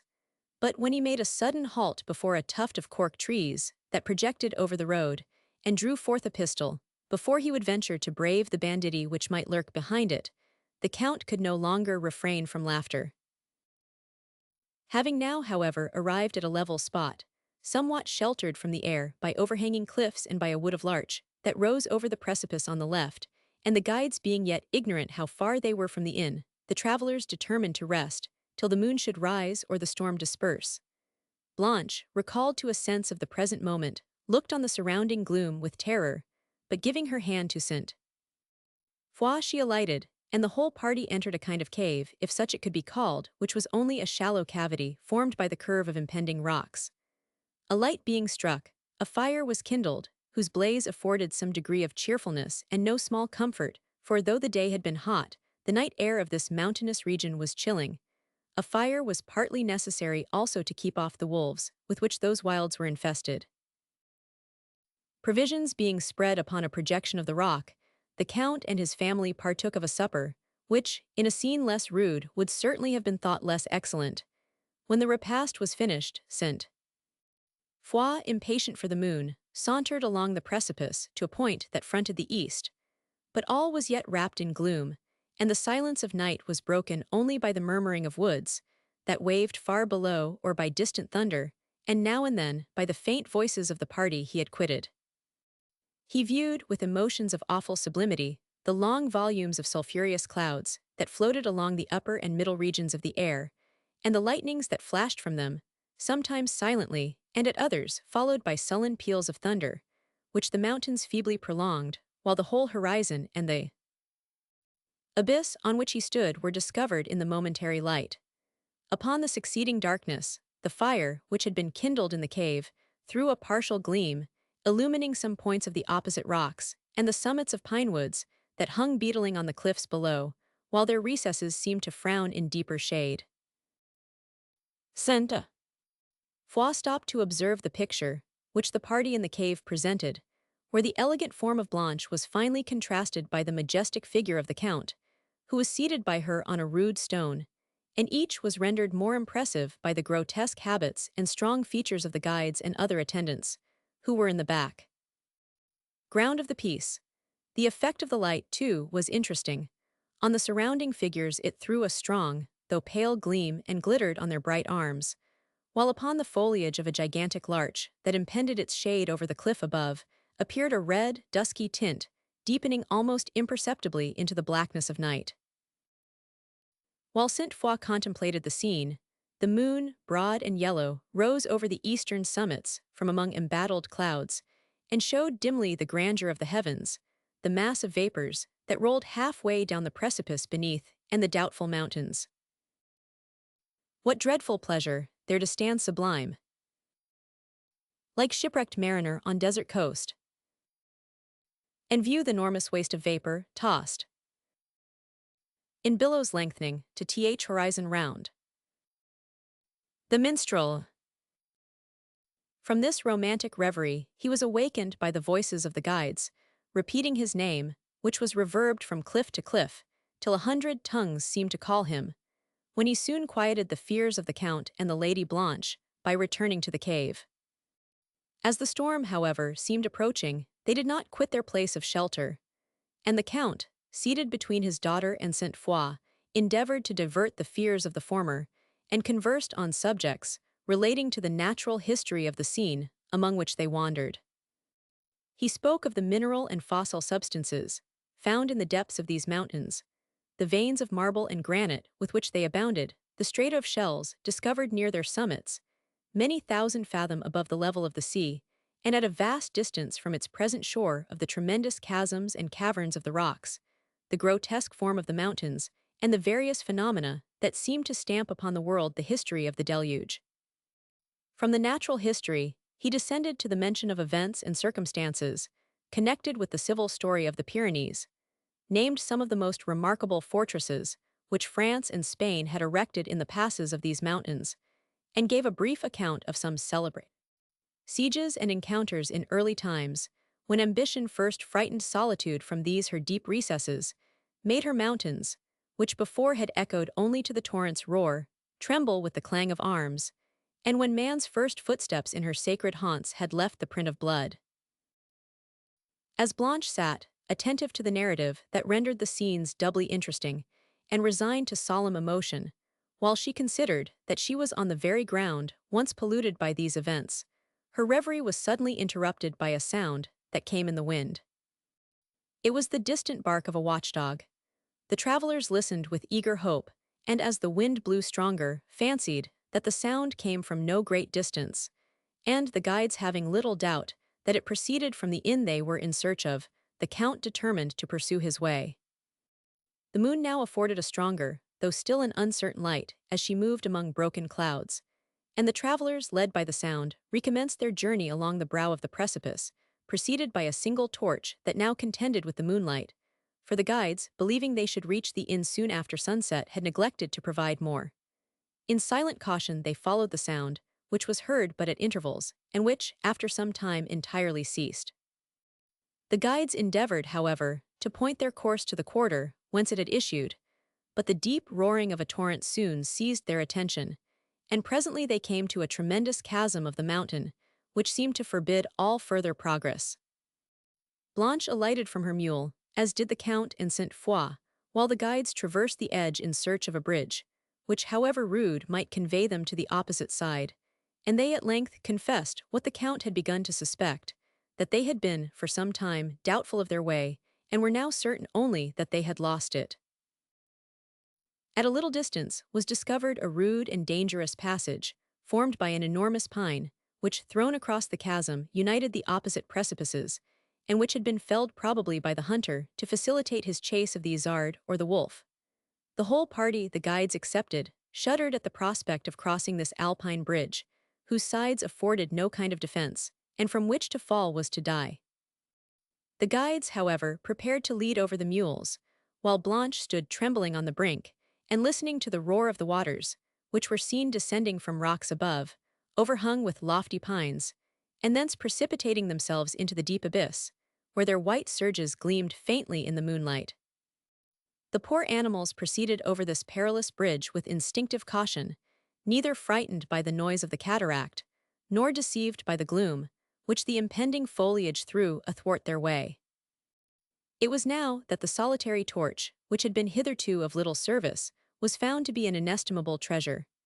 And Blanche, terrified, shrinking, but endeavoring to recollect all her firmness and presence of mind, preceded by her lover and supported by her father, followed the red gleam of the torch in safety to the opposite cliff. As they went on, the heights contracted, and formed a narrow pass at the bottom of which the torrent they had just crossed was heard to thunder. But they were again cheered by the bark of a dog, keeping watch, perhaps, over the flocks of the mountains, to protect them from the nightly descent of the wolves. The sound was much nearer than before, and while they rejoiced in the hope of soon reaching a place of repose, a light was seen to glimmer at a distance.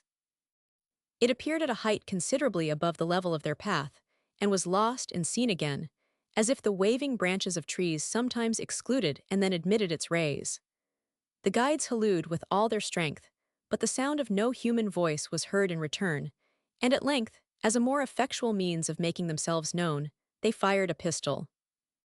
But while they listened in anxious expectation, the noise of the explosion was alone heard, echoing among the rocks, and it gradually sunk into silence, which no friendly hint of man disturbed.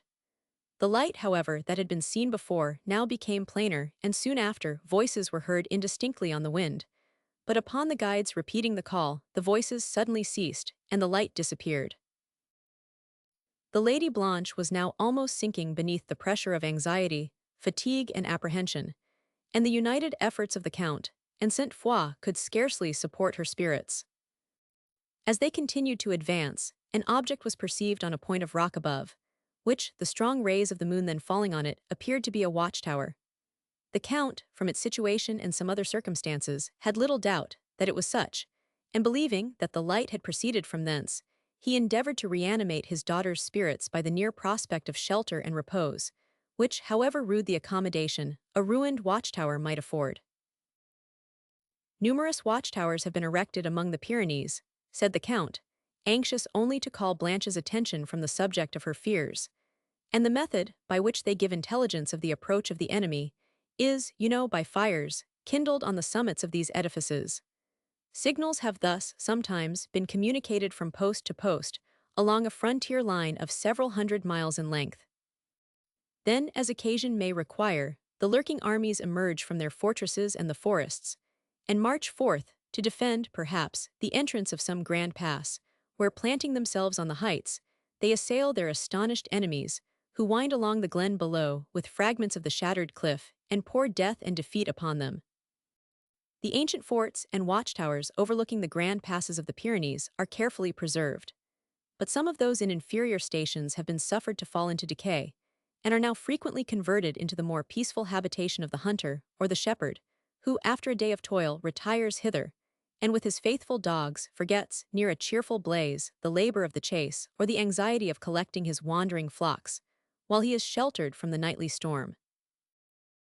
"But are they always thus peacefully inhabited?" said the Lady Blanche. "No," replied the Count, "they are sometimes the asylum of French and Spanish smugglers, who cross the mountains with contraband goods from their respective countries, and the latter are particularly numerous, against whom strong parties of the king's troops are sometimes sent. But the desperate resolution of these adventurers, who, knowing that if they are taken, they must expiate the breach of the law by the most cruel death, travel in large parties, well armed, often daunts the courage of the soldiers. The smugglers, who seek only safety, never engage when they can possibly avoid it. The military, also, who know that in these encounters danger is certain and glory almost unattainable, are equally reluctant to fight. An engagement, therefore, very seldom happens, but when it does, it never concludes till after the most desperate and bloody conflict. You are inattentive, Blanche," added the Count. "I have wearied you with a dull subject. But see, yonder in the moonlight, is the edifice we have been in search of, and we are fortunate to be so near it before the storm bursts." Blanche, looking up, perceived that they were at the foot of the cliff, on whose summit the building stood, but no light now issued from it. The barking of the dog too had for some time ceased, and the guides began to doubt whether this was really the object of their search. From the distance at which they surveyed it, shown imperfectly by a cloudy moon, it appeared to be of more extent than a single watchtower. But the difficulty was how to ascend the height, whose abrupt declivities seemed to afford no kind of pathway. While the guides carried forward the torch to examine the cliff, the Count, remaining with Blanche and Saint Foix at its foot, under the shadow of the woods, endeavored again to beguile the time by conversation. But again anxiety abstracted the mind of Blanche, and he then consulted, apart with Saint Foix, whether it would be advisable, should a path be found, to venture to an edifice which might possibly harbor banditti. They considered that their own party was not small, and that several of them were well armed, and after enumerating the dangers to be incurred by passing the night in the open wild, exposed perhaps to the effects of a thunderstorm, there remained not a doubt that they ought to endeavor to obtain admittance to the edifice above, at any hazard respecting the inhabitants it might harbor. But the darkness, and the dead silence that surrounded it, appeared to contradict the probability of its being inhabited at all.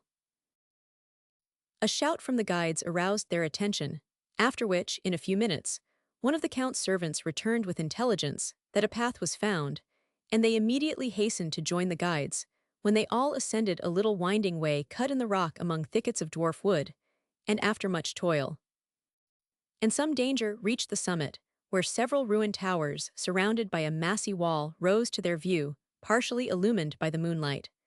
The space around the building was silent and apparently forsaken, but the Count was cautious. "Step softly," said he in a low voice, "while we reconnoiter the edifice."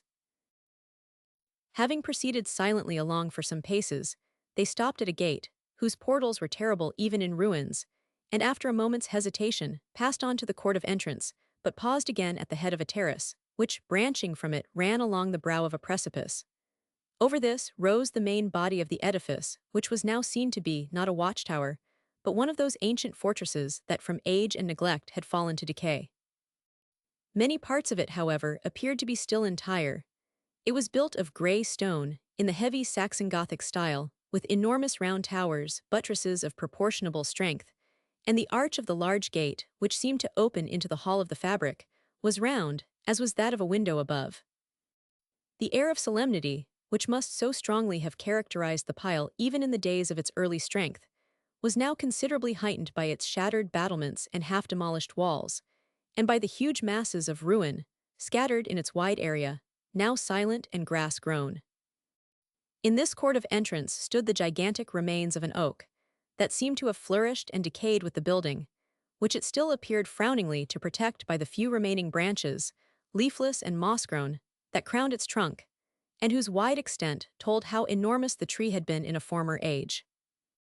This fortress was evidently once of great strength, and from its situation on a point of rock, impending over a deep glen, had been of great power to annoy as well as to resist. The Count, therefore, as he stood surveying it, was somewhat surprised that it had been suffered, ancient as it was, to sink into ruins, and its present lonely and deserted air excited in his breast emotions of melancholy awe. While he indulged, for a moment, these emotions, he thought he heard a sound of remote voices steal upon the stillness, from within the building, the front of which he again surveyed with scrutinizing eyes, but yet no light was visible. He now determined to walk round the fort, to that remote part of it, whence he thought the voices had arisen, that he might examine whether any light could be discerned there, before he ventured to knock at the gate. For this purpose, he entered upon the terrace, where the remains of cannon were yet apparent in the thick walls, but he had not proceeded many paces, when his steps were suddenly arrested by the loud barking of a dog within, and which he fancied to be the same, whose voice had been the means of bringing the travelers thither.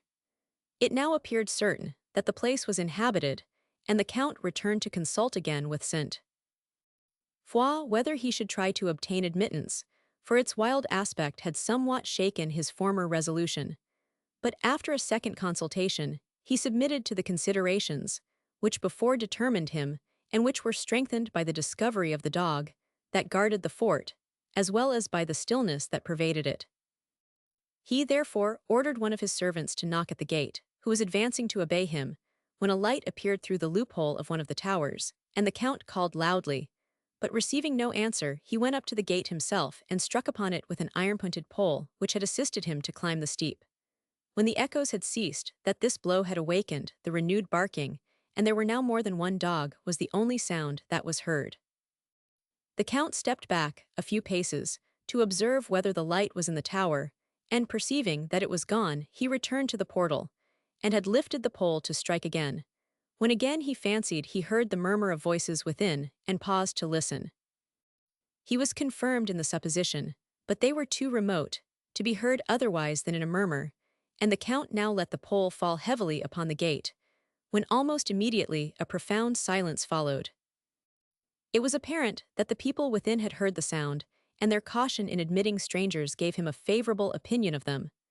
"They are either hunters or shepherds," said he, "who, like ourselves, have probably sought shelter from the night within these walls, and are fearful of admitting strangers, lest they should prove robbers. I will endeavor to remove their fears." So saying, he called aloud, "We are friends who ask shelter from the night."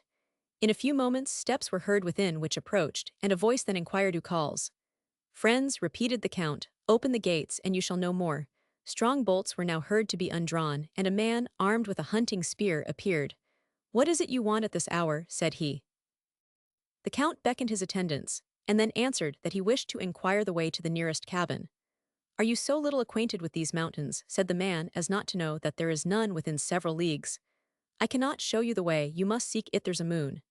Saying this, he was closing the gate, and the Count was turning away, half disappointed and half afraid, when another voice was heard from above, and on looking up he saw a light and a man's face at the grate of the portal. "Stay, friend, you have lost your way," said the voice. "You are hunters, I suppose, like ourselves. I will be with you presently." The voice ceased, and the light disappeared.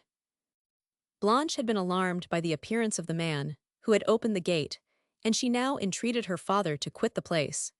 But the Count had observed the hunter's spear, which he carried, and the words from the tower encouraged him to await the event. The gate was soon opened, and several men in hunters' habits, who had heard above what had passed below, appeared, and having listened some time to the Count, told him he was welcome to rest there for the night. They then pressed him, with much courtesy, to enter, and to partake of such fare as they were about to sit down to. The Count, who had observed them attentively while they spoke, was cautious and somewhat suspicious. But he was also weary, fearful of the approaching storm, and of encountering alpine heights in the obscurity of night. Being likewise somewhat confident in the strength and number of his attendants, he, after some further consideration, determined to accept the invitation. With this resolution he called his servants, who, advancing round the tower, behind which some of them had silently listened to this conference, followed their lord, the Lady Blanche, and sent Foy into the fortress. The strangers led them on to a large and rude hall, partially seen by a fire that blazed at its extremity, round which 4 men in the hunter's dress were seated, and on the hearth were several dogs stretched in sleep. In the middle of the hall stood a large table, and over the fire some part of an animal was boiling. As the Count approached, the men arose, and the dogs, half raising themselves, looked fiercely at the strangers, but on hearing their masters' voices, kept their postures on the hearth. Blanche looked round this gloomy and spacious hall, then at the men, and to her father, who, smiling cheerfully at her, addressed himself to the hunters. "This is a hospitable hearth," said he. "The blaze of a fire is reviving after having wandered so long in these dreary wilds. Your dogs are tired. What success have you had?" "Such as we usually have," replied one of the men who had been seated in the hall. "We kill our game with tolerable certainty." "These are fellow hunters," said one of the men who had brought the Count hither, "that have lost their way, and I have told them there is room enough in the fort for us all." very true," replied his companion. "What luck have you had in the chase, brothers?" "We have killed 2 isards, and that, you will say, is pretty well." "You mistake, friend," said the Count. "We are not hunters, but travelers. But if you will admit us to hunter's fare, we shall be well contented and will repay your kindness." "Sit down then, brother," said one of the men. "Jacques, lay more fuel on the fire, the kid will soon be ready. Bring a seat for the lady too. Momselle, will you taste our brandy? It is true Barcelona, and as bright as ever flowed from a keg." Blanche timidly smiled and was going to refuse when her father prevented her, by taking with a good-humored air the glass offered to his daughter and Mons. Saint Foy, who was seated next her, pressed her hand and gave her an encouraging look, but her attention was engaged by a man, who sat silently by the fire, observing Saint Foy with a steady and earnest eye. "You lead a jolly life here," said the Count. "The life of a hunter is a pleasant and a healthy one, and the repose is sweet, which succeeds to your labor." "Yes," replied one of his hosts, "our life is pleasant enough. We live here only during the summer and autumnal months. In winter the place is dreary, and the swollen torrents that descend from the heights put a stop to the chase." "'Tis a life of liberty and enjoyment," said the Count. "I should like to pass a month in your way very well." "We find employment for our guns too," said a man who stood behind the Count. "Here are plenty of birds, of delicious flavor, that feed upon the wild thyme and herbs that grow in the valleys. Now I think of it, there is a brace of birds hung up in the stone gallery. Go fetch them, Jacques, we will have them dressed." The Count now made enquiry concerning the method of pursuing the chase among the rocks and precipices of these romantic regions, and was listening to a curious detail, when a horn was sounded at the gate. Blanche looked timidly at her father, who continued to converse on the subject of the chase, but whose countenance was somewhat expressive of anxiety, and who often turned his eyes towards that part of the hall nearest the gate. The horn sounded again, and a loud halloo succeeded. "These are some of our companions, returned from their day's labor," said a man, going lazily from his seat towards the gate, and in a few minutes 2 men appeared, each with a gun over his shoulder and pistols in his belt. "What cheer, my lads? What cheer?" said they as they approached. "What luck?" returned their companions. "Have you brought home your supper? You shall have none else." "Ha, who the devil have you brought home?" said they in bad Spanish. On perceiving the Count's party, "Are they from France or Spain? Where did you meet with them?" "They met with us, and a merry meeting too," replied his companion aloud in good French. This chevalier and his party had lost their way, and asked a night's lodging in the fort. The others made no reply, but threw down a kind of knapsack, and drew forth several brace of birds. The bag sounded heavily as it fell to the ground, and the glitter of some bright metal within glanced on the eye of the Count, who now surveyed, with a more inquiring look, the man that held the knapsack. He was a tall, robust figure of a hard countenance, and had short black hair curling in his neck. Instead of the hunter's dress, he wore a faded military uniform. Sandals were laced on his broad legs, and a kind of short trousers hung from his waist. On his head he wore a leathern cap, somewhat resembling in shape an ancient Roman helmet, but the brows that scowled beneath it would have characterized those of the barbarians, who conquered Rome rather than those of a Roman soldier. The Count at length turned away his eyes, and remained silent and thoughtful, till again raising them, he perceived a figure standing in an obscure part of the hall, fixed in attentive gaze on Saint Foy, who was conversing with Blanche, and did not observe this. But the Count, soon after, saw the same man looking over the shoulder of the soldier as attentively at himself.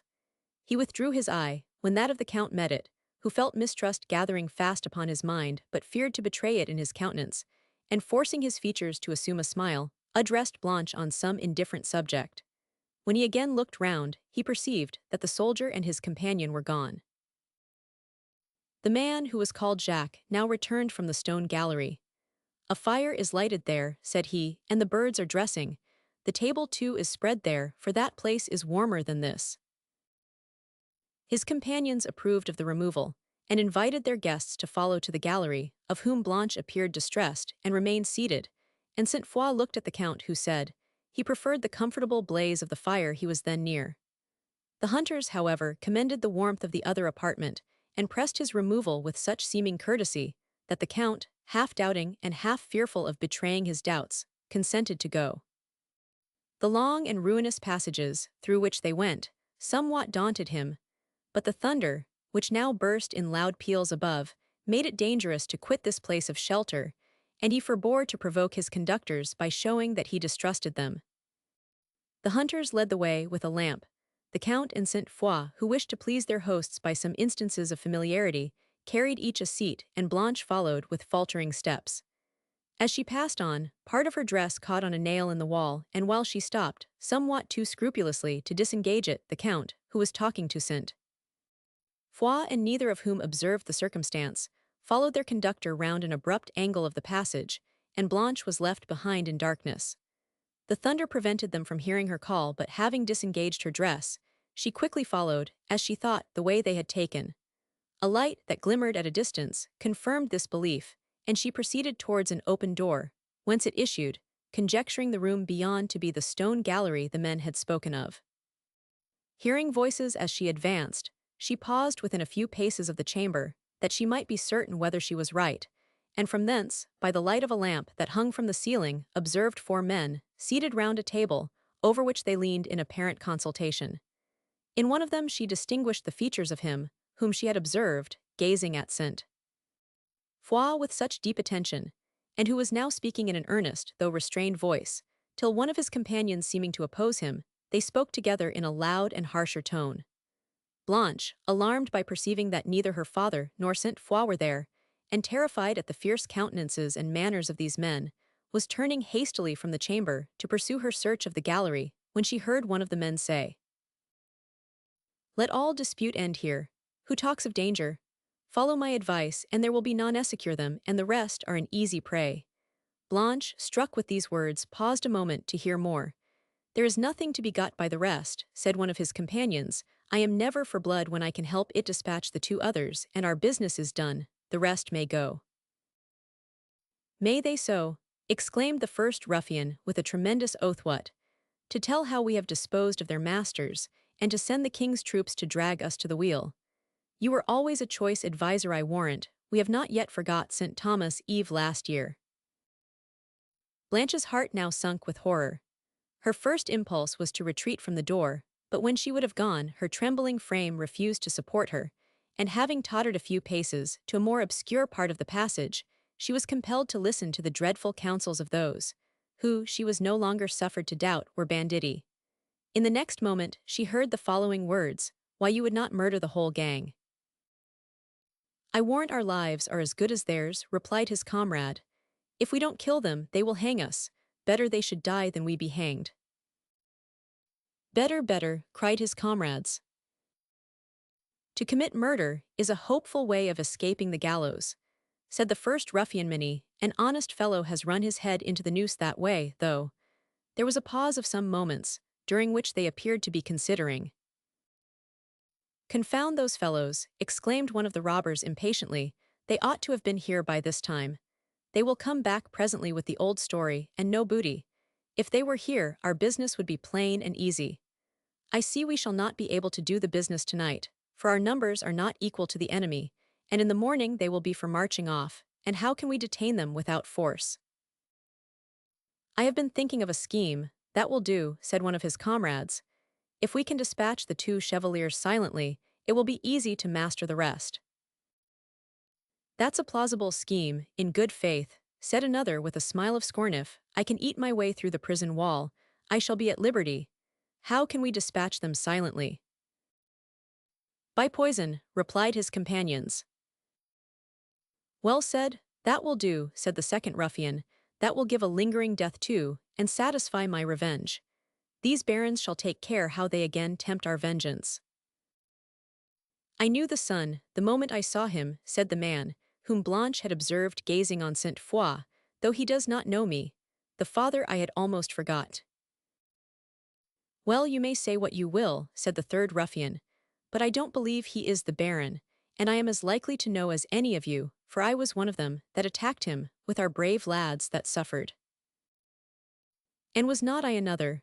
said the first ruffian. "I tell you he is the baron, but what does it signify whether he is or not? Shall we let all this booty go out of our hands? It is not often we have such luck at this. While we run the chance of the wheel for smuggling a few pounds of tobacco, to cheat the king's manufactory, and of breaking our necks down the precipices in the chase of our food, and now and then rob a brother smuggler or a straggling pilgrim, of what scarcely repays us the powder we fire at them, shall we let such a prize as this go? Why, they have enough about them to keep us for." "I am not for that, I am not for that," replied the third robber. "Let us make the most of them. Only, if this is the baron, I should like to have a flash the more at him, for the sake of our brave comrades that he brought to the gallows." "Aye, flash as much as you will," rejoined the first man, "but I tell you the baron is a taller man." "Confound your quibbling," said the second ruffian, "shall we let them go or not? If we stay here much longer, they will take the hint and march off without our leave. Let them be who they will, they are rich, or why all those servants. Did you see the ring he you call the Baron had on his finger? It was a diamond. But he has not got it on now. He saw me looking at it, I warrant, and took it off. Aye, and then there is the picture, did you see that? She has not taken that off, observed the first ruffian, it hangs at her neck. If it had not sparkled so, I should not have found it out, for it was almost hid by her dress. Those are diamonds too, and a rare many of them there must be, to go round such a large picture. But how are we to manage this business?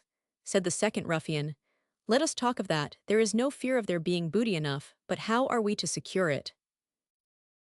Aye, aye, said his comrades, let us talk of that, and remember no time is to be lost. I am still for poison, observed the third, but consider their number. Why, there are 9 or 10 of them, and armed too. When I saw so many at the gate, I was not for letting them in, you know, nor you either. I thought they might be some of our enemies, replied the second. I did not so much mind numbers. But you must mind them now, rejoined his comrade, or it will be worse for you. We are not more than 6, and how can we master 10 by open force? I tell you we must give some of them a dose, and the rest may then be managed. I'll tell you a better way, rejoined the other impatiently, draw closer. Blanche, who had listened to this conversation, in an agony which it would be impossible to describe, could no longer distinguish what was said, for the ruffians now spoke in lowered voices. But the hope that she might save her friends from the plot, if she could find her way quickly to them, suddenly reanimated her spirits, and lent her strength enough to turn her steps in search of the gallery. Terror, however, and darkness conspired against her, and having moved a few yards, the feeble light that issued from the chamber no longer even contended with the gloom, and her foot stumbling over a step that crossed the passage, she fell to the ground. The noise startled the banditti, who became suddenly silent, and then all rushed to the passage, to examine whether any person was there, who might have overheard their counsels. Blanche saw them approaching, and perceived their fierce and eager looks. But before she could raise herself, they discovered and seized her, and as they dragged her towards the chamber they had quitted, her screams drew from them horrible threatenings. Having reached the room, they began to consult what they should do with her. Let us first know what she had heard, said the chief robber. How long have you been in the passage, lady, and what brought you there? Let us first secure that picture, said one of his comrades, approaching the trembling Blanche. Fair lady, by your leave that picture is mine. Come, surrender it, or I shall seize it. Blanche, entreating their mercy, immediately gave up the miniature, while another of the ruffians fiercely interrogated her, concerning what she had overheard of their conversation, when, her confusion and terror too plainly telling what her tongue feared to confess, the ruffians looked expressively upon one another, and 2 of them withdrew to a remote part of the room, as if to consult further. These are diamonds, by St. Peter, exclaimed the fellow who had been examining the miniature, and here is a very pretty picture too, faith, as handsome a young chevalier as you would wish to see by a summer's sun. Lady, this is your spouse, I warrant, for it is the spark that was in your company just now. Blanche, sinking with terror, conjured him to have pity on her, and delivering him her purse, promised to say nothing of what had passed, if he would suffer her to return to her friends. He smiled ironically and was going to reply, when his attention was called off by a distant noise. And while he listened, he grasped the arm of Blanche more firmly, as if he feared she would escape from him, and she again shrieked for help. The approaching sounds called the ruffians from the other part of the chamber. We are betrayed, said they, but let us listen a moment. Perhaps it is only our comrades come in from the mountains, and if so, our work is sure. Listen. A distant discharge of shot confirmed this supposition for a moment.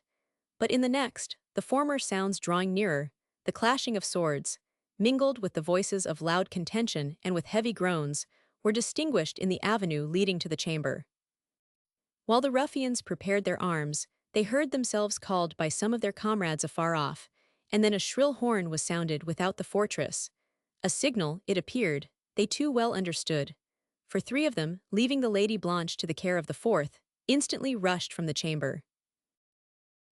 While Blanche, trembling and nearly fainting, was supplicating for release, she heard amid the tumult that approached the voice of Saint Foix, and she had scarcely renewed her shriek, when the door of the room was thrown open, and he appeared, much disfigured with blood and pursued by several ruffians. Blanche neither saw nor heard any more, her head swam, her sight failed, and she became senseless in the arms of the robber who had detained her. When she recovered, she perceived, by the gloomy light that trembled round her, that she was in the same chamber, but neither the Count Saint Foix nor any other person appeared, and she continued, for some time, entirely still and nearly in a state of stupefaction. But the dreadful images of the past returning, she endeavored to raise herself, that she might seek her friends, when a sullen groan, at a little distance, reminded her of Saint Foix and of the condition in which she had seen him enter this room. Then, starting from the floor by a sudden effort of horror, she advanced to the place whence the sound had proceeded, where a body was lying stretched upon the pavement, and where, by the glimmering light of a lamp, she discovered the pale and disfigured countenance of Saint Foix. Her horrors at that moment may be easily imagined. He was speechless, his eyes were half closed, and on the hand which she grasped in the agony of despair cold damps had settled. While she vainly repeated his name and called for assistance, steps approached, and a person entered the chamber, who, she soon perceived, was not the Count, her father. But what was her astonishment, when, supplicating him to give his assistance to Saint Foix, she discovered Ludovico. He scarcely paused to recognize her, but immediately bound up the wounds of the chevalier, and perceiving that he had fainted probably from loss of blood, ran for water. But he had been absent only a few moments, when Blanche heard other steps approaching, and while she was almost frantic with apprehension of the ruffians, the light of a torch flashed upon the walls, and then Count de Villefort appeared, with an affrighted countenance, and breathless with impatience, calling upon his daughter. At the sound of his voice she rose and ran to his arms, while he, letting fall the bloody sword he held, pressed her to his bosom in a transport of gratitude and joy, and then hastily inquired for Saint Foix, who now gave some signs of life. Ludovico soon after returning with water and brandy, the former was applied to his lips, and the latter to his temples and hands, and Blanche, at length, saw him unclose his eyes, and then heard him inquire for her. But the joy she felt, on this occasion, was interrupted by new alarms, when Ludovico said it would be necessary to remove Mons. Saint Foix immediately, and added, "The banditti that are out, my lord, were expected home, an hour ago, and they will certainly find us if we delay. That shrill horn, they know, is never sounded by their comrades but on most desperate occasions, and it echoes among the mountains for many leagues round. I have known them brought home by its sound even from the Pied de Melicant. Is anybody standing watch at the great gate, my lord?" "Nobody," replied the Count. "The rest of my people are now scattered about, I scarcely know where. Go, Ludovico, collect them together, and look out yourself, and listen if you hear the feet of mules."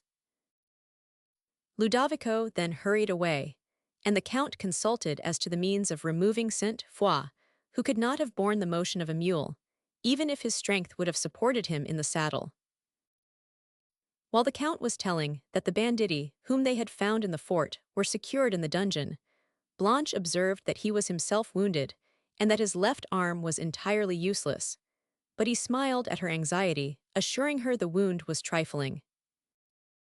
The Count's servants, except two who kept watch at the gate, now appeared, and soon after Ludovico. "I think I hear mules coming along the glen, my lord," said he, "but the roaring of the torrent below will not let me be certain. However, I have brought what will serve the chevalier," he added, showing a bear's skin, fastened to a couple of long poles, which had been adapted for the purpose of bringing home such of the banditti as happened to be wounded in their encounters. Ludovico spread it on the ground, and placing the skins of several goats upon it, made a kind of bed, into which the chevalier, who was however now much revived, was gently lifted, and the poles being raised upon the shoulders of the guides, whose footing among these steeps could best be depended upon, he was borne along with an easy motion. Some of the Count's servants were also wounded but not materially, and their wounds being bound up, they now followed to the great gate. As they passed along the hall, a loud tumult was heard at some distance, and Blanche was terrified. "It is only those villains in the dungeon, my lady," said Ludovico. "They seem to be bursting it open," said the Count. "No, my lord," replied Ludovico, "it has an iron door. We have nothing to fear from them, but let me go first, and look out from the rampart."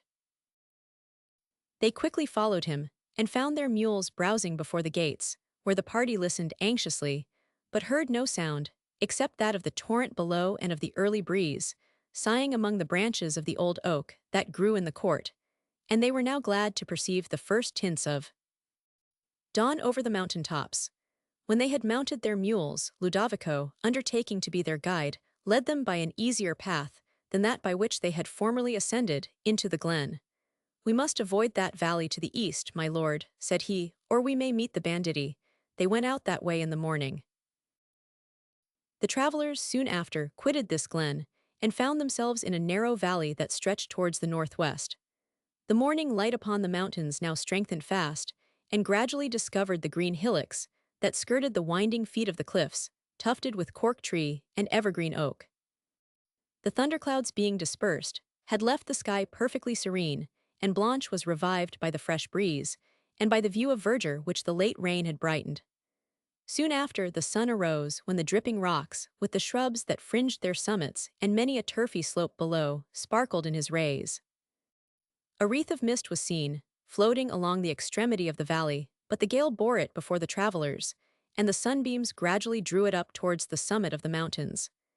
They had proceeded about a league, when St. Foix having complained of extreme faintness, they stopped to give him refreshment, and that the men who bore him might rest. Ludovico had brought from the fort some flasks of rich Spanish wine, which now proved a reviving cordial not only to St. Foix but to the whole party, though to him it gave only temporary relief, for it fed the fever that burned in his veins, and he could neither disguise in his countenance the anguish he suffered, nor suppress the wish that he was arrived at the inn, where they had designed to pass the preceding night. While they thus reposed themselves under the shade of the dark green pines, the Count desired Ludovico to explain shortly, by what means he had disappeared from the north apartment, how he came into the hands of the banditti, and how he had contributed so essentially to serve him and his family, for to him he justly attributed their present deliverance. Ludovico was going to obey him, when suddenly they heard the echo of a pistol shot from the way they had passed, and they rose in alarm, hastily to pursue their route. Chapter 13. Ah, why did fate his steps decoy? In stormy paths to Rome. Remote from all congenial joy. Betty. Emily, meanwhile, was still suffering anxiety as to the fate of Valancourt, but Teresa, having at length found a person whom she could entrust on her errand to the steward, informed her that the messenger would return on the following day, and Emily promised to be at the cottage, Teresa being too lame to attend her. In the evening, therefore, Emily set out alone for the cottage, with a melancholy foreboding concerning Valancourt, while perhaps the gloom of the hour might contribute to depress her spirits. It was a grey autumnal evening towards the close of the season. Heavy mists partially obscured the mountains, and a chilling breeze that sighed among the beech woods strewed her path with some of their last yellow leaves. These, circling in the blast and foretelling the death of the year, gave an image of desolation to her mind, and in her fancy seemed to announce the death of Valancourt. Of this she had indeed more than once so strong a presentiment that she was on the point of returning home, feeling herself unequal to an encounter with the certainty she anticipated, but contending with her emotions, she so far commanded them as to be able to proceed. While she walked mournfully on, gazing on the long volumes of vapor that poured upon the sky, and watching the swallows tossed along the wind, now disappearing among tempestuous clouds, and then emerging for a moment in circles upon the calmer air, the afflictions and vicissitudes of her late life seemed portrayed in these fleeting images. Thus had she been tossed upon the stormy sea of misfortune for the last year, with but short intervals of peace, if peace that could be called, which was only the delay of evils. And now, when she had escaped from so many dangers, was become independent of the will of those who had oppressed her, and found herself mistress of a large fortune now, when she might reasonably have expected happiness, she perceived that she was as distant from it as ever. She would have accused herself of weakness and ingratitude in thus suffering a sense of the various blessings she possessed to be overcome by that of a single misfortune, had this misfortune affected herself alone. But, when she had wept for Valancourt even as living, tears of compassion had mingled with those of regret, and while she lamented a human being degraded to vice, and consequently to misery, reason and humanity claimed these tears, and fortitude had not yet taught her to separate them from those of love. In the present moments, however, it was not the certainty of his guilt, but the apprehension of his death, of a death also, to which she herself, however innocently, appeared to have been in some degree instrumental, that oppressed her. This fear increased, as the means of certainty concerning it approached, and when she came within view of Teresa's cottage, she was so much disordered, and her resolution failed her so entirely, that, unable to proceed, she rested on a bank beside her path, where, as she sat, the wind that groaned sullenly among the lofty branches above seemed to her melancholy imagination to bear the sounds of distant lamentation, and in the pauses of the gust she still fancied she heard the feeble and far-off notes of distress. Attention convinced her that this was no more than fancy, but the increasing gloom, which seemed the sudden close of day, soon warned her to depart, and with faltering steps she again moved toward the cottage. Through the casement appeared the cheerful blaze of a wood fire, and Teresa, who had observed Emily approaching, was already at the door to receive her. "It is a cold evening, madam," said she. "Storms are coming on, and I thought you would like a fire. Do take this chair by the hearth." Emily, thanking her for this consideration, sat down, and then, looking in her face, on which the wood fire threw a gleam, she was struck with its expression, and unable to speak, sunk back in her chair with a countenance so full of woe, that Teresa instantly comprehended the occasion of it, but she remained silent. "Ah," said Emily at length, "it is unnecessary for me to ask the result of your inquiry. Your silence and that look sufficiently explain it. He is dead." "Alas, my dear young lady," replied Teresa, while tears filled her eyes, "this world is made up of trouble. The rich have their share as well as the poor, but we must all endeavor to bear what heaven pleases." "He is dead," then interrupted Emily. "Valancourt is dead." "Holiday, I fear he is," replied Teresa. "You fear," said Emily, "do you only fear?" "Alas, yes, madam, I fear he is. Neither the steward, nor any of the Eperville family, have heard of him since he left Languedoc, and the Count is in great affliction about him, for he says he was always punctual in writing, but that now he has not received a line from him since he left Languedoc. He appointed to be at home 3 weeks ago, but he has neither come nor written, and they fear some accident has befallen him. Alas, that ever I should live to cry for his death. I am old and might have died without being missed, but Emily was faint and asked for some water, and Teresa, alarmed by the voice in which she spoke, hastened to her assistance, and while she held the water to Emily's lips, continued, "My dear young mistress, do not take it so to heart. The Chevalier may be alive and well for all this. Let us hope the best." "Oh no, I cannot hope," said Emily. "I am acquainted with circumstances that will not suffer me to hope. I am somewhat better now, and can hear what you have to say. Tell me, I entreat, the particulars of what you know." "Stay till you are a little better, mademoiselle, you look sadly." "Oh no, Teresa, tell me all, while I have the power to hear it," said Emily. "Tell me all, I conjure you." "Well, madam, I will then, but the steward did not say much, for Richard says he seemed shy of talking about Mons. Valancourt, and what he gathered was from Gabriel, one of the servants, who said he had heard it from my lord's gentleman." "What did he hear?" said Emily. "Why, madam, Richard has but a bad memory, and could not remember half of it, and if I had not asked him a great many questions, I should have heard little indeed. But he says that Gabriel said that he and all the other servants were in great trouble about 1,000. Valancourt, for that he was such a kind young gentleman, they all loved him, as well as if he had been their own brother. And now, to think what was become of him.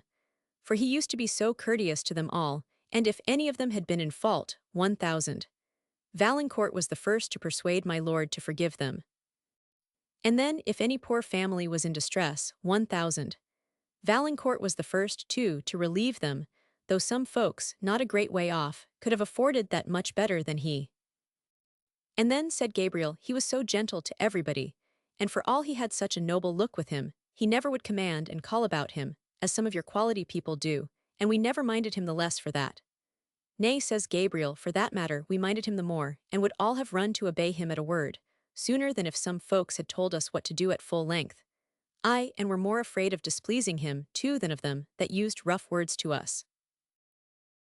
Emily, who no longer considered it to be dangerous to listen to praise, bestowed on Valancourt, did not attempt to interrupt Teresa, but sat, attentive to her words, though almost overwhelmed with grief. "My lord," continued Teresa, "frets about 1,000. Valancourt sadly, and the more because they say he had been rather harsh against him lately. Gabriel says he had it from my lord's valet, that 1,000. Valancourt had comported himself wildly at Paris, and had spent a great deal of money, more a great deal than my lord liked, for he loves money better than 1,000. Valancourt, who had been led astray sadly, nay, for that matter, 1,000. Valancourt had been put into prison at Paris, and my lord, says Gabriel, refused to take him out, and said he deserved to suffer. And when old Gregoire, the butler, heard of this, he actually bought a walking stick to take with him to Paris to visit his young master. But the next thing we hear is that 1,000. Valancourt is coming home.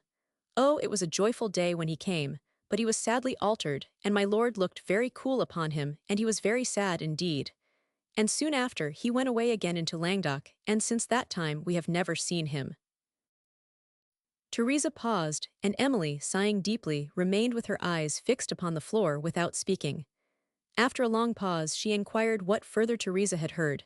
"Yet why should I ask?" she added. "What you have already told is too much. O Valancourt, thou art gone for ever gone, and I have murdered thee."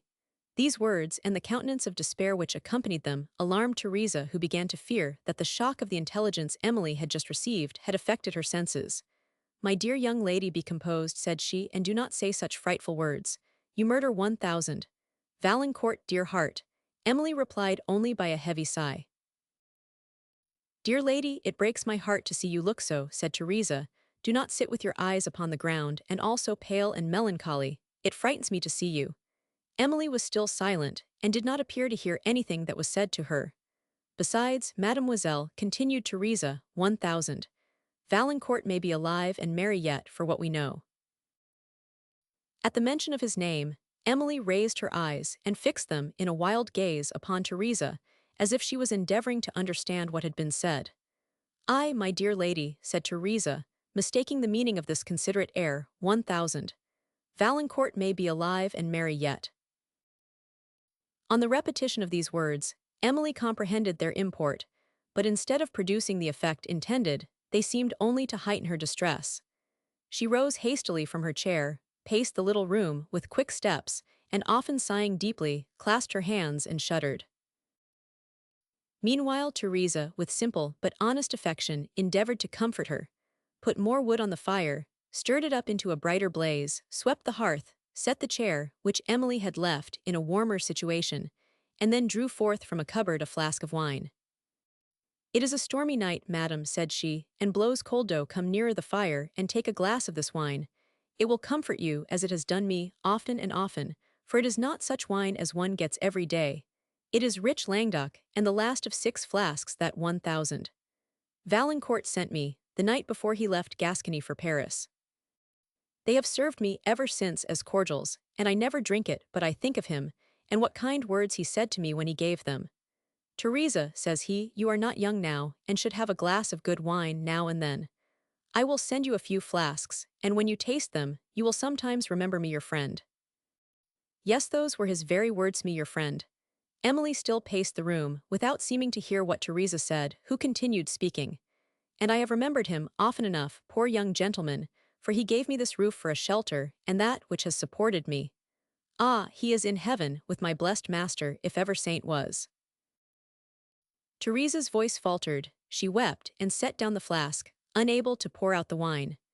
Her grief seemed to recall Emily from her own, who went towards her, but then stopped, and having gazed on her for a moment, turned suddenly away as if overwhelmed by the reflection that it was Valancourt, whom Teresa lamented. While she yet paced the room, the still, soft note of an oboe or flute was heard mingling with the blast, the sweetness of which affected Emily's spirits. She paused a moment in attention, the tender tones, as they swelled along the wind till they were lost again in the ruder gust, came with a plaintiveness that touched her heart, and she melted into tears. "I," said Teresa, drying her eyes, "there is Richard, our neighbour's son, playing on the oboe. It is sad enough to hear such sweet music now." Emily continued to weep without replying. He often plays of an evening, added Teresa, and sometimes the young folks dance to the sound of his oboe. But dear young lady, do not cry so, and pray take a glass of this wine, continued she, pouring some into a glass and handing it to Emily, who reluctantly took it. Taste it for 1,000. Valancourt's sake, said Teresa, as Emily lifted the glass to her lips, for he gave it me, you know, madam.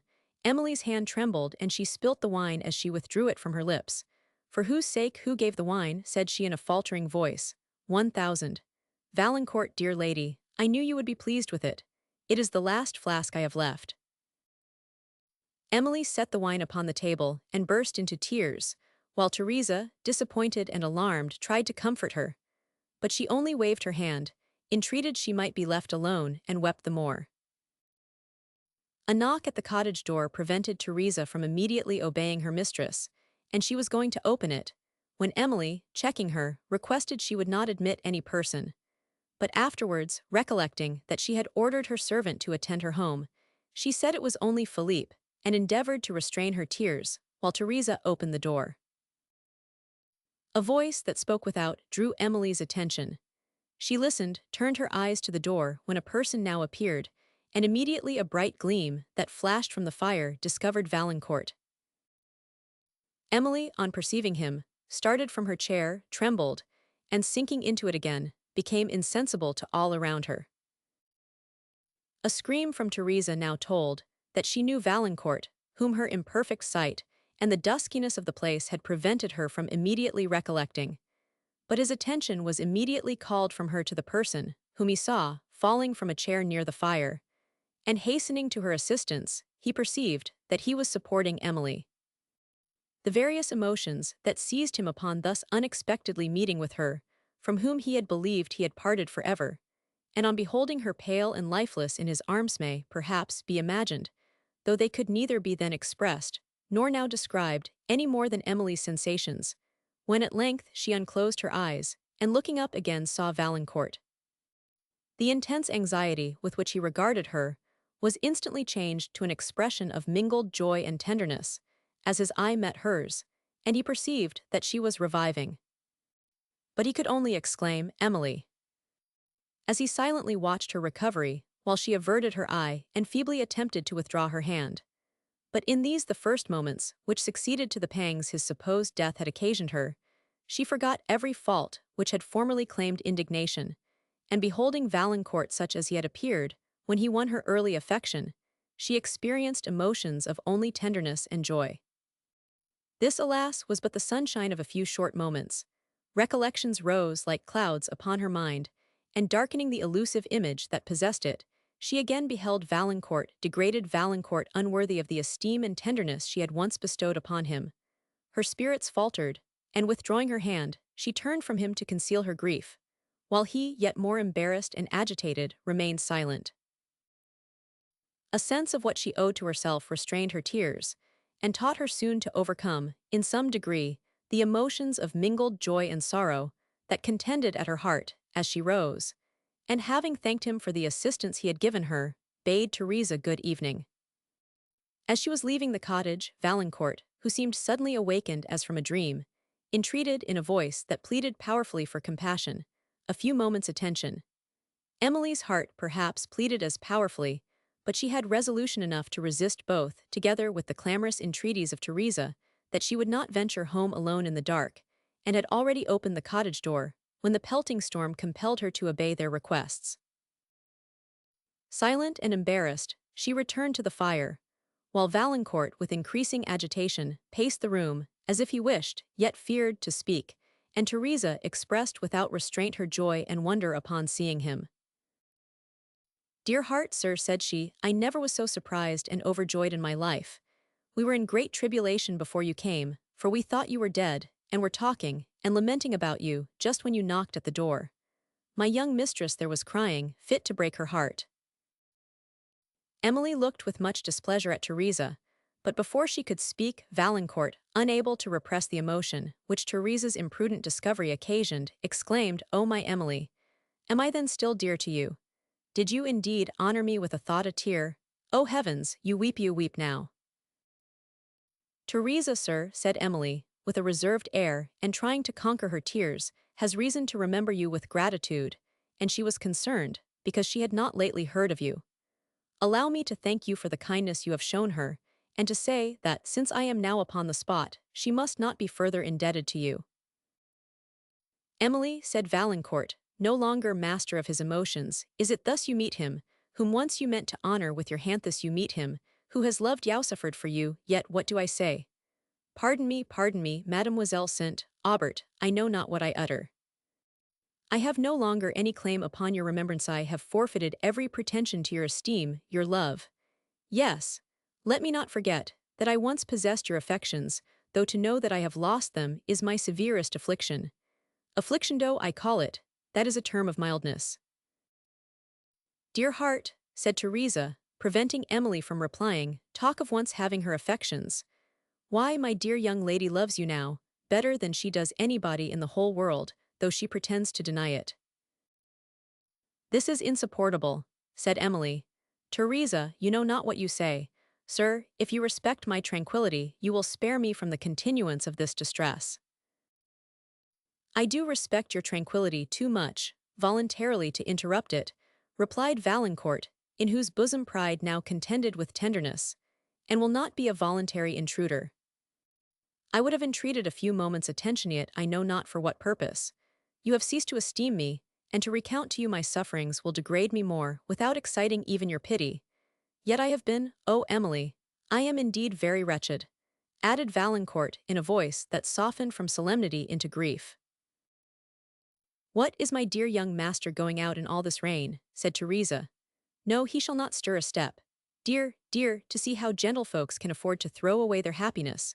Now, if you were poor people, there would be none of this. To talk of unworthiness, and not caring about one another, when I know there are not such a kind-hearted lady and gentleman in the whole province, nor any that love one another half so well, if the truth was spoken. Emily, in extreme vexation, now rose from her chair. I must be gone, said she. The storm is over. Stay, Emily, stay, Mademoiselle St. Aubert, said Valancourt, summoning all his resolution. I will no longer distress you by my presence. Forgive me that I did not sooner obey you, and if you can, sometimes, pity one who, in losing you has lost all hope of peace. May you be happy, Emily, however wretched I remain, happy as my fondest wish would have you.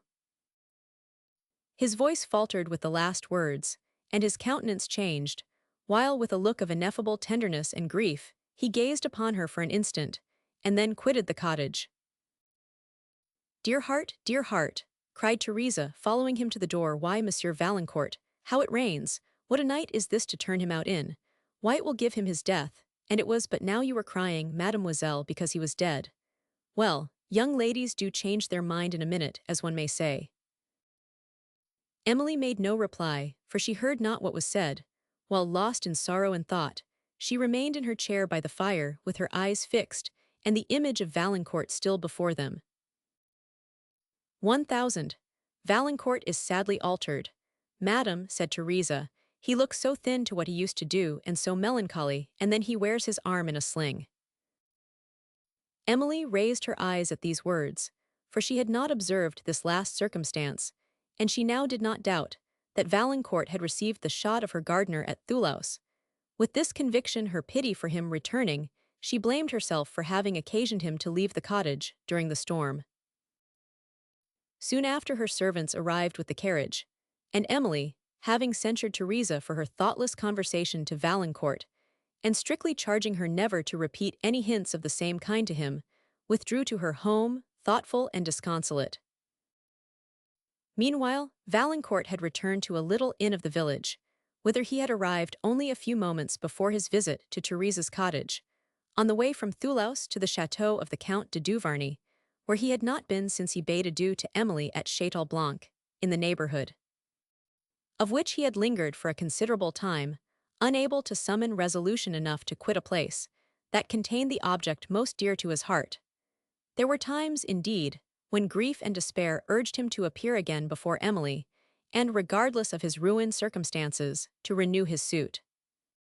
Pride, however, and the tenderness of his affection, which could not long endure the thought of involving her in his misfortunes, at length, so far triumphed over passion, that he relinquished this desperate design, and quitted Château Blanc.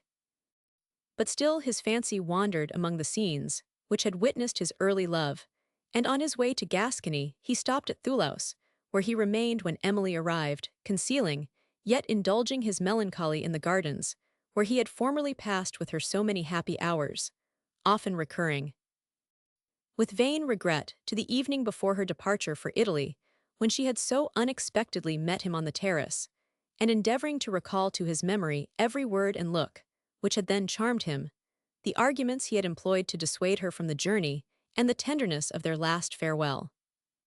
In such melancholy recollections he had been indulging, when Emily unexpectedly arrived to him on this very terrace, the evening after her arrival at Thoulouse. His emotions on thus seeing her can scarcely be imagined, but he so far overcame the first promptings of love that he forbore to discover himself and abruptly quitted the gardens. Still, however, the vision he had seen haunted his mind. He became more wretched than before, and the only solace of his sorrow was to return in the silence of the night, to follow the paths which he believed her steps had pressed during the day, and to watch round the habitation where she reposed. It was in one of these mournful wanderings that he had received by the fire of the gardener, who mistook him for a robber, a wound in his arm, which had detained him at Thoulouse till very lately, under the hands of a surgeon. There, regardless of himself and careless of his friends, whose late unkindness had urged him to believe that they were indifferent as to his fate, he remained, without informing them of his situation.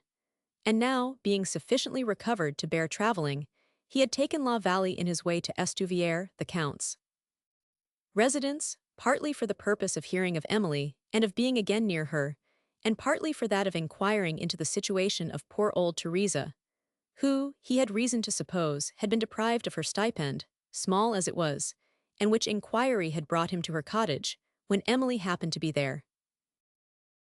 This unexpected interview, which had at once shown him the tenderness of her love and the strength of her resolution, renewed all the acuteness of the despair that had attended their former separation, and which no effort of reason could teach him in these moments to subdue. Her image, her look, the tones of her voice, all dwelt on his fancy, as powerfully as they had late appeared to his senses, and banished from his heart every emotion except those of love and despair. Before the evening concluded, he returned to Teresa's cottage, that he might hear her talk of Emily and be in the place where she had so lately been.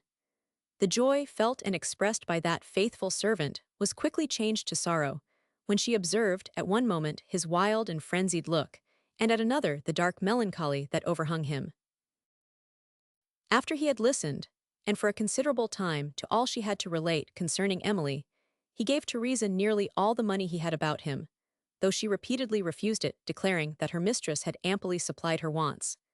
And then, drawing a ring of value from his finger, he delivered it her with a solemn charge to present it to Emily, of whom he entreated, as a last favor, that she would preserve it for his sake, and sometimes, when she looked upon it, remember the unhappy giver. Teresa wept as she received the ring, but it was more from sympathy than from any presentiment of evil, and before she could reply, Valancourt abruptly left the cottage. She followed him to the door, calling upon his name and entreating him to return, but she received no answer and saw him no more. Chapter 14. Call up him that left half told. The story of Cambuscan Bold. Milton. On the following morning, as Emily sat in the parlor adjoining the library, reflecting on the scene of the preceding night, Annette rushed wildly into the room, and without speaking, sunk breathless into a chair. It was some time before she could answer the anxious enquiries of Emily as to the occasion of her emotion, but at length she exclaimed, "I have seen his ghost, madam, I have seen his ghost." "Who do you mean?" said Emily with extreme impatience. "It came in from the hall, madam," continued Annette, "as I was crossing to the parlor." "Who are you speaking of?" repeated Emily, who came in from the hall. "It was dressed just as I have seen him, often and often," added Annette. "Ah, who could have thought?"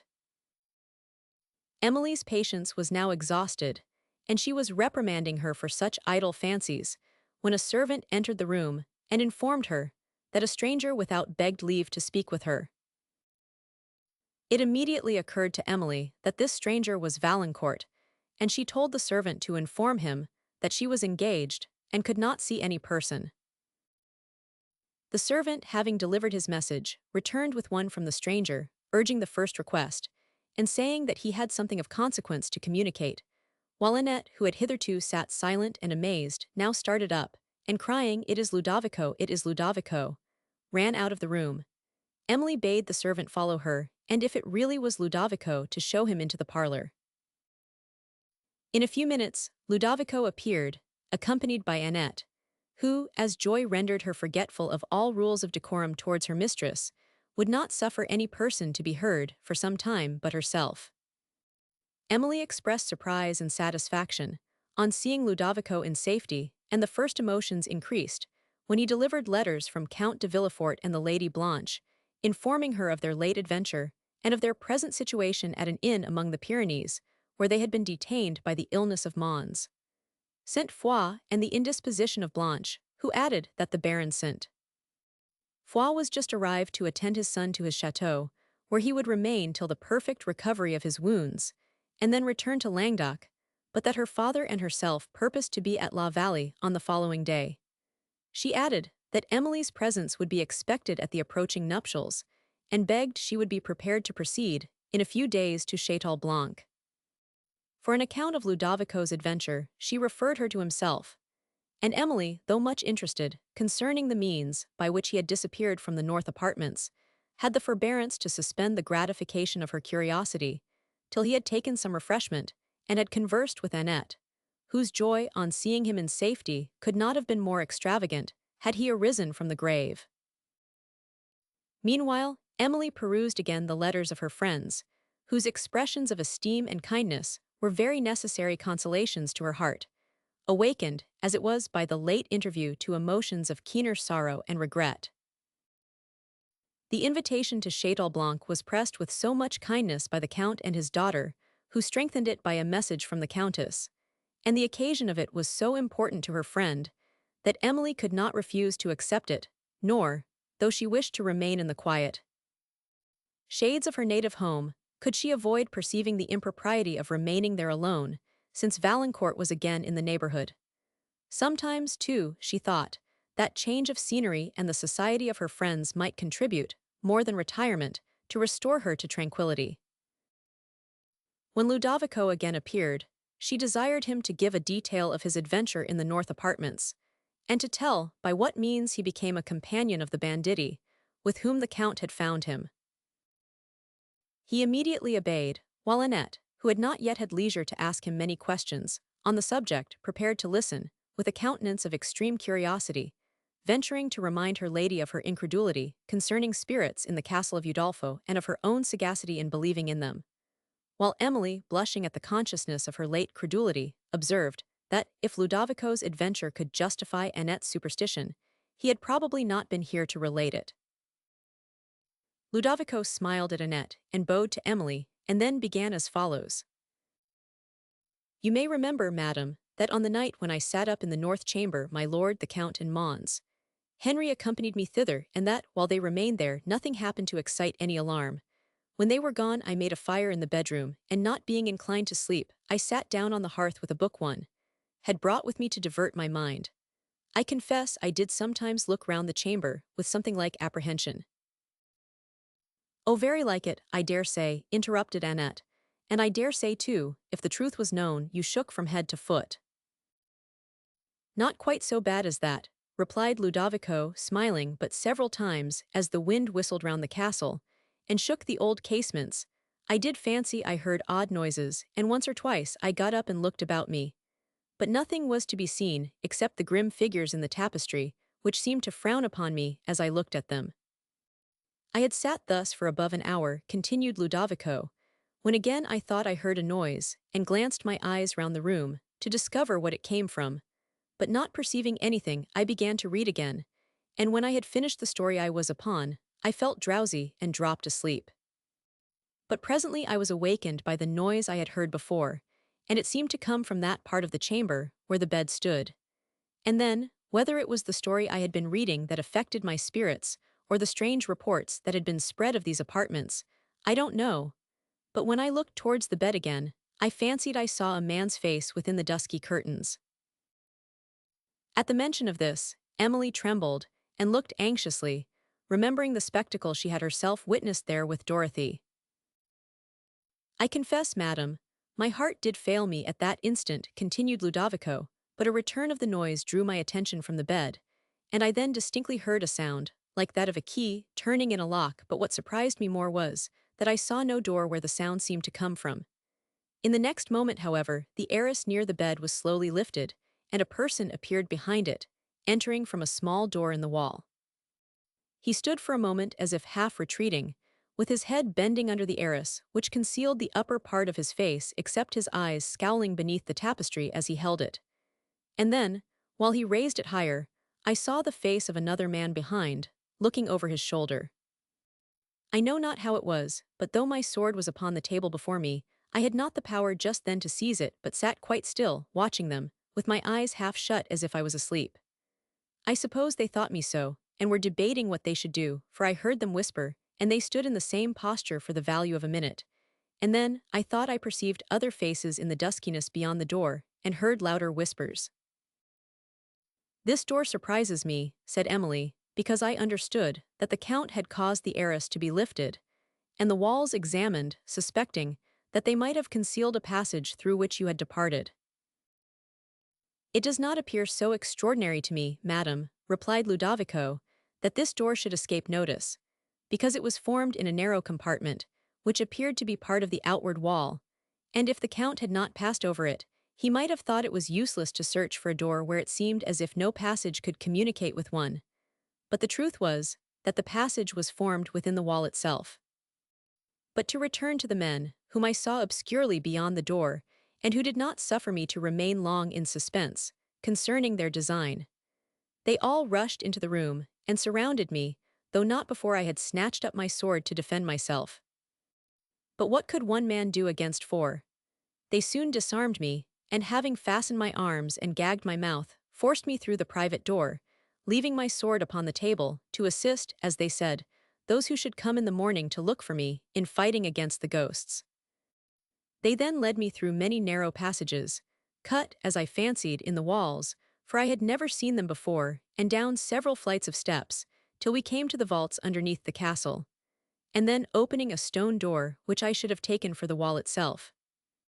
We went through a long passage, and down other steps cut in the solid rock, when another door delivered us into a cave.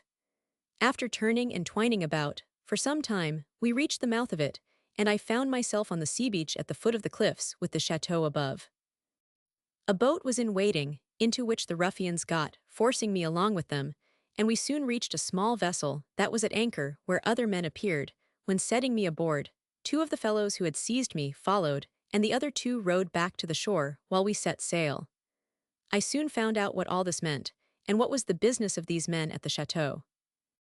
We landed in Roussillon, and after lingering several days about the shore, some of their comrades came down from the mountains, and carried me with them to the fort, where I remained till my lord so unexpectedly arrived, for they had taken good care to prevent my running away, having blindfolded me during the journey, and if they had not done this, I think I never could have found my road to any town, through the wild country we traversed. After I reached the fort I was watched like a prisoner, and never suffered to go out without 2 or 3 companions, and I became so weary of life that I often wished to get rid of it. "Well, but they let you talk," said Annette. "They did not gag you after they got you away from the château, so I don't see what reason there was to be so very weary of living, to say nothing about the chance you had of seeing me again." Ludovico smiled, and Emily also, who inquired what was the motive of these men for carrying him off. "I soon found out, madam," resumed Ludovico, "that they were pirates, who had during many years secreted their spoil in the vaults of the castle, which, being so near the sea, suited their purpose well. To prevent detection they had tried to have it believed that the château was haunted, and having discovered the private way to the north apartments, which had been shut up ever since the death of the Lady Marchioness, they easily succeeded. The housekeeper and her husband, who were the only persons that had inhabited the castle for some years, were so terrified by the strange noises they heard in the nights, that they would live there no longer. A report soon went abroad that it was haunted, and the whole country believed this the more readily, I suppose, because it had been said that the Lady Marchioness had died in a strange way, and because my lord never would return to the place afterwards. But why, said Emily, were not these pirates contented with the cavee, did they think it necessary to deposit their spoil in the castle? The cave, madam, replied Ludovico, was open to anybody, and their treasures would not long have remained undiscovered there, but in the vaults they were secure so long as the report prevailed of their being haunted. Thus then, it appears, that they brought at midnight the spoil they took on the seas, and kept it till they had opportunities of disposing of it to advantage. The pirates were connected with Spanish smugglers and banditti, who live among the wilds of the Pyrenees, and carry on various kinds of traffic, such as nobody would think of, and with this desperate horde of banditti I remained, till my lord arrived. I shall never forget what I felt. When I first discovered him I almost gave him up for lost. But I knew that, if I showed myself, the banditti would discover who he was, and probably murder us all, to prevent their secret in the château being detected. I therefore kept out of my lord's sight, but had a strict watch upon the ruffians, and determined, if they offered him or his family violence, to discover myself and fight for our lives. Soon after, I overheard some of them laying a most diabolical plan for the murder and plunder of the whole party, when I contrived to speak to some of my lord's attendants, telling them what was going forward, and we consulted what was best to be done.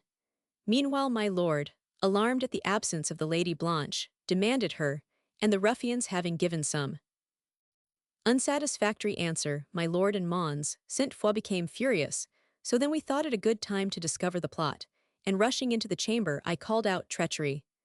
My lord Count, defend yourself.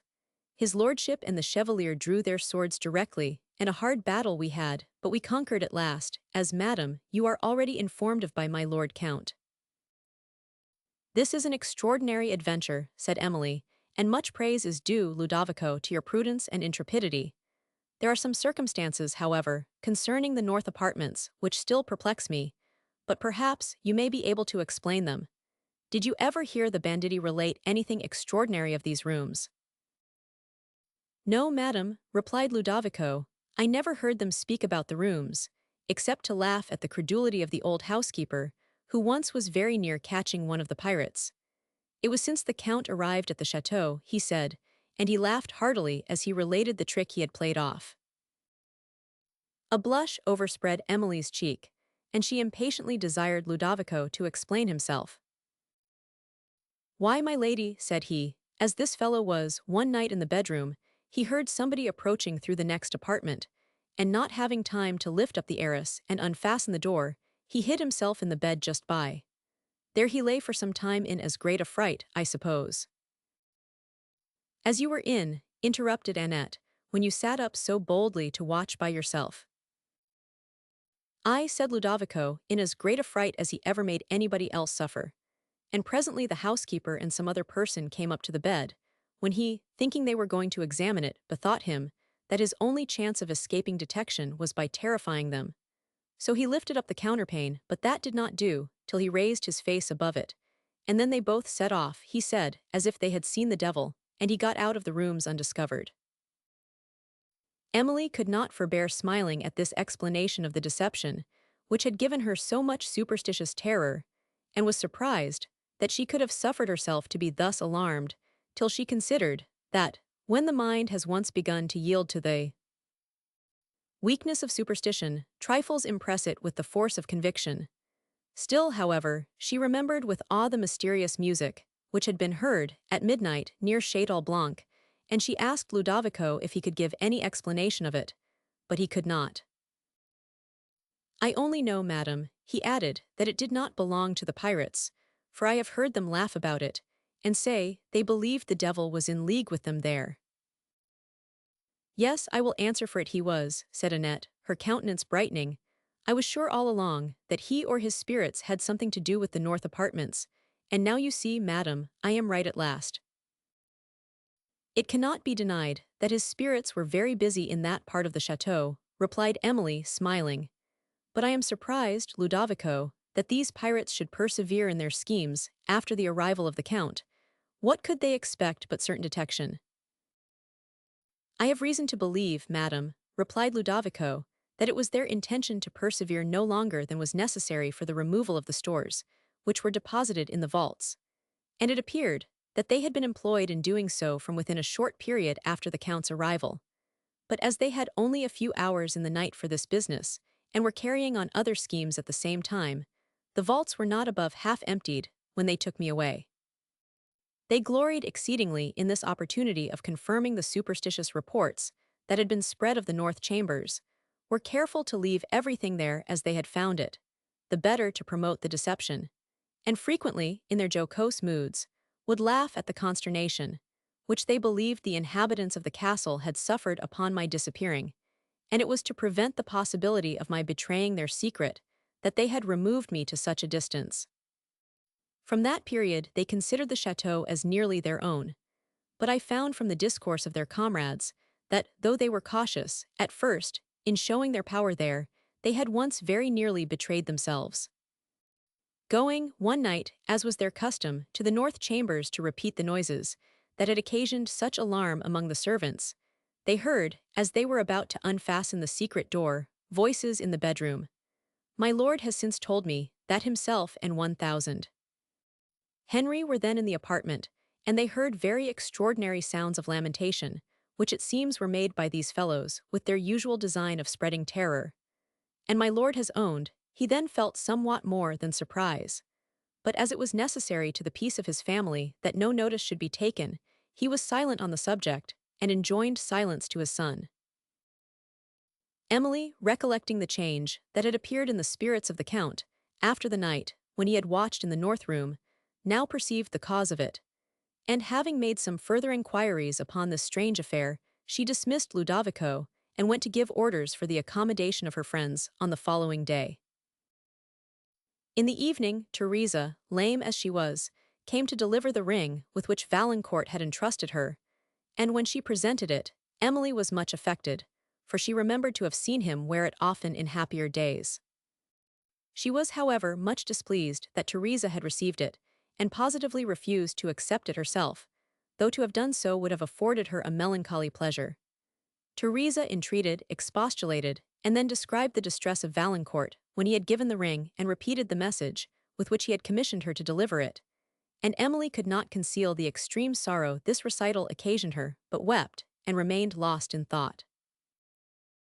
"Alas, my dear young lady," said Teresa, "why should all this be? I have known you from your infancy, and it may well be supposed I love you as if you were my own and wish as much to see you happy. 1,000. Valancourt, to be sure, I have not known so long, but then I have reason to love him as though he was my own son. I know how well you love one another, or why all this weeping and wailing."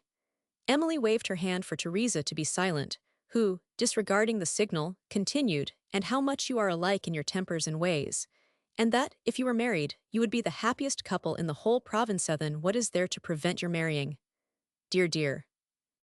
To see how some people fling away their happiness, and then cry and lament about it, just as if it was not their own doing, and as if there was more pleasure in wailing and weeping than in being at peace. Learning, to be sure, is a fine thing, but if it teaches folks no better than that, why I had rather be without it. If it would teach them to be happier, I would say something to it, then it would be learning and wisdom too." Age and long services had given Teresa a privilege to talk, but Emily now endeavored to check her loquacity, and though she felt the justness of some of her remarks, did not choose to explain the circumstances that had determined her conduct towards Valancourt. She therefore only told Teresa that it would much displease her to hear the subject renewed, that she had reasons for her conduct which she did not think it proper to mention, and that the ring must be returned with an assurance that she could not accept it with propriety, and at the same time she forbade Teresa to repeat any future message from Valancourt, as she valued her esteem and kindness. Teresa was afflicted, and made another attempt, though feeble, to interest her for Valancourt, but the unusual displeasure, expressed in Emily's countenance, soon obliged her to desist, and she departed in wonder and lamentation. To relieve her mind, in some degree, from the painful recollections that intruded upon it, Emily busied herself in preparations for the journey into Languedoc, and while Annette, who assisted her, spoke with joy and affection of the safe return of Ludovico, she was considering how she might best promote their happiness, and determined, if it appeared, that his affection was as unchanged as that of the simple and honest Annette, to give her a marriage portion and settle them on some part of her estate. These considerations led her to the remembrance of her father's paternal domain, which his affairs had formerly compelled him to dispose of to 1,000 Quesnel, and which she frequently wished to regain, because St. Aubert had lamented that the chief lands of his ancestors had passed into another family, and because they had been his birthplace and the haunt of his early years. To the estate at Thoulouse she had no peculiar attachment, and it was her wish to dispose of this, that she might purchase her paternal domains if 1,000 Quesnel could be prevailed on to part with them, which, as he talked much of living in Italy, did not appear very improbable. Chapter 15. Sweet is the breath of vernal shower. The bees collected treasures sweet. Sweet music's melting fall, but sweeter yet. The still, small voice of gratitude. Gray. On the following day, the arrival of her friend revived the drooping Emily, and La Vallée became once more the scene of social kindness and of elegant hospitality. Illness and the terror she had suffered had stolen from Blanche much of her sprightliness, but all her affectionate simplicity remained, and though she appeared less blooming, she was not less engaging than before. The unfortunate adventure on the Pyrenees had made the Count very anxious to reach home, and after little more than a week's stay at La Vallée, Emily prepared to set out with her friends for Languedoc, assigning the care of her house, during her absence, to Theresa. On the evening preceding her departure, this old servant brought again the ring of Valancourt, and with tears entreated her mistress to receive it, for that she had neither seen nor heard of 1,000 Valancourt since the night when he delivered it to her. As she said this, her countenance expressed more alarm than she dared to utter. But Emily, checking her own propensity to fear, considered that he had probably returned to the residence of his brother, and again refusing to accept the ring, bade Theresa preserve it, till she saw him, which, with extreme reluctance, she promised to do. On the following day, Count de Villefort with Emily and the Lady Blanche left La Vallée, and on the ensuing evening arrived at the Château Blanc, where the Countess, Henry, and 1,000 Dupont, whom Emily was surprised to find there, received them with much joy and congratulation. She was concerned to observe that the Count still encouraged the hopes of his friend, whose countenance declared that his affection had suffered no abatement from absence, and was much distressed when, on the second evening after her arrival, the Count, having withdrawn her from the Lady Blanche, with whom she was walking, renewed the subject of 1,000 Dupont's hopes.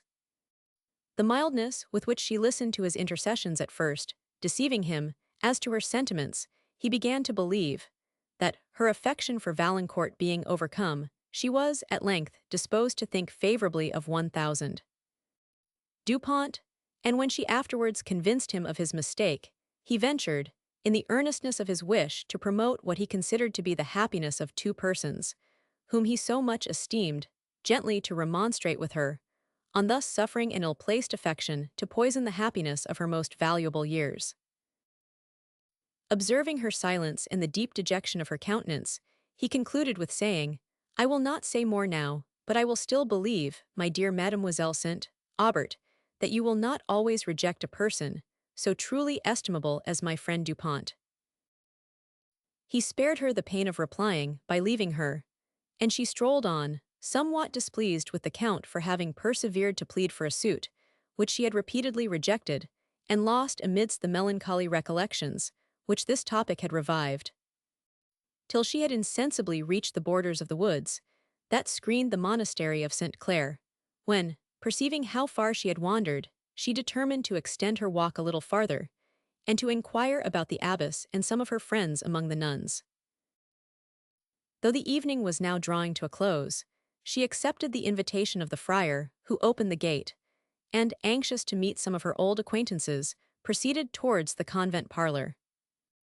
As she crossed the lawn that sloped from the front of the monastery towards the sea, she was struck with the picture of repose, exhibited by some monks, sitting in the cloisters, which extended under the brow of the woods that crowned this eminence, where, as they meditated, at this twilight hour, holy subjects, they sometimes suffered their attention to be relieved by the scene before them, nor thought it profane to look at nature, now that it had exchanged the brilliant colors of day for the sober hue of evening. Before the cloisters, however, spread an ancient chestnut, whose ample branches were designed to screen the full magnificence of a scene that might tempt the wish to worldly pleasures. But still, beneath the dark and spreading foliage, gleamed a wide extent of ocean and many a passing sail, while to the right and left, thick woods were seen stretching along the winding shores. So much as this had been admitted, perhaps, to give to the secluded votary an image of the dangers and vicissitudes of life, and to console him, now that he had renounced its pleasures, by the certainty of having escaped its evils. As Emily walked pensively along, considering how much suffering she might have escaped, had she become a votaress of the order, and remained in this retirement from the time of her father's death, the vesper bell struck up, and the monks retired slowly toward the chapel, while she, pursuing her way, entered the great hall, where an unusual silence seemed to reign. The parlor, too, which opened from it, she found vacant, but, as the evening bell was sounding, she believed the nuns had withdrawn into the chapel, and sat down to rest for a moment, before she returned to the château, where, however, the increasing gloom made her now anxious to be. Not many minutes had elapsed before a nun, entering in haste, inquired for the abbess, and was retiring without recollecting Emily when she made herself known, and then learned that a mass was going to be performed for the soul of Sister Agnes, who had been declining for some time, and who was now believed to be dying. Of her sufferings the sister gave a melancholy account, and of the horrors into which she had frequently started, but which had now yielded to a dejection so gloomy, that neither the prayers, in which she was joined by the sisterhood, nor the assurances of her confessor, had power to recall her from it, or to cheer her mind even with a momentary gleam of comfort. To this relation Emily listened with extreme concern, and recollecting the frenzied manners and the expressions of horror, which she had herself witnessed of Agnes, together with the history that Sister Frances had communicated, her compassion was heightened to a very painful degree. As the evening was already far advanced, Emily did not now desire to see her or to join in the mass, and after leaving many kind remembrances with the nun, for her old friends, she quitted the monastery and returned over the cliffs towards the château, meditating upon what she had just heard, till at length she forced her mind upon less interesting subjects. The wind was high, and as she drew near the château, she often paused to listen to its awful sound as it swept over the billows that beat below or groaned along the surrounding woods.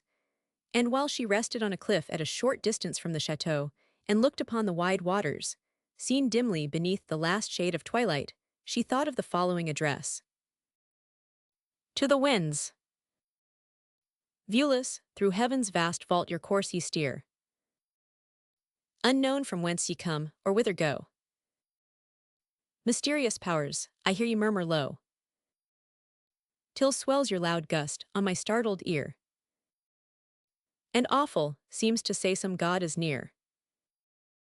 I love to list your midnight voices float in the dread storm that o'er the ocean rolls, and while their charm the angry wave controls, mix with its sullen roar and sink remote, then rising in the pause a sweeter note, the dirge of spirits who your deeds bewail. A sweeter note oft swells while sleeps the gale.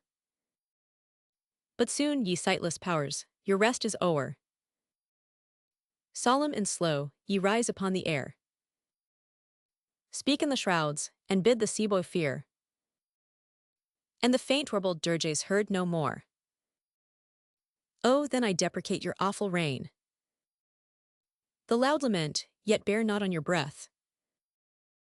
Bear not the crash of bark far on the main. Bear not the cry of men, who cry in vain. The crew's dread chorus sinking into death. Oh, give not these, ye powers, I ask alone. As rapt I climb these dark romantic steeps. The elemental war, the billows moan. I ask the still, sweet tear that listening fancy weeps. Chapter 16, Unnatural Deeds. Do breed unnatural troubles, infected minds. To their deaf pillows will discharge their secrets. More needs she the divine than the physician. Macbeth's. On the following evening, The view of the convent towers, rising among the shadowy woods, reminded Emily of the nun, whose condition had so much affected her. And anxious to know how she was, as well as to see some of her former friends, she and the Lady Blanche extended their walk to the monastery. At the gate stood a carriage, which from the heat of the horses appeared to have just arrived, but a more than common stillness pervaded the court and the cloisters, through which Emily and Blanche passed in their way to the great hall, where a nun, who was crossing to the staircase, replied to the inquiries of the former that Sister Agnes was still living and sensible, but that it was thought she could not survive the night. In the parlor, they found several of the boarders, who rejoiced to see Emily, and told her many little circumstances that had happened in the convent since her departure, and which were interesting to her only because they related to persons whom she had regarded with affection. While they thus conversed, the abbess entered the room and expressed much satisfaction at seeing Emily, but her manner was unusually solemn, and her countenance dejected. "Our house," said she, after the first salutations were over, "is truly a house of mourning. Good daughter is now paying the debt of nature. You have heard, perhaps, that our daughter Agnes is dying." Emily expressed her sincere concern. "Her death presents to us a great and awful lesson," continued the abbess. "Let us read it and profit by it. Let it teach us to prepare ourselves for the change that awaits us all.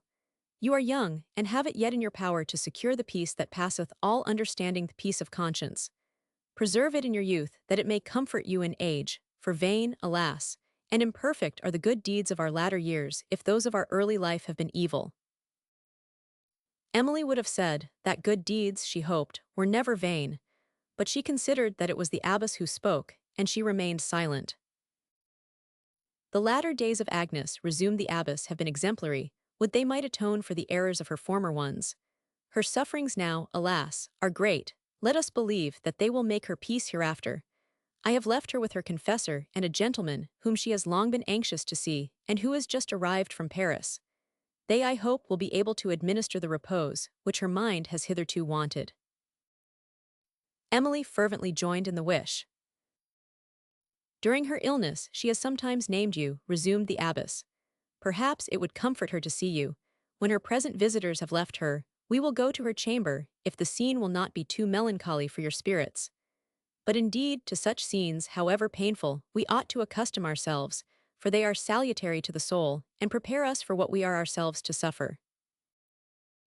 Emily became grave and thoughtful, for this conversation brought to her recollection the dying moments of her beloved father, and she wished once more to weep over the spot where his remains were buried. During the silence, which followed the abbess' speech, many minute circumstances attending his last hours occurred to her high's emotion on perceiving himself to be in the neighborhood of Château Blanche's request, to be interred in a particular spot, in the church of this monastery, and the solemn charge he had delivered to her to destroy certain papers, without examining them. She recollected also the mysterious and horrible words in those manuscripts, upon which her eye had involuntarily glanced, and though they now, and indeed, whenever she remembered them, revived an excess of painful curiosity concerning their full import and the motives for her father's command, it was ever her chief consolation that she had strictly obeyed him in this particular.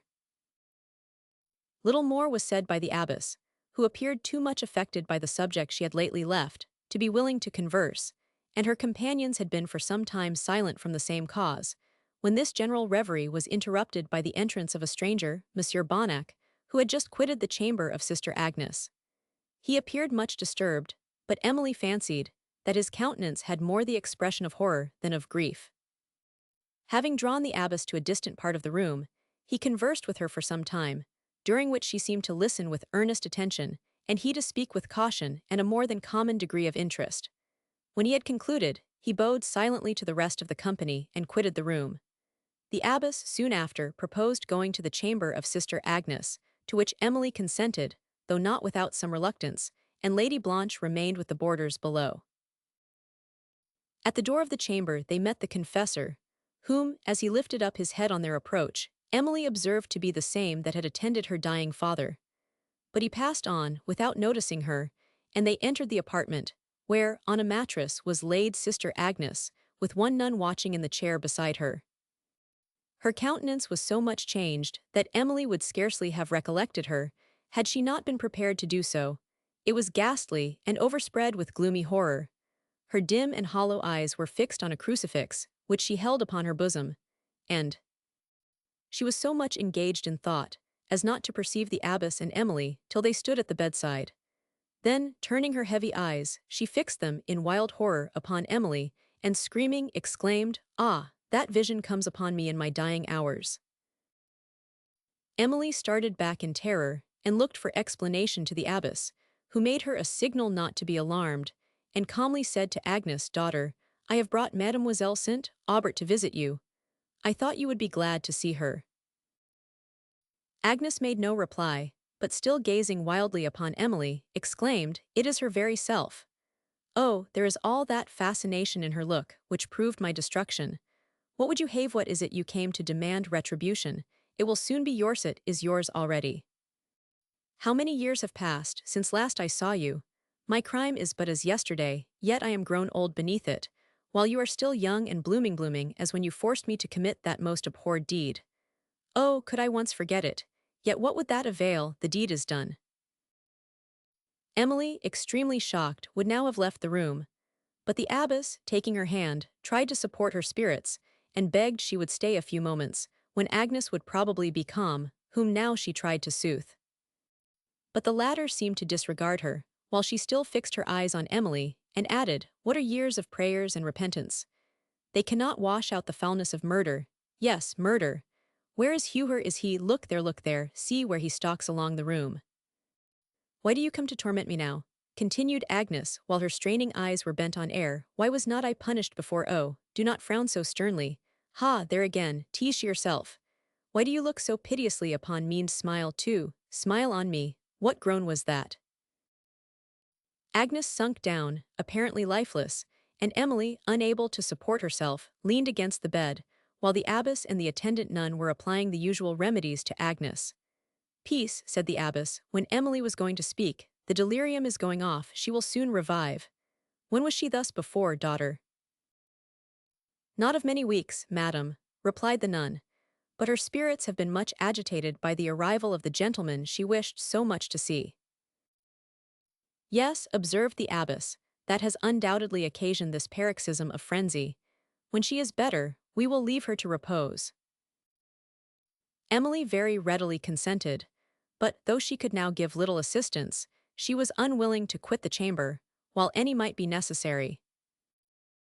When Agnes recovered her senses, she again fixed her eyes on Emily, but their wild expression was gone, and a gloomy melancholy had succeeded. It was some moments before she recovered sufficient spirits to speak. She then said feebly, "The likeness is wonderful, surely it must be something more than fancy. Tell me, I conjure you," she added, addressing Emily, "though your name is St. Aubert, are you not the daughter of the Marchioness?" "What Marchioness?" said Emily, in extreme surprise, for she had imagined, from the calmness of Agnes' manner, that her intellects were restored. The abbess gave her a significant glance, but she repeated the question. "What Marchioness?" exclaimed Agnes. "I know but of one Marchioness de Villeroy." Emily, remembering the emotion of her late father, upon the unexpected mention of this lady, and his request to be laid near to the tomb of the Villerois, now felt greatly interested, and she entreated Agnes to explain the reason of her question. The abbess would now have withdrawn Emily from the room, who being, however, detained by a strong interest, repeated her entreaties. "Bring me that casket, sister," said Agnes. "I will show her to you, yet you need only look in that mirror, and you will behold her. You surely are her daughter. Such striking resemblance is never found but among near relations." The nun brought the casket, and Agnes, having directed her how to unlock it, she took thence a miniature, in which Emily perceived the exact resemblance of the picture, which she had found among her late father's papers. Agnes held out her hand to receive it, gazed upon it earnestly for some moments in silence, and then, with a countenance of deep despair, threw up her eyes to heaven and prayed inwardly. When she had finished, she returned the miniature to Emily. "Keep it," said she, "I bequeath it to you, for I must believe it is your right. I have frequently observed the resemblance between you, but never, till this day, did it strike upon my conscience so powerfully. Stay, sister, do not remove the casket, there is another picture I would show." Emily trembled with expectation, and the abbess again would have withdrawn her. "Agnes is still disordered," said she. "You observe how she wanders. In these moods she says anything, and does not scruple, as you have witnessed, to accuse herself of the most horrible crimes." Emily, however, thought she perceived something more than madness in the inconsistencies of Agnes, whose mention of the Marchioness and production of her picture had interested her so much that she determined to obtain further information, if possible, respecting the subject of it. The nun returned with the casket, and Agnes pointing out to her a secret drawer, she took from it another miniature. "Here," said Agnes, as she offered it to Emily, "learn a lesson for your vanity at least. Look well at this picture, and see if you can discover any resemblance between what I was and what I am." Emily impatiently received the miniature, which her eyes had scarcely glanced upon. Before her trembling hands had nearly suffered it to fall, it was the resemblance of the portrait of Signora Laurentini, which she had formerly seen in the Castle of Udolpho lady, who had disappeared in so mysterious a manner, and whom Montoni had been suspected of having caused to be murdered. In silent astonishment, Emily continued to gaze alternately upon the picture and the dying nun, endeavoring to trace a resemblance between them, which no longer existed. "Why do you look so sternly on me?" said Agnes, mistaking the nature of Emily's emotion. "I have seen this face before," said Emily at length. "Was it really your resemblance?" "You may well ask that question," replied the nun, "but it was once esteemed a striking likeness of me. Look at me well, and see what guilt has made me. I then was innocent, the evil passions of my nature slept. Sister," added she solemnly, and stretching forth her cold, damp hand to Emily, who shuddered at its touch, "sister, beware of the first indulgence of the passions, beware of the first. Their course, if not checked then, is rapid, their force is uncontrollable. They lead us, we know not whither. They lead us perhaps to the commission of crimes, for which whole years of prayer and penitence cannot atone. Such may be the force of even a single passion, that it overcomes every other, and sears up every other approach to the heart. Possessing us like a fiend, it leads us on to the acts of a fiend, making us insensible to pity and to conscience. And when its purpose is accomplished, like a fiend, it leaves us to the torture of those feelings, which its power had suspended, not annihilated, to the tortures of compassion, remorse, and conscience. Then we awaken as from a dream, and perceive a new world around us. We gaze in astonishment and horror, but the deed is committed. Not all the powers of heaven and earth united can undo it, and the spectres of conscience will not fly. What a richest grandeur health itself, to the luxury of a pure conscience, the health of the soul, and what the sufferings of poverty, disappointment, despair, do the anguish of an afflicted one. Oh, how long is it since I knew that luxury! I believed that I had suffered the most agonizing pangs of human nature, in love, jealousy, and despair, but these pangs were ease, compared with the stings of conscience, which I have since endured. I tasted too what was called the sweet of revenge, but it was transient. It expired even with the object that provoked it. Remember, sister, that the passions are the seeds of vices as well as of virtues, from which either may spring, accordingly as they are nurtured. Unhappy they who have never been taught the art to govern them." "Alas, unhappy," said the abbess, "and ill-informed of our holy religion." Emily listened to Agnes in silent awe, while she still examined the miniature, and became confirmed in her opinion of its strong resemblance to the portrait at Udolpho. "This face is familiar to me," said she, wishing to lead the nun to an explanation, yet fearing to discover too abruptly her knowledge of Udolpho. "You are mistaken," replied Agnes. "You certainly never saw that picture before." "No," replied Emily, "but I have seen one extremely like it." "Impossible," said Agnes, who may now be called the Lady Laurentini. "It was in the Castle of Udolpho," continued Emily, looking steadfastly at her. "Of Udolpho," exclaimed Laurentini. "Of Udolpho in Italy." "The same," replied Emily. "You know me then," said Laurentini, "and you are the daughter of the Marchioness." Emily was somewhat surprised at this abrupt assertion. "I am the daughter of the late Mons. Saint Aubert," said she, "and the lady you name is an utter stranger to me." "At least you believe so," rejoined Laurentini. Emily asked what reasons there could be to believe otherwise. "The family likeness that you bear her," said the nun. "The Marchioness, it is known, was attached to a gentleman of Gascony at the time when she accepted the hand of the Marquis by the command of her father. Ill-fated, unhappy woman." Emily, remembering the extreme emotion which St. Aubert had betrayed on the mention of the Marchioness, would now have suffered something more than surprise, had her confidence in his integrity been less. As it was, she could not, for a moment, believe what the words of Laurentini insinuated. Yet she still felt strongly interested concerning them, and begged that she would explain them further. "Do not urge me on that subject," said the nun. "It is to me a terrible one. Would that I could blot it from my memory." She sighed deeply, and after the pause of a moment, asked Emily by what means she had discovered her name. "By your portrait in the Castle of Udolpho, to which this miniature bears a striking resemblance," replied Emily. "You have been at Udolpho, then?" said the nun, with great emotion.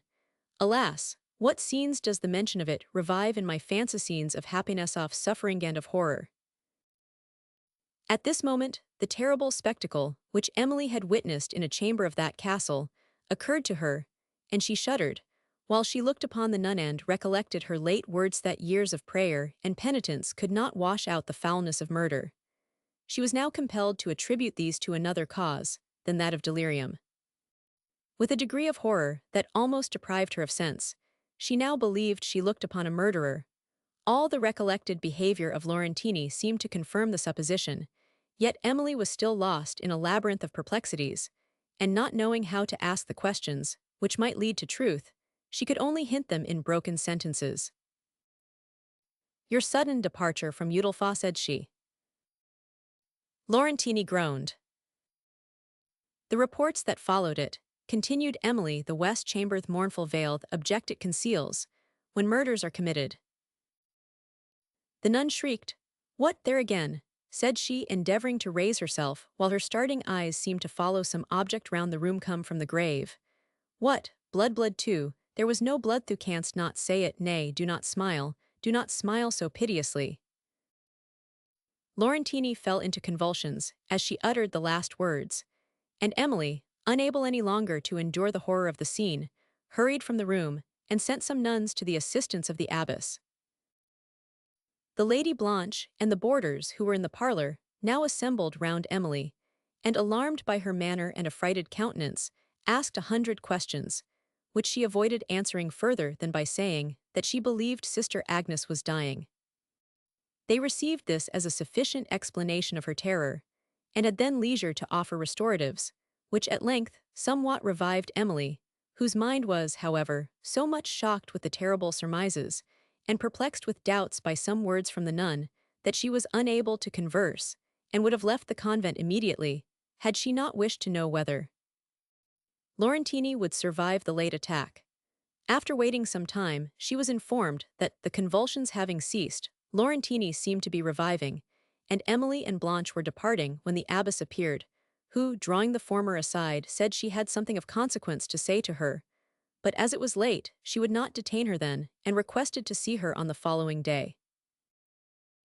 Emily promised to visit her, and having taken leave, returned with the Lady Blanche towards the château, on the way to which the deep gloom of the woods made Blanche lament that the evening was so far advanced, for the surrounding stillness and obscurity rendered her sensible of fear, though there was a servant to protect her, while Emily was too much engaged by the horrors of the scene she had just witnessed to be affected by the solemnity of the shades, otherwise than as they served to promote her gloomy reverie, from which, however, she was at length recalled by the Lady Blanche, who pointed out, at some distance, in the dusky path they were winding, 2 persons slowly advancing. It was impossible to avoid them without striking into a still more secluded part of the wood, whither the strangers might easily follow. But all apprehension vanished when Emily distinguished the voice of Mons Dupont, and perceived that his companion was the gentleman whom she had seen at the monastery, and who was now conversing with so much earnestness as not immediately to perceive their approach. When Dupont joined the ladies, the stranger took leave, and they proceeded to the château, where the Count, when he heard of Mons Bonnac, claimed him for an acquaintance, and on learning the melancholy occasion of his visit to Languedoc, and that he was lodged at a small inn in the village, begged the favor of Mons Dupont to invite him to the château. The latter was happy to do so, and the scruples of reserve which made 1,000 Bonnac hesitate to accept the invitation, being at length overcome, they went to the château, where the kindness of the count and the sprightliness of his son were exerted to dissipate the gloom that overhung the spirits of the stranger. 1,000 Bonnac was an officer in the French service, and appeared to be about 50. His figure was tall and commanding, his manners had received the last polish, and there was something in his countenance uncommonly interesting. For over features, which in youth must have been remarkably handsome, was spread a melancholy that seemed the effect of long misfortune, rather than of constitution or temper. The conversation he held during supper was evidently an effort of politeness, and there were intervals in which, unable to struggle against the feelings that depressed him, he relapsed into silence and abstraction, from which, however, the Count sometimes withdrew him in a manner so delicate and benevolent that Emily, while she observed him, almost fancied she beheld her late father. The party separated at an early hour, and then, in the solitude of her apartment, the scenes, which Emily had lately witnessed, returned to her fancy with dreadful energy. That in the dying nun she should have discovered Signora Laurentini, who, instead of having been murdered by Montoni, was, as it now seemed, herself guilty of some dreadful crime, excited both horror and surprise in a high degree. Nor did the hints which she had dropped, respecting the marriage of the Marchioness de Villeroy, and the inquiries she had made concerning Emily's birth, occasion her a less degree of interest, though it was of a different nature. The history, which Sister Frances had formerly related, and had said to be that of Agnes, it now appeared was erroneous. But for what purpose it had been fabricated, unless the more effectually to conceal the true story, Emily could not even guess. Above all, her interest was excited as to the relation which the story of the late Marchioness de Villeroy bore to that of her father. For that some kind of relation existed between them, the grief of St. Aubert, upon hearing her named, his request to be buried near her, and her picture, which had been found among his papers, certainly proved. Sometimes it occurred to Emily that he might have been the lover, to whom it was said the Marchioness was attached, when she was compelled to marry the Marquis de Villeroy. But that he had afterwards cherished a passion for her, she could not suffer herself to believe for a moment. The papers, which he had so solemnly enjoined her to destroy, she now fancied had related to this connection, and she wished more earnestly than before to know the reasons that made him consider the injunction necessary, which, had her faith in his principles been less, would have led to believe that there was a mystery in her birth dishonorable to her parents, which those manuscripts might have revealed. Reflections similar to these engaged her mind during the greater part of the night, and when at length she fell into a slumber, it was only to behold a vision of the dying nun, and to awaken in horrors like those she had witnessed. On the following morning, she was too much indisposed to attend her appointment with the abbess, and before the day concluded she heard that Sister Agnes was no more. Mons Bonnac received this intelligence with concern, but Emily observed that he did not appear so much affected now, as on the preceding evening, immediately after quitting the apartment of the nun, whose death was probably less terrible to him than the confession he had been then called upon to witness.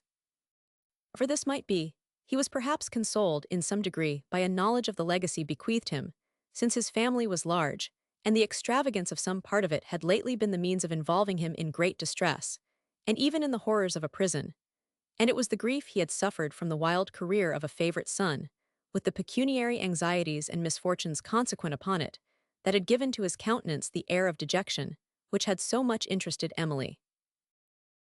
To his friend Mons Dupont he recited some particulars of his late sufferings when it appeared that he had been confined for several months in one of the prisons of Paris, with little hope of release, and without the comfort of seeing his wife, who had been absent in the country, endeavoring, though in vain, to procure assistance from his friends. When at length she had obtained an order for admittance, she was so much shocked at the change, which long confinement and sorrow had made in his appearance, that she was seized with fits, which, by their long continuance, threatened her life. Our situation affected those who happened to witness it, continued Mons. Bonnac, and one generous friend, who was in confinement at the same time, afterwards employed the first moments of his liberty in efforts to obtain mine. He succeeded, the heavy debt that oppressed me was discharged, and when I would have expressed my sense of the obligation I had received, my benefactor was fled from my search. I have reason to believe he was the victim of his own generosity, and that he returned to the state of confinement from which he had released me, but every inquiry after him was unsuccessful. Amiable and unfortunate Valancourt. Valancourt, exclaimed Mons, Dupont, of what family? The Valancourts, Counts Duverney, replied Mons, Bonnac. The emotion of Mons. Dupont, when he discovered the generous benefactor of his friend to be the rival of his love, can only be imagined, but having overcome his first surprise, he dissipated the apprehensions of Mons. Bonnac, by acquainting him that Valancourt was at liberty, and had lately been in Languedoc, after which his affection for Emily prompted him to make some inquiries respecting the conduct of his rival during his stay at Paris, of which 1,000. Bonnac appeared to be well informed.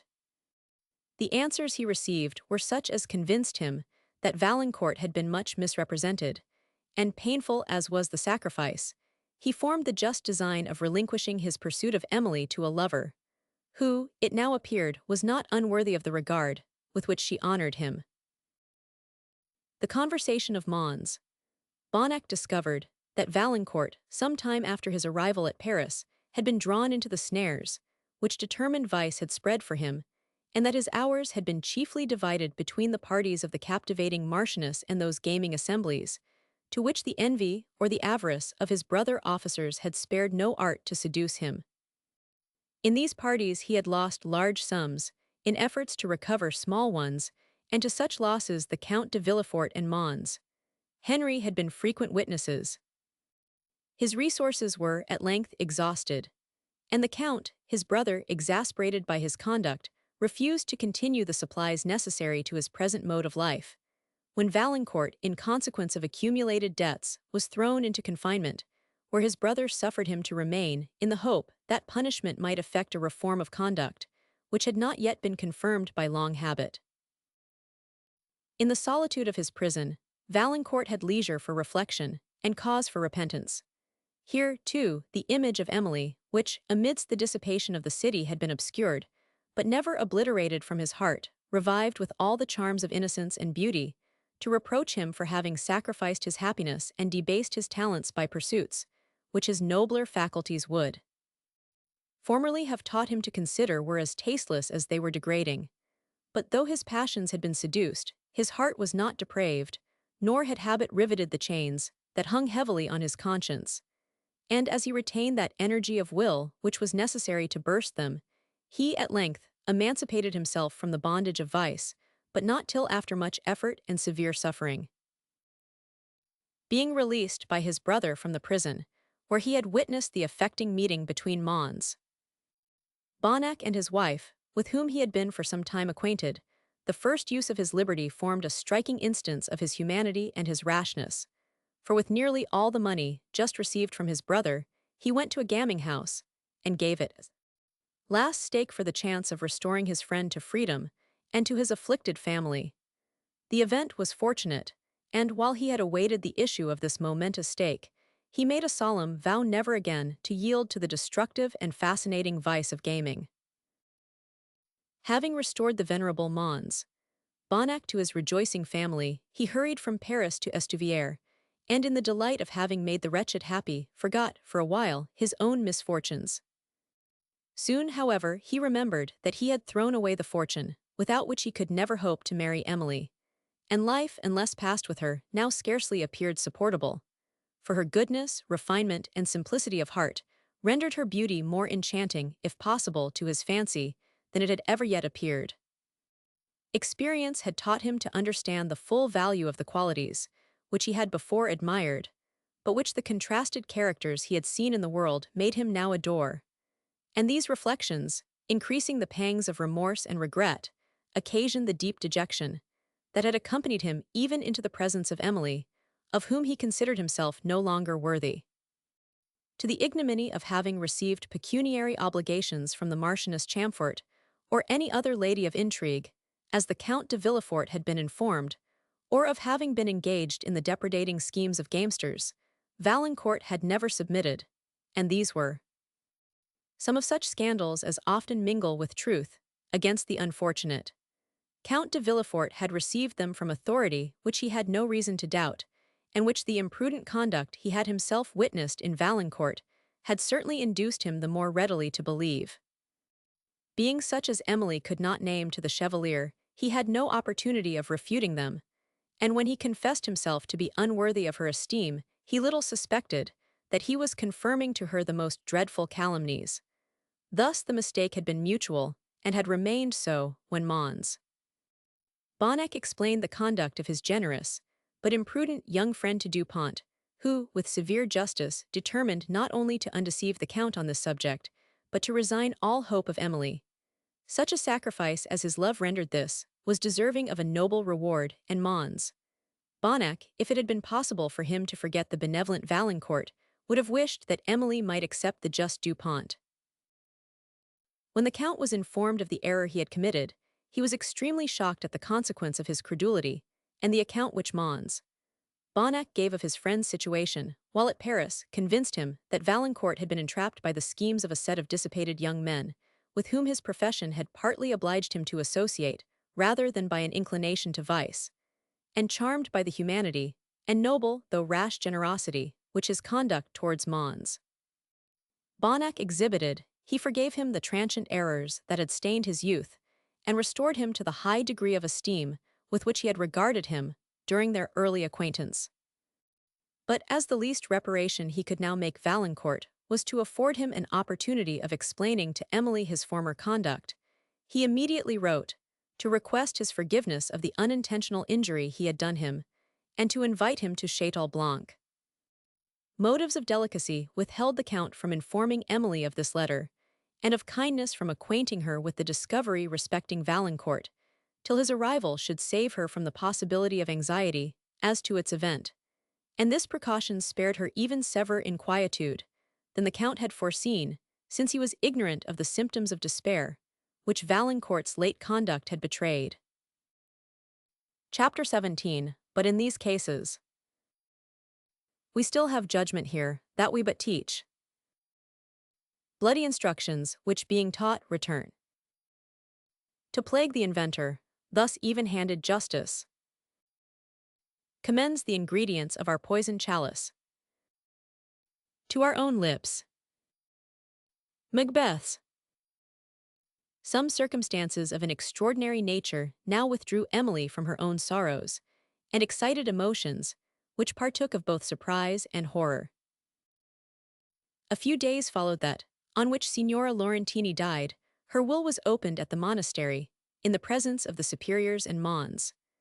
Bonnac, when it was found, that 1/3 of her personal property was bequeathed to the nearest surviving relative of the late Marchioness de Villeroy, and that Emily was the person. With the secret of Emily's family, the abbess had long been acquainted, and it was in observance of the earnest request of St. Aubert, who was known to the friar, that attended him on his deathbed, that his daughter had remained in ignorance of her relationship to the Marchioness. But some hints, which had fallen from Signora Laurentini during her last interview with Emily, and a confession of a very extraordinary nature, given in her dying hours, had made the abbess think it necessary to converse with her young friend on the topic she had not before ventured to introduce, and it was for this purpose that she had requested to see her on the morning that followed her interview with the nun. Emily's indisposition had then prevented the intended conversation, but now, after the will had been examined, she received a summons, which she immediately obeyed, and became informed of circumstances that powerfully affected her. As the narrative of the abbess was, however, deficient in many particulars, of which the reader may wish to be informed, and the history of the nun is materially connected with the fate of the Marchioness de Villeroy, we shall omit the conversation that passed in the parlor of the convent, and mingle with our relation a brief history of Laurentini de Udolpho, who was the only child of her parents, and heiress of the ancient house of Udolpho in the territory of Venice. It was the first misfortune of her life, and that which led to all her succeeding misery, that the friends, who ought to have restrained her strong passions, and mildly instructed her in the art of governing them, nurtured them by early indulgence. But they cherished their own failings in her, for their conduct was not the result of rational kindness, and when they either indulged or opposed the passions of their child, they gratified their own. Thus they indulged her with weakness, and reprehended her with violence. Her spirit was exasperated by their vehemence, instead of being corrected by their wisdom, and their oppositions became contest for victory, in which the due tenderness of the parents and the affectionate duties of the child were equally forgotten. But, as returning fondness disarmed the parents' resentment soonest, Laurentini was suffered to believe that she had conquered, and her passions became stronger by every effort that had been employed to subdue them. The death of her father and mother in the same year left her to her own discretion, under the dangerous circumstances attendant on youth and beauty. She was fond of company, delighted with admiration, yet disdainful of the opinion of the world, when it happened to contradict her inclinations, had a gay and brilliant wit, and was mistress of all the arts of fascination. Her conduct was such as might have been expected, from the weakness of her principles and the strength of her passions. Among her numerous admirers was the late Marquis de Villeroi, who, on his tour through Italy, saw Laurentini at Venice, where she usually resided, and became her passionate adorer. Equally captivated by the figure and accomplishments of the Marquis, who was at that period one of the most distinguished noblemen of the French court, she had the art so effectually to conceal from him the dangerous traits of her character and the blemishes of her late conduct, that he solicited her hand in marriage. Before the nuptials were concluded, she retired to the Castle of Udolpho, whither the Marquis followed, and where her conduct, relaxing from the propriety which she had lately assumed, discovered to him the precipice on which he stood. A minuter inquiry than he had before thought it necessary to make convinced him that he had been deceived in her character, and she, whom he had designed for his wife, afterwards became his mistress. Having passed some weeks at Udolpho, he was called abruptly to France, whither he returned with extreme reluctance, for his heart was still fascinated by the arts of Laurentini, with whom, however, he had on various pretenses delayed his marriage. But to reconcile her to this separation, he now gave repeated promises of returning to conclude the nuptials, as soon as the affair, which thus suddenly called him to France, should permit. Soothed in some degree by these assurances, she suffered him to depart, and soon after her relative, Montoni, arriving at Udolpho, renewed the addresses, which she had before refused, and which she now again rejected. Meanwhile, her thoughts were constantly with the Marquis de Villeroi, for whom she suffered all the delirium of Italian love, cherished by the solitude to which she confined herself, for she had now lost all taste for the pleasures of society and the gaiety of amusement. Her only indulgences were to sigh and weep over a miniature of the Marquis, to visit the scenes that had witnessed their happiness, to pour forth her heart to him in writing, and to count the weeks, the days, which must intervene before the period that he had mentioned as probable for his return. But this period passed without bringing him, and week after week followed in heavy and almost intolerable expectation. During this interval, Laurentini's fancy, occupied incessantly by one idea, became disordered, and her whole heart being devoted to one object, life became hateful to her, when she believed that object lost. Several months passed, during which she heard nothing from the Marquis de Villeroi, and her days were marked, at intervals, with the frenzy of passion and the sullenness of despair. She secluded herself from all visitors and sometimes remained in her apartment, for weeks together, refusing to speak to every person except her favorite female attendant, writing scraps of letters, reading again and again those she had received from the Marquis, weeping over his picture, and speaking to it for many hours, upbraiding, reproaching, and caressing it alternately. At length, a report reached her that the Marquis had married in France, and after suffering all the extremes of love, jealousy, and indignation, she formed the desperate resolution of going secretly to that country, and if the report proved true, of attempting a deep revenge. To her favorite woman only she confided the plan of her journey, and she engaged her to partake of it. Having collected her jewels, which, descending to her from many branches of her family, were of immense value, and all her cash to a very large amount, they were packed in a trunk, which was privately conveyed to a neighboring town, whither Laurentini, with this only servant, followed, and thence proceeded secretly to Leghorn, where they embarked for France. When on her arrival in Languedoc, she found that the Marquis de Villeroy had been married. For some months, her despair almost deprived her of reason, and she alternately projected and abandoned the horrible design of murdering the Marquis, his wife, and herself. At length she contrived to throw herself in his way, with an intention of reproaching him for his conduct and of stabbing herself in his presence. But when she again saw him, who so long had been the constant object of her thoughts and affections, resentment yielded to love, her resolution failed. She trembled with the conflict of emotions that assailed her heart and fainted away. The Marquis was not proof against her beauty and sensibility. All the energy with which he had first loved returned, for his passion had been resisted by prudence, rather than overcome by indifference. And since the honor of his family would not permit him to marry her, he had endeavored to subdue his love, and had so far succeeded as to select the then Marchioness for his wife, whom he loved at first with a tempered and rational affection. But the mild virtues of that amiable lady did not recompense him for her indifference, which appeared, notwithstanding her efforts to conceal it, and he had, for some time, suspected that her affections were engaged by another person, when Laurentini arrived in Languedoc. This artful Italian soon perceived that she had regained her influence over him, and, soothed by the discovery, she determined to live, and to employ all her enchantments to win his consent to the diabolical deed, which she believed was necessary to the security of her happiness.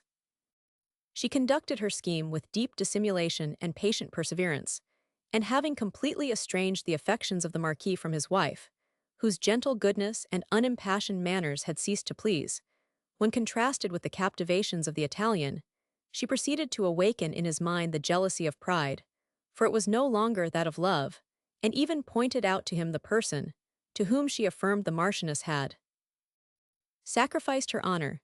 But Laurentini had first extorted from him a solemn promise to forbear avenging himself upon his rival.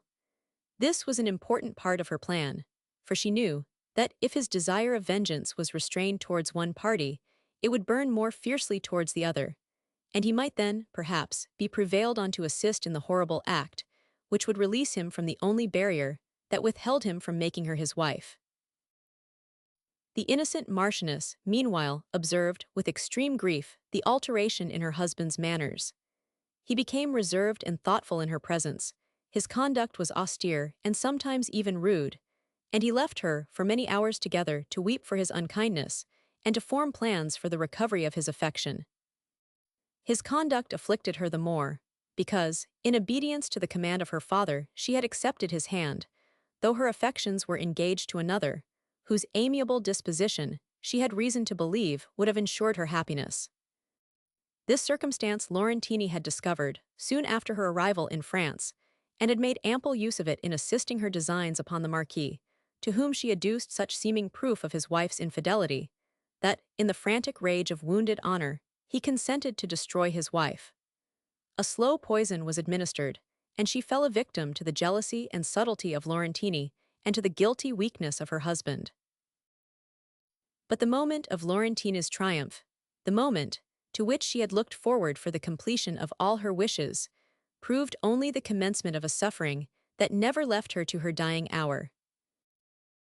The passion of revenge, which had in part stimulated her to the commission of this atrocious deed, died, even at the moment when it was gratified, and left her to the horrors of unavailing pity and remorse, which would probably have empoisoned all the years she had promised herself with the Marquis de Villeroy, had her expectations of an alliance with him been realized. But he, too, had found the moment of his revenge to be that of remorse, as to himself, and detestation, as to the partner of his crime. The feeling which he had mistaken for conviction was no more, and he stood astonished and aghast that no proof remained of his wife's infidelity now, that she had suffered the punishment of guilt. Even when he was informed that she was dying, he had felt suddenly and unaccountably reassured of her innocence, nor was the solemn assurance she made him in her last hour capable of affording him a stronger conviction of her blameless conduct. In the first horrors of remorse and despair, he felt inclined to deliver up himself and the woman, who had plunged him into this abyss of guilt, into the hands of justice. But when the paroxysm of his suffering was over, his intention changed. Laurentini, however, he saw only once afterwards, and that was to curse her as the instigator of his crime, and to say that he spared her life only on condition that she passed the rest of her days in prayer and penance.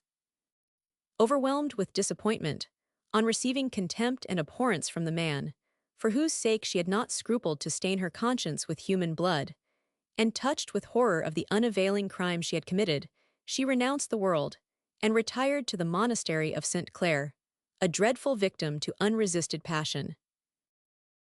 The Marquis, immediately after the death of his wife, quitted Château Blanc, to which he never returned, and endeavored to lose the sense of his crime amidst the tumult of war or the dissipations of a capital. But his efforts were vain. A deep dejection hung over him ever after, for which his most intimate friend could not account, and he at length died with a degree of horror nearly equal to that which Laurentini had suffered. The physician, who had observed the singular appearance of the unfortunate Marchioness after death, had been bribed to silence, and, as the surmises of a few of the servants had proceeded no further than a whisper, the affair had never been investigated. Whether this whisper ever reached the father of the Marchioness, and if it did, whether the difficulty of obtaining proof deterred him from prosecuting the Marquis de Villeroy, is uncertain. But her death was deeply lamented by some part of her family, and particularly by her brother, 1000. St. Aubert, for that was the degree of relationship which had existed between Emily's father and the Marchioness, and there is no doubt that he suspected the manner of her death.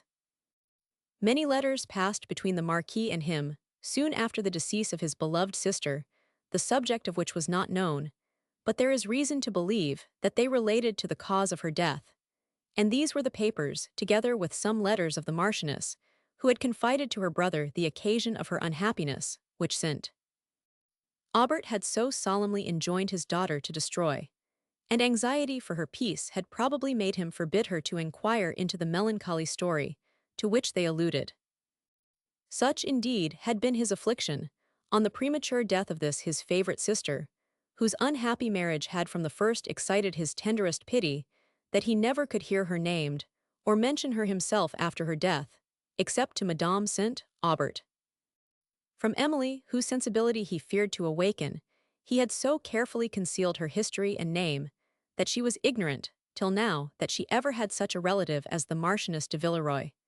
And from this motive he had enjoined silence to his only surviving sister, Madame Charon, who had scrupulously observed his request.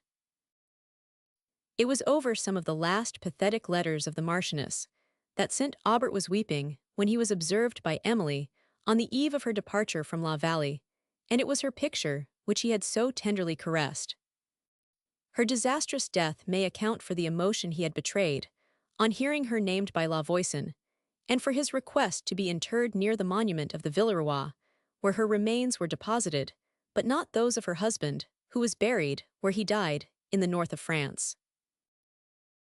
The confessor who attended St. Aubert in his last moments recollected him to be the brother of the late Marchioness, when St. Aubert, from tenderness to Emily, had conjured him to conceal the circumstance, and to request that the abbess, to whose care he particularly recommended her, would do the same, a request which had been exactly observed.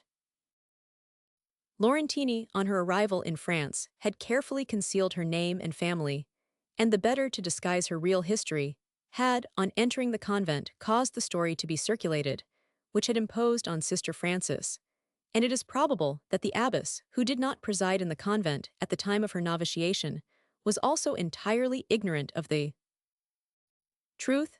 The deep remorse that seized on the mind of Laurentini, together with the sufferings of disappointed passion, for she still loved the Marquis, again unsettled her intellects, and after the first paroxysms of despair were past, a heavy and silent melancholy had settled upon her spirits, which suffered few interruptions from fits of frenzy till the time of her death.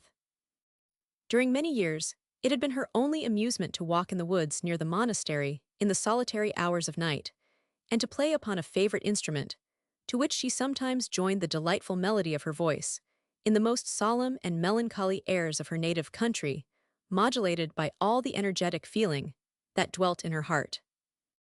The physician who had attended her recommended it to the superior to indulge her in this whim, as the only means of soothing her distempered fancy, and she was suffered to walk in the lonely hours of night, attended by the servant, who had accompanied her from Italy. But as the indulgence transgressed against the rules of the convent, it was kept as secret as possible, and thus the mysterious music of Laurentini had combined with other circumstances to produce a report that not only the château but its neighborhood was haunted. Soon after her entrance into this holy community, and before she had shown any symptoms of insanity there, she made a will, in which, after bequeathing a considerable legacy to the convent, she divided the remainder of her personal property, which her jewels made very valuable, between the wife of Mons, Bonnac, who was an Italian lady and her relation, and the nearest surviving relative of the late Marchioness de Villeroy. As Emily St. Aubert was not only the nearest, but the sole relative, this legacy descended to her, and thus explained to her the whole mystery of her father's conduct. The resemblance between Emily and her unfortunate aunt had frequently been observed by Laurentini, and had occasioned the singular behavior which had formerly alarmed her. But it was in the nun's dying hour, when her conscience gave her perpetually the idea of the Marchioness, that she became more sensible than ever of this likeness, and, in her frenzy, deemed it no resemblance of the person she had injured but the original herself. The bold assertion that had followed on the recovery of her senses, that Emily was the daughter of the Marchioness de Villeroy, arose from a suspicion that she was so. For knowing that her rival, when she married the Marquis, was attached to another lover, she had scarcely scrupled to believe that her honor had been sacrificed, like her own, to an unresisted passion. Of a crime, however, to which Emily had suspected, from her frenzied confession of murder, that she had been instrumental in the Castle of Udolpho, Laurentini was innocent, and she had herself been deceived concerning the spectacle that formerly occasioned her so much terror, and had since compelled her, for a while, to attribute the horrors of the nun to a consciousness of a murder committed in that castle. It may be remembered that in a chamber of Udolpho hung a black veil, whose singular situation had excited Emily's curiosity, and which afterwards disclosed an object that had overwhelmed her with horror. For on lifting it, there appeared, instead of the picture she had expected, within a recess of the wall, a human figure of ghastly paleness, stretched at its length, and dressed in the habiliments of the grave. What added to the horror of the spectacle was that the face appeared partly decayed and disfigured by worms, which were visible on the features and hands. On such an object, it will be readily believed that no person could endure to look twice. Emily, it may be recollected, had after the first glance let the veil drop, and her terror had prevented her from ever after provoking a renewal of such suffering as she had then experienced. Had she dared to look again, her delusion and her fears would have vanished together, and she would have perceived that the figure before her was not human but formed of wax.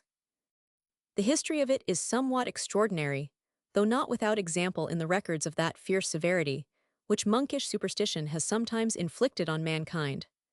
A member of the house of Udolpho, having committed some offense against the prerogative of the Church, had been condemned to the penance of contemplating, during certain hours of the day, a waxen image, made to resemble a human body in the state to which it is reduced after death.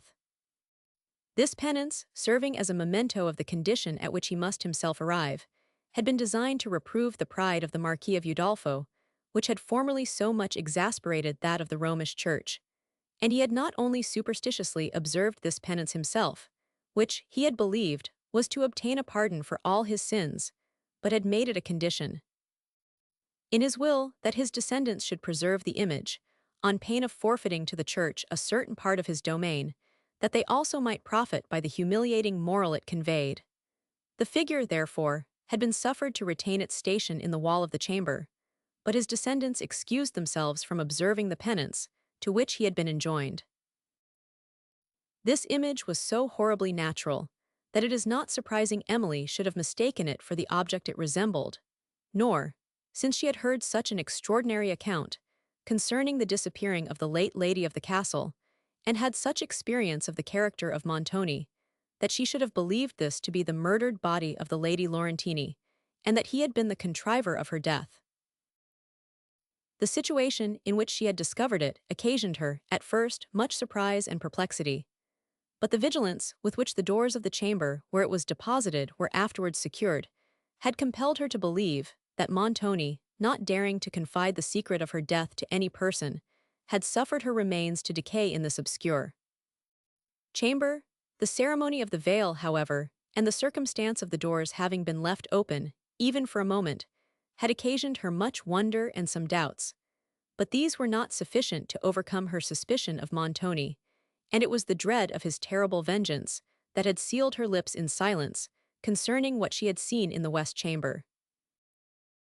Emily, in discovering the Marchioness de Villeroy to have been the sister of Mons, St. Aubert was variously affected, but amidst the sorrow which she suffered for her untimely death, she was released from an anxious and painful conjecture, occasioned by the rash assertion of Signora Laurentini concerning her birth and the honor of her parents. Her faith in St.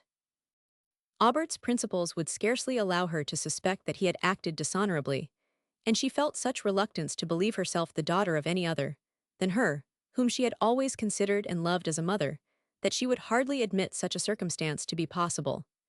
Yet the likeness, which it had frequently been affirmed she bore to the late Marchioness, the former behavior of Dorothy the old housekeeper, the assertion of Laurentini, and the mysterious attachment which St. Aubert had discovered, awakened doubts as to his connection with the Marchioness, which her reason could neither vanquish nor confirm. From these, however, she was now relieved, and all the circumstances of her father's conduct were fully explained. But her heart was oppressed by the melancholy catastrophe of her amiable relative, and by the awful lesson which the history of the nun exhibited, the indulgence of whose passions had been the means of leading her gradually to the commission of a crime, from the prophecy of which in her early years she would have recoiled in horror, and exclaimed that it could not be a crime, which whole years of repentance and of the severest penance had not been able to obliterate from her conscience. Chapter 18. Then fresh tears stood on her cheek, as doth the honeydew upon a gathered lily almost withered. Shakespeare. After the late discoveries, Emily was distinguished at the château by the Count and his family as a relative of the house of Villeroy, and received, if possible, more friendly attention than had yet been shown her. Count de Villefort's surprise at the delay of an answer to his letter, which had been directed to Valancourt at Estuvière, was mingled with satisfaction for the prudence, which had saved Emily from a share of the anxiety he now suffered, though, when he saw her still drooping under the effect of his former error, all his resolution was necessary to restrain him from relating the truth, that would afford her a momentary relief. The approaching nuptials of the Lady Blanche now divided his attention with this subject of his anxiety, for the inhabitants of the château were already busied in preparations for that event, and the arrival of Mons. Saint Foix was daily expected. In the gaiety which surrounded her, Emily vainly tried to participate, her spirits being depressed by the late discoveries, and by the anxiety concerning the fate of Valancourt, that had been occasioned by the description of his manner, when he had delivered the ring. She seemed to perceive in it the gloomy wildness of despair, and when she considered to what that despair might have urged him, her heart sunk with terror and grief. The state of suspense, as to his safety, to which she believed herself condemned, till she should return to La Vallée, appeared insupportable, and in such moments she could not even struggle to assume the composure that had left her mind, but would often abruptly quit the company she was with, and endeavor to soothe her spirits in the deep solitudes of the woods that overbrowed the shore. Here, the faint roar of foaming waves that beat below, and the sullen murmur of the wind among the branches around, were circumstances in unison with the temper of her mind, and she would sit on a cliff, or on the broken steps of her favorite watchtower, observing the changing colors of the evening clouds, and the gloom of twilight draw over the sea, till the white tops of billows, riding towards the shore, could scarcely be discerned amidst the darkened waters. The lines, engraved by Valancourt on this tower, she frequently repeated with melancholy enthusiasm, and then would endeavor to check the recollections and the grief they occasioned, and to turn her thoughts to indifferent subjects. One evening, having wandered with her lute to this her favorite spot, she entered the ruined tower and ascended a winding staircase that led to a small chamber, which was less decayed than the rest of the building, and whence she had often gazed with admiration on the wide prospect of sea and land that extended below. The sun was now setting on that tract of the Pyrenees, which divided Languedoc from Roussillon, and placing herself opposite to a small grated window, which, like the woodtops beneath and the waves lower still, gleamed with the red glow of the west, she touched the chords of her lute in solemn symphony, and then accompanied it with her voice in one of the simple and affecting airs, to which, in happier days, Valancourt had often listened in rapture, and which she now adapted to the following lines. To melancholy, spirit of love and sorrow, hail. Thy solemn voice from far I hear, mingling with evening's dying gale. Hail with this sadly pleasing tear. Oh, at this still, this lonely hour, thine own sweet hour of closing day. Awake thy lute, whose charmful power shall call up fancy to obey, to paint the wild romantic dream that meets the poet's musing eye, as on the bank of shadowy stream he breathes to her the fervid sigh. O lonely spirit, let thy song lead me through all thy sacred haunt, the minister's moonlight aisles along, where spectres raise the midnight chaunt. I hear their dirges faintly swell, then sink at once in silence drear, while from the pillared cloister's cell dimly their gliding forms appear, lead where the pinewoods wave on high, whose pathless sod is darkly seen, as the cold moon, with trembling eye, darts her long beams the leaves between, lead to the mountain's dusky head, where far below in shade profound, wide forests, plains and hamlets spread, and sad the chimes of vesper sound. Or guide me where the dashing oar just breaks the stillness of the vale, as slow it tracks the winding shore, to meet the ocean's distant sail, to pebbly banks that Neptune laves, with measured surges, loud and deep, where the dark cliff bends o'er the waves, and wild the winds of autumn sweep their pause at midnight's spected hour, and list the longer-sounding gale, and catch the fleeting moonlight's power o'er foaming seas and distant sail. The soft tranquility of the scene below, where the evening breeze scarcely curled the water, or swelled the passing sail that caught the last gleam of the sun, and where now and then a dipping oar was all that disturbed the trembling radiance, conspired with the tender melody of her lute to lull her mind into a state of gentle sadness, and she sung the mournful songs of past times, till the remembrances they awakened were too powerful for her heart. Her tears fell upon the lute, over which she drooped, and her voice trembled and was unable to proceed. Though the sun had now sunk behind the mountains, and even his reflected light was fading from their highest points, Emily did not leave the watchtower, but continued to indulge her melancholy reverie, till a footstep at a little distance startled her, and on looking through the grate, she observed a person walking below, whom, however, soon perceiving to be Mons Bonnac, she returned to the quiet thoughtfulness his step had interrupted.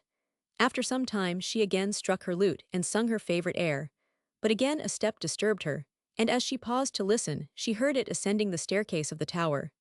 The gloom of the hour, perhaps, made her sensible to some degree of fear, which she might not otherwise have felt, for only a few minutes before she had seen Mons Bonnac pass. The steps were quick and bounding, and in the next moment the door of the chamber opened, and a person entered, whose features were veiled in the obscurity of twilight. But his voice could not be concealed, for it was the voice of Valancourt. At the sound, never heard by Emily without emotion, she started, in terror, astonishment, and doubtful pleasure, and had scarcely beheld him at her feet, when she sunk into a seat, overcome by the various emotions that contended at her heart, and almost insensible to that voice, whose earnest and trembling calls seemed as if endeavoring to save her. Valancourt, as he hung over Emily, deplored his own rash impatience in having thus surprised her, for when he had arrived at the château, too anxious to await the return of the Count, who, he understood, was in the grounds, he went himself to seek him, when, as he passed the tower, he was struck by the sound of Emily's voice, and immediately ascended. It was a considerable time before she revived, but when her recollection returned, she repulsed his attentions with an air of reserve, and inquired, with as much displeasure as it was possible she could feel in these first moments of his appearance, the occasion of his visit. "Ah, Emily," said Valancourt that ere those words solace, "I have, then, little to hope when you ceased to esteem me, you ceased also to love me." "Most true, sir," replied Emily, endeavouring to command her trembling voice, "and if you had valued my esteem, you would not have given me this new occasion for uneasiness." Valancourt's countenance changed suddenly from the anxieties of doubt to an expression of surprise and dismay. He was silent a moment, and then said, "I had been taught to hope for a very different reception. Is it then true, Emily, that I have lost your regard forever? Am I to believe that, though your esteem for me may return, your affection never can? Can the Count have meditated the cruelty, which now tortures me with a second death?" The voice in which he spoke this alarmed Emily as much as his words surprised her, and with trembling impatience, she begged that he would explain them. "Can any explanation be necessary?" said Valancourt. "Do you not know how cruelly my conduct has been misrepresented? That the actions of which you once believed me guilty, and, oh, Emily, how could you so degrade me in your opinion, even for a moment? Those actions I hold in as much contempt and abhorrence as yourself. Are you, indeed, ignorant that Count de Villefort has detected the slanders that have robbed me of all I hold dear on earth, and has invited me hither to justify to you my former conduct? It is surely impossible you can be uninformed of these circumstances, and I am again torturing myself with a false hope." The silence of Emily confirmed this supposition, for the deep twilight would not allow Valancourt to distinguish the astonishment and doubting joy that fixed her features. For a moment, she continued unable to speak. Then a profound sigh seemed to give some relief to her spirits, and she said, "Valancourt, I was, till this moment, ignorant of all the circumstances you have mentioned. The emotion I now suffer may assure you of the truth of this, and that, though I had ceased to esteem, I had not taught myself entirely to forget you." "This moment," said Valancourt in a low voice, and leaning for support against the window, "this moment brings with it a conviction that overpowers me. I am dear to you, then still dear to you, my Emily." "Is it necessary that I should tell you so?" She replied, "Is it necessary that I should say these are the first moments of joy I have known, since your departure, and that they repay me for all those of pain I have suffered in the interval?" Valancourt sighed deeply and was unable to reply, but as he pressed her hand to his lips, the tears that fell over it spoke a language which could not be mistaken and to which words were inadequate. Emily, somewhat tranquilized, proposed returning to the château, and then, for the first time, recollected that the Count had invited Valancourt thither to explain his conduct, and that no explanation had yet been given. But while she acknowledged this, her heart would not allow her to dwell, for a moment, on the possibility of his unworthiness. His look, his voice, his manner, all spoke the noble sincerity which had formerly distinguished him, and she again permitted herself to indulge the emotions of a joy more surprising and powerful than she had ever before experienced. Neither Emily nor Valancourt were conscious how they reached the château, whither they might have been transferred by the spell of a fairy, for anything they could remember, and it was not till they had reached the great hall that either of them recollected there were other persons in the world besides themselves. The Count then came forth with surprise, and with the joyfulness of pure benevolence, to welcome Valancourt, and to entreat his forgiveness of the injustice he had done him, soon after which Mons. Bonnac joined this happy group, in which he and Valancourt were mutually rejoiced to meet. When the first congratulations were over, and the general joy became somewhat more tranquil, the Count withdrew with Valancourt to the library, where a long conversation passed between them, in which the latter so clearly justified himself of the criminal parts of the conduct imputed to him, and so candidly confessed, and so feelingly lamented the follies which he had committed, that the Count was confirmed in his belief of all he had hoped, and while he perceived so many noble virtues in Valancourt, and that experience had taught him to detest the follies, which before he had only not admired. He did not scruple to believe that he would pass through life with the dignity of a wise and good man, or to entrust to his care the future happiness of Emily St. Aubert, for whom he felt the solicitude of a parent. Of this he soon informed her, in a short conversation, when Valancourt had left him. While Emily listened to a relation of the services that Valancourt had rendered Mons. Bonnac, her eyes overflowed with tears of pleasure, and the further conversation of Count de Villefort perfectly dissipated every doubt as to the past and future conduct of him, to whom she now restored, without fear, the esteem and affection with which she had formerly received him. When they returned to the Superum, the Countess and Lady Blanche met Valancourt with sincere congratulations, and Blanche, indeed, was so much rejoiced to see Emily return to happiness, as to forget, for a while, that Mons. St. Foix was not yet arrived at the château, though he had been expected for some hours, but her generous sympathy was, soon after, rewarded by his appearance. He was now perfectly recovered from the wounds received during his perilous adventure among the Pyrenees, the mention of which served to heighten to the parties, who had been involved in it, the sense of their present happiness. New congratulations passed between them, and round the supertable appeared a group of faces, smiling with felicity, but with a felicity which had in each a different character. The smile of Blanche was frank and gay, that of Emily tender and pensive. Valancourt's was rapturous, tender and gay alternately. Mons. St. Foix's was joyous, and that of the Count, as he looked on the surrounding party, expressed the tempered complacency of benevolence, while the features of the Countess, Henry, and Mons. Bonnac discovered fainter traces of animation. Poor Mons. Dupont did not, by his presence, throw a shade of regret over the company, for when he had discovered that Valancourt was not unworthy of the esteem of Emily, he determined seriously to endeavour at the conquest of his own hopeless affection, and had immediately withdrawn from Château a conduct, which Emily now understood, and rewarded with her admiration and pity. The Count and his guests continued together till a late hour, yielding to the delights of social gaiety and to the sweets of friendship. When Annette heard of the arrival of Valancourt, Ludovico had some difficulty to prevent her going into the Superum, to express her joy, for she declared that she had never been so rejoiced at any accident as this, since she had found Ludovico himself. Chapter 19. Now my task is smoothly done. I can fly, or I can run quickly to the green earth's end, where the bowed welkin low doth bend, and from thence can soar as soon to the corners of the moon. Milton. The marriages of the Lady Blanche and Emily St. Aubert were celebrated on the same day, and with the ancient baronial magnificence, at Château Blanc. The feasts were held in the great hall of the castle, which on this occasion was hung with superb new tapestry, representing the exploits of Charlemagne and his 12 peers. Here were seen the Saracens, with their horrible visors, advancing to battle, and there were displayed the wild solemnities of incantation, and the necromantic feats exhibited by the magician Jarl before the emperor.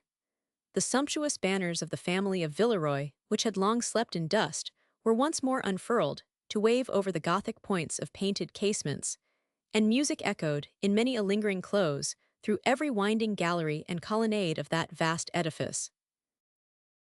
As Annette looked down from the corridor upon the hall, whose arches and windows were illuminated with brilliant festoons of lamps, and gazed on the splendid dresses of the dancers, the costly liveries of the attendants, the canopies of purple velvet and gold, and listened to the gay strains that floated along the vaulted roof, she almost fancied herself in an enchanted palace, and declared that she had not met with any place which charmed her so much since she read the fairy tales.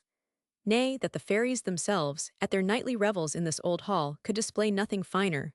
While old Dorothy, as she surveyed the scene, sighed and said, the castle looked as it was wont to do in the time of her youth. After gracing the festivities of Château Blanc, for some days, Valancourt and Emily took leave of their kind friends, and returned to La Vallée, where the faithful Teresa received them with unfeigned joy, and the pleasant shades welcomed them with 1,000 tender and affecting remembrances. And while they wandered together over the scenes, so long inhabited by the late Mons.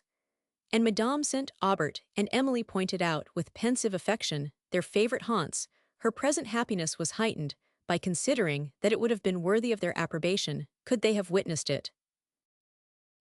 Valancourt led her to the planetry on the terrace, where he had first ventured to declare his love, and where now the remembrance of the anxiety he had then suffered, and the retrospect of all the dangers and misfortunes they had each encountered, since last they sat together beneath its broad branches, exalted the sense of their present felicity, which, on this spot, sacred to the memory of St. Aubert, they solemnly vowed to deserve as far as possible by endeavoring to imitate his benevolence, by remembering that superior attainments of every sort bring with them duties of superior exertion, and by affording to their fellow beings, together with that portion of ordinary comforts, which prosperity always owes to misfortune, the example of lives passed in happy thankfulness to God, and therefore in careful tenderness to his creatures. Soon after their return to La Vallée, the brother of Valancourt came to congratulate him on his marriage, and to pay his respects to Emily, with whom he was so much pleased, as well as with the prospect of rational happiness, which these nuptials offered to Valancourt, that he immediately resigned to him a part of the rich domain, the whole of which, as he had no family, would of course descend to his brother on his decease. The estates at Thoulouse were disposed of, and Emily purchased of Mons.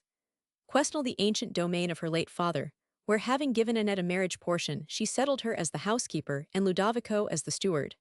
But since both Valancourt and herself preferred the pleasant and long-loved shades of La Vallée to the magnificence of Eperville, they continued to reside there, passing, however, a few months in the year at the birthplace of St. Aubert, in tender respect to his memory. The legacy, which had been bequeathed to Emily by Signora Laurentini, she begged Valancourt would allow her to resign to Mons. Bonnac, and Valancourt, when she made the request, felt all the value of the compliment it conveyed. The Castle of Udolpho, also, descended to the wife of Mons. Bonnac, who was the nearest surviving relation of the house of that name, and thus affluence restored his long-oppressed spirits to peace, and his family to comfort. Oh, how joyful it is to tell of happiness, such as that of Valancourt and Emily, to relate that, after suffering under the oppression of the vicious and the disdain of the weak, they were, at length, restored to each other to the beloved landscapes of their native country, to the securest felicity of this life, that of aspiring to moral and laboring for intellectual improvemento, the pleasures of enlightened society, and to the exercise of the benevolence which had always animated their hearts, while the bowers of La Vallée became, once more, the retreat of goodness, wisdom, and domestic blessedness. Oh, useful may it be to have shown that, though the vicious can sometimes pour affliction upon the good, their power is transient and their punishment certain, and that innocence, though oppressed by injustice, shall, supported by patience, finally triumph over misfortune. And if the weak hand that has recorded this tale has, by its scenes, beguiled the mourner of 1 hour of sorrow, or, by its moral, taught him to sustain it, the effort, however humble, has not been vain, nor is the writer unrewarded.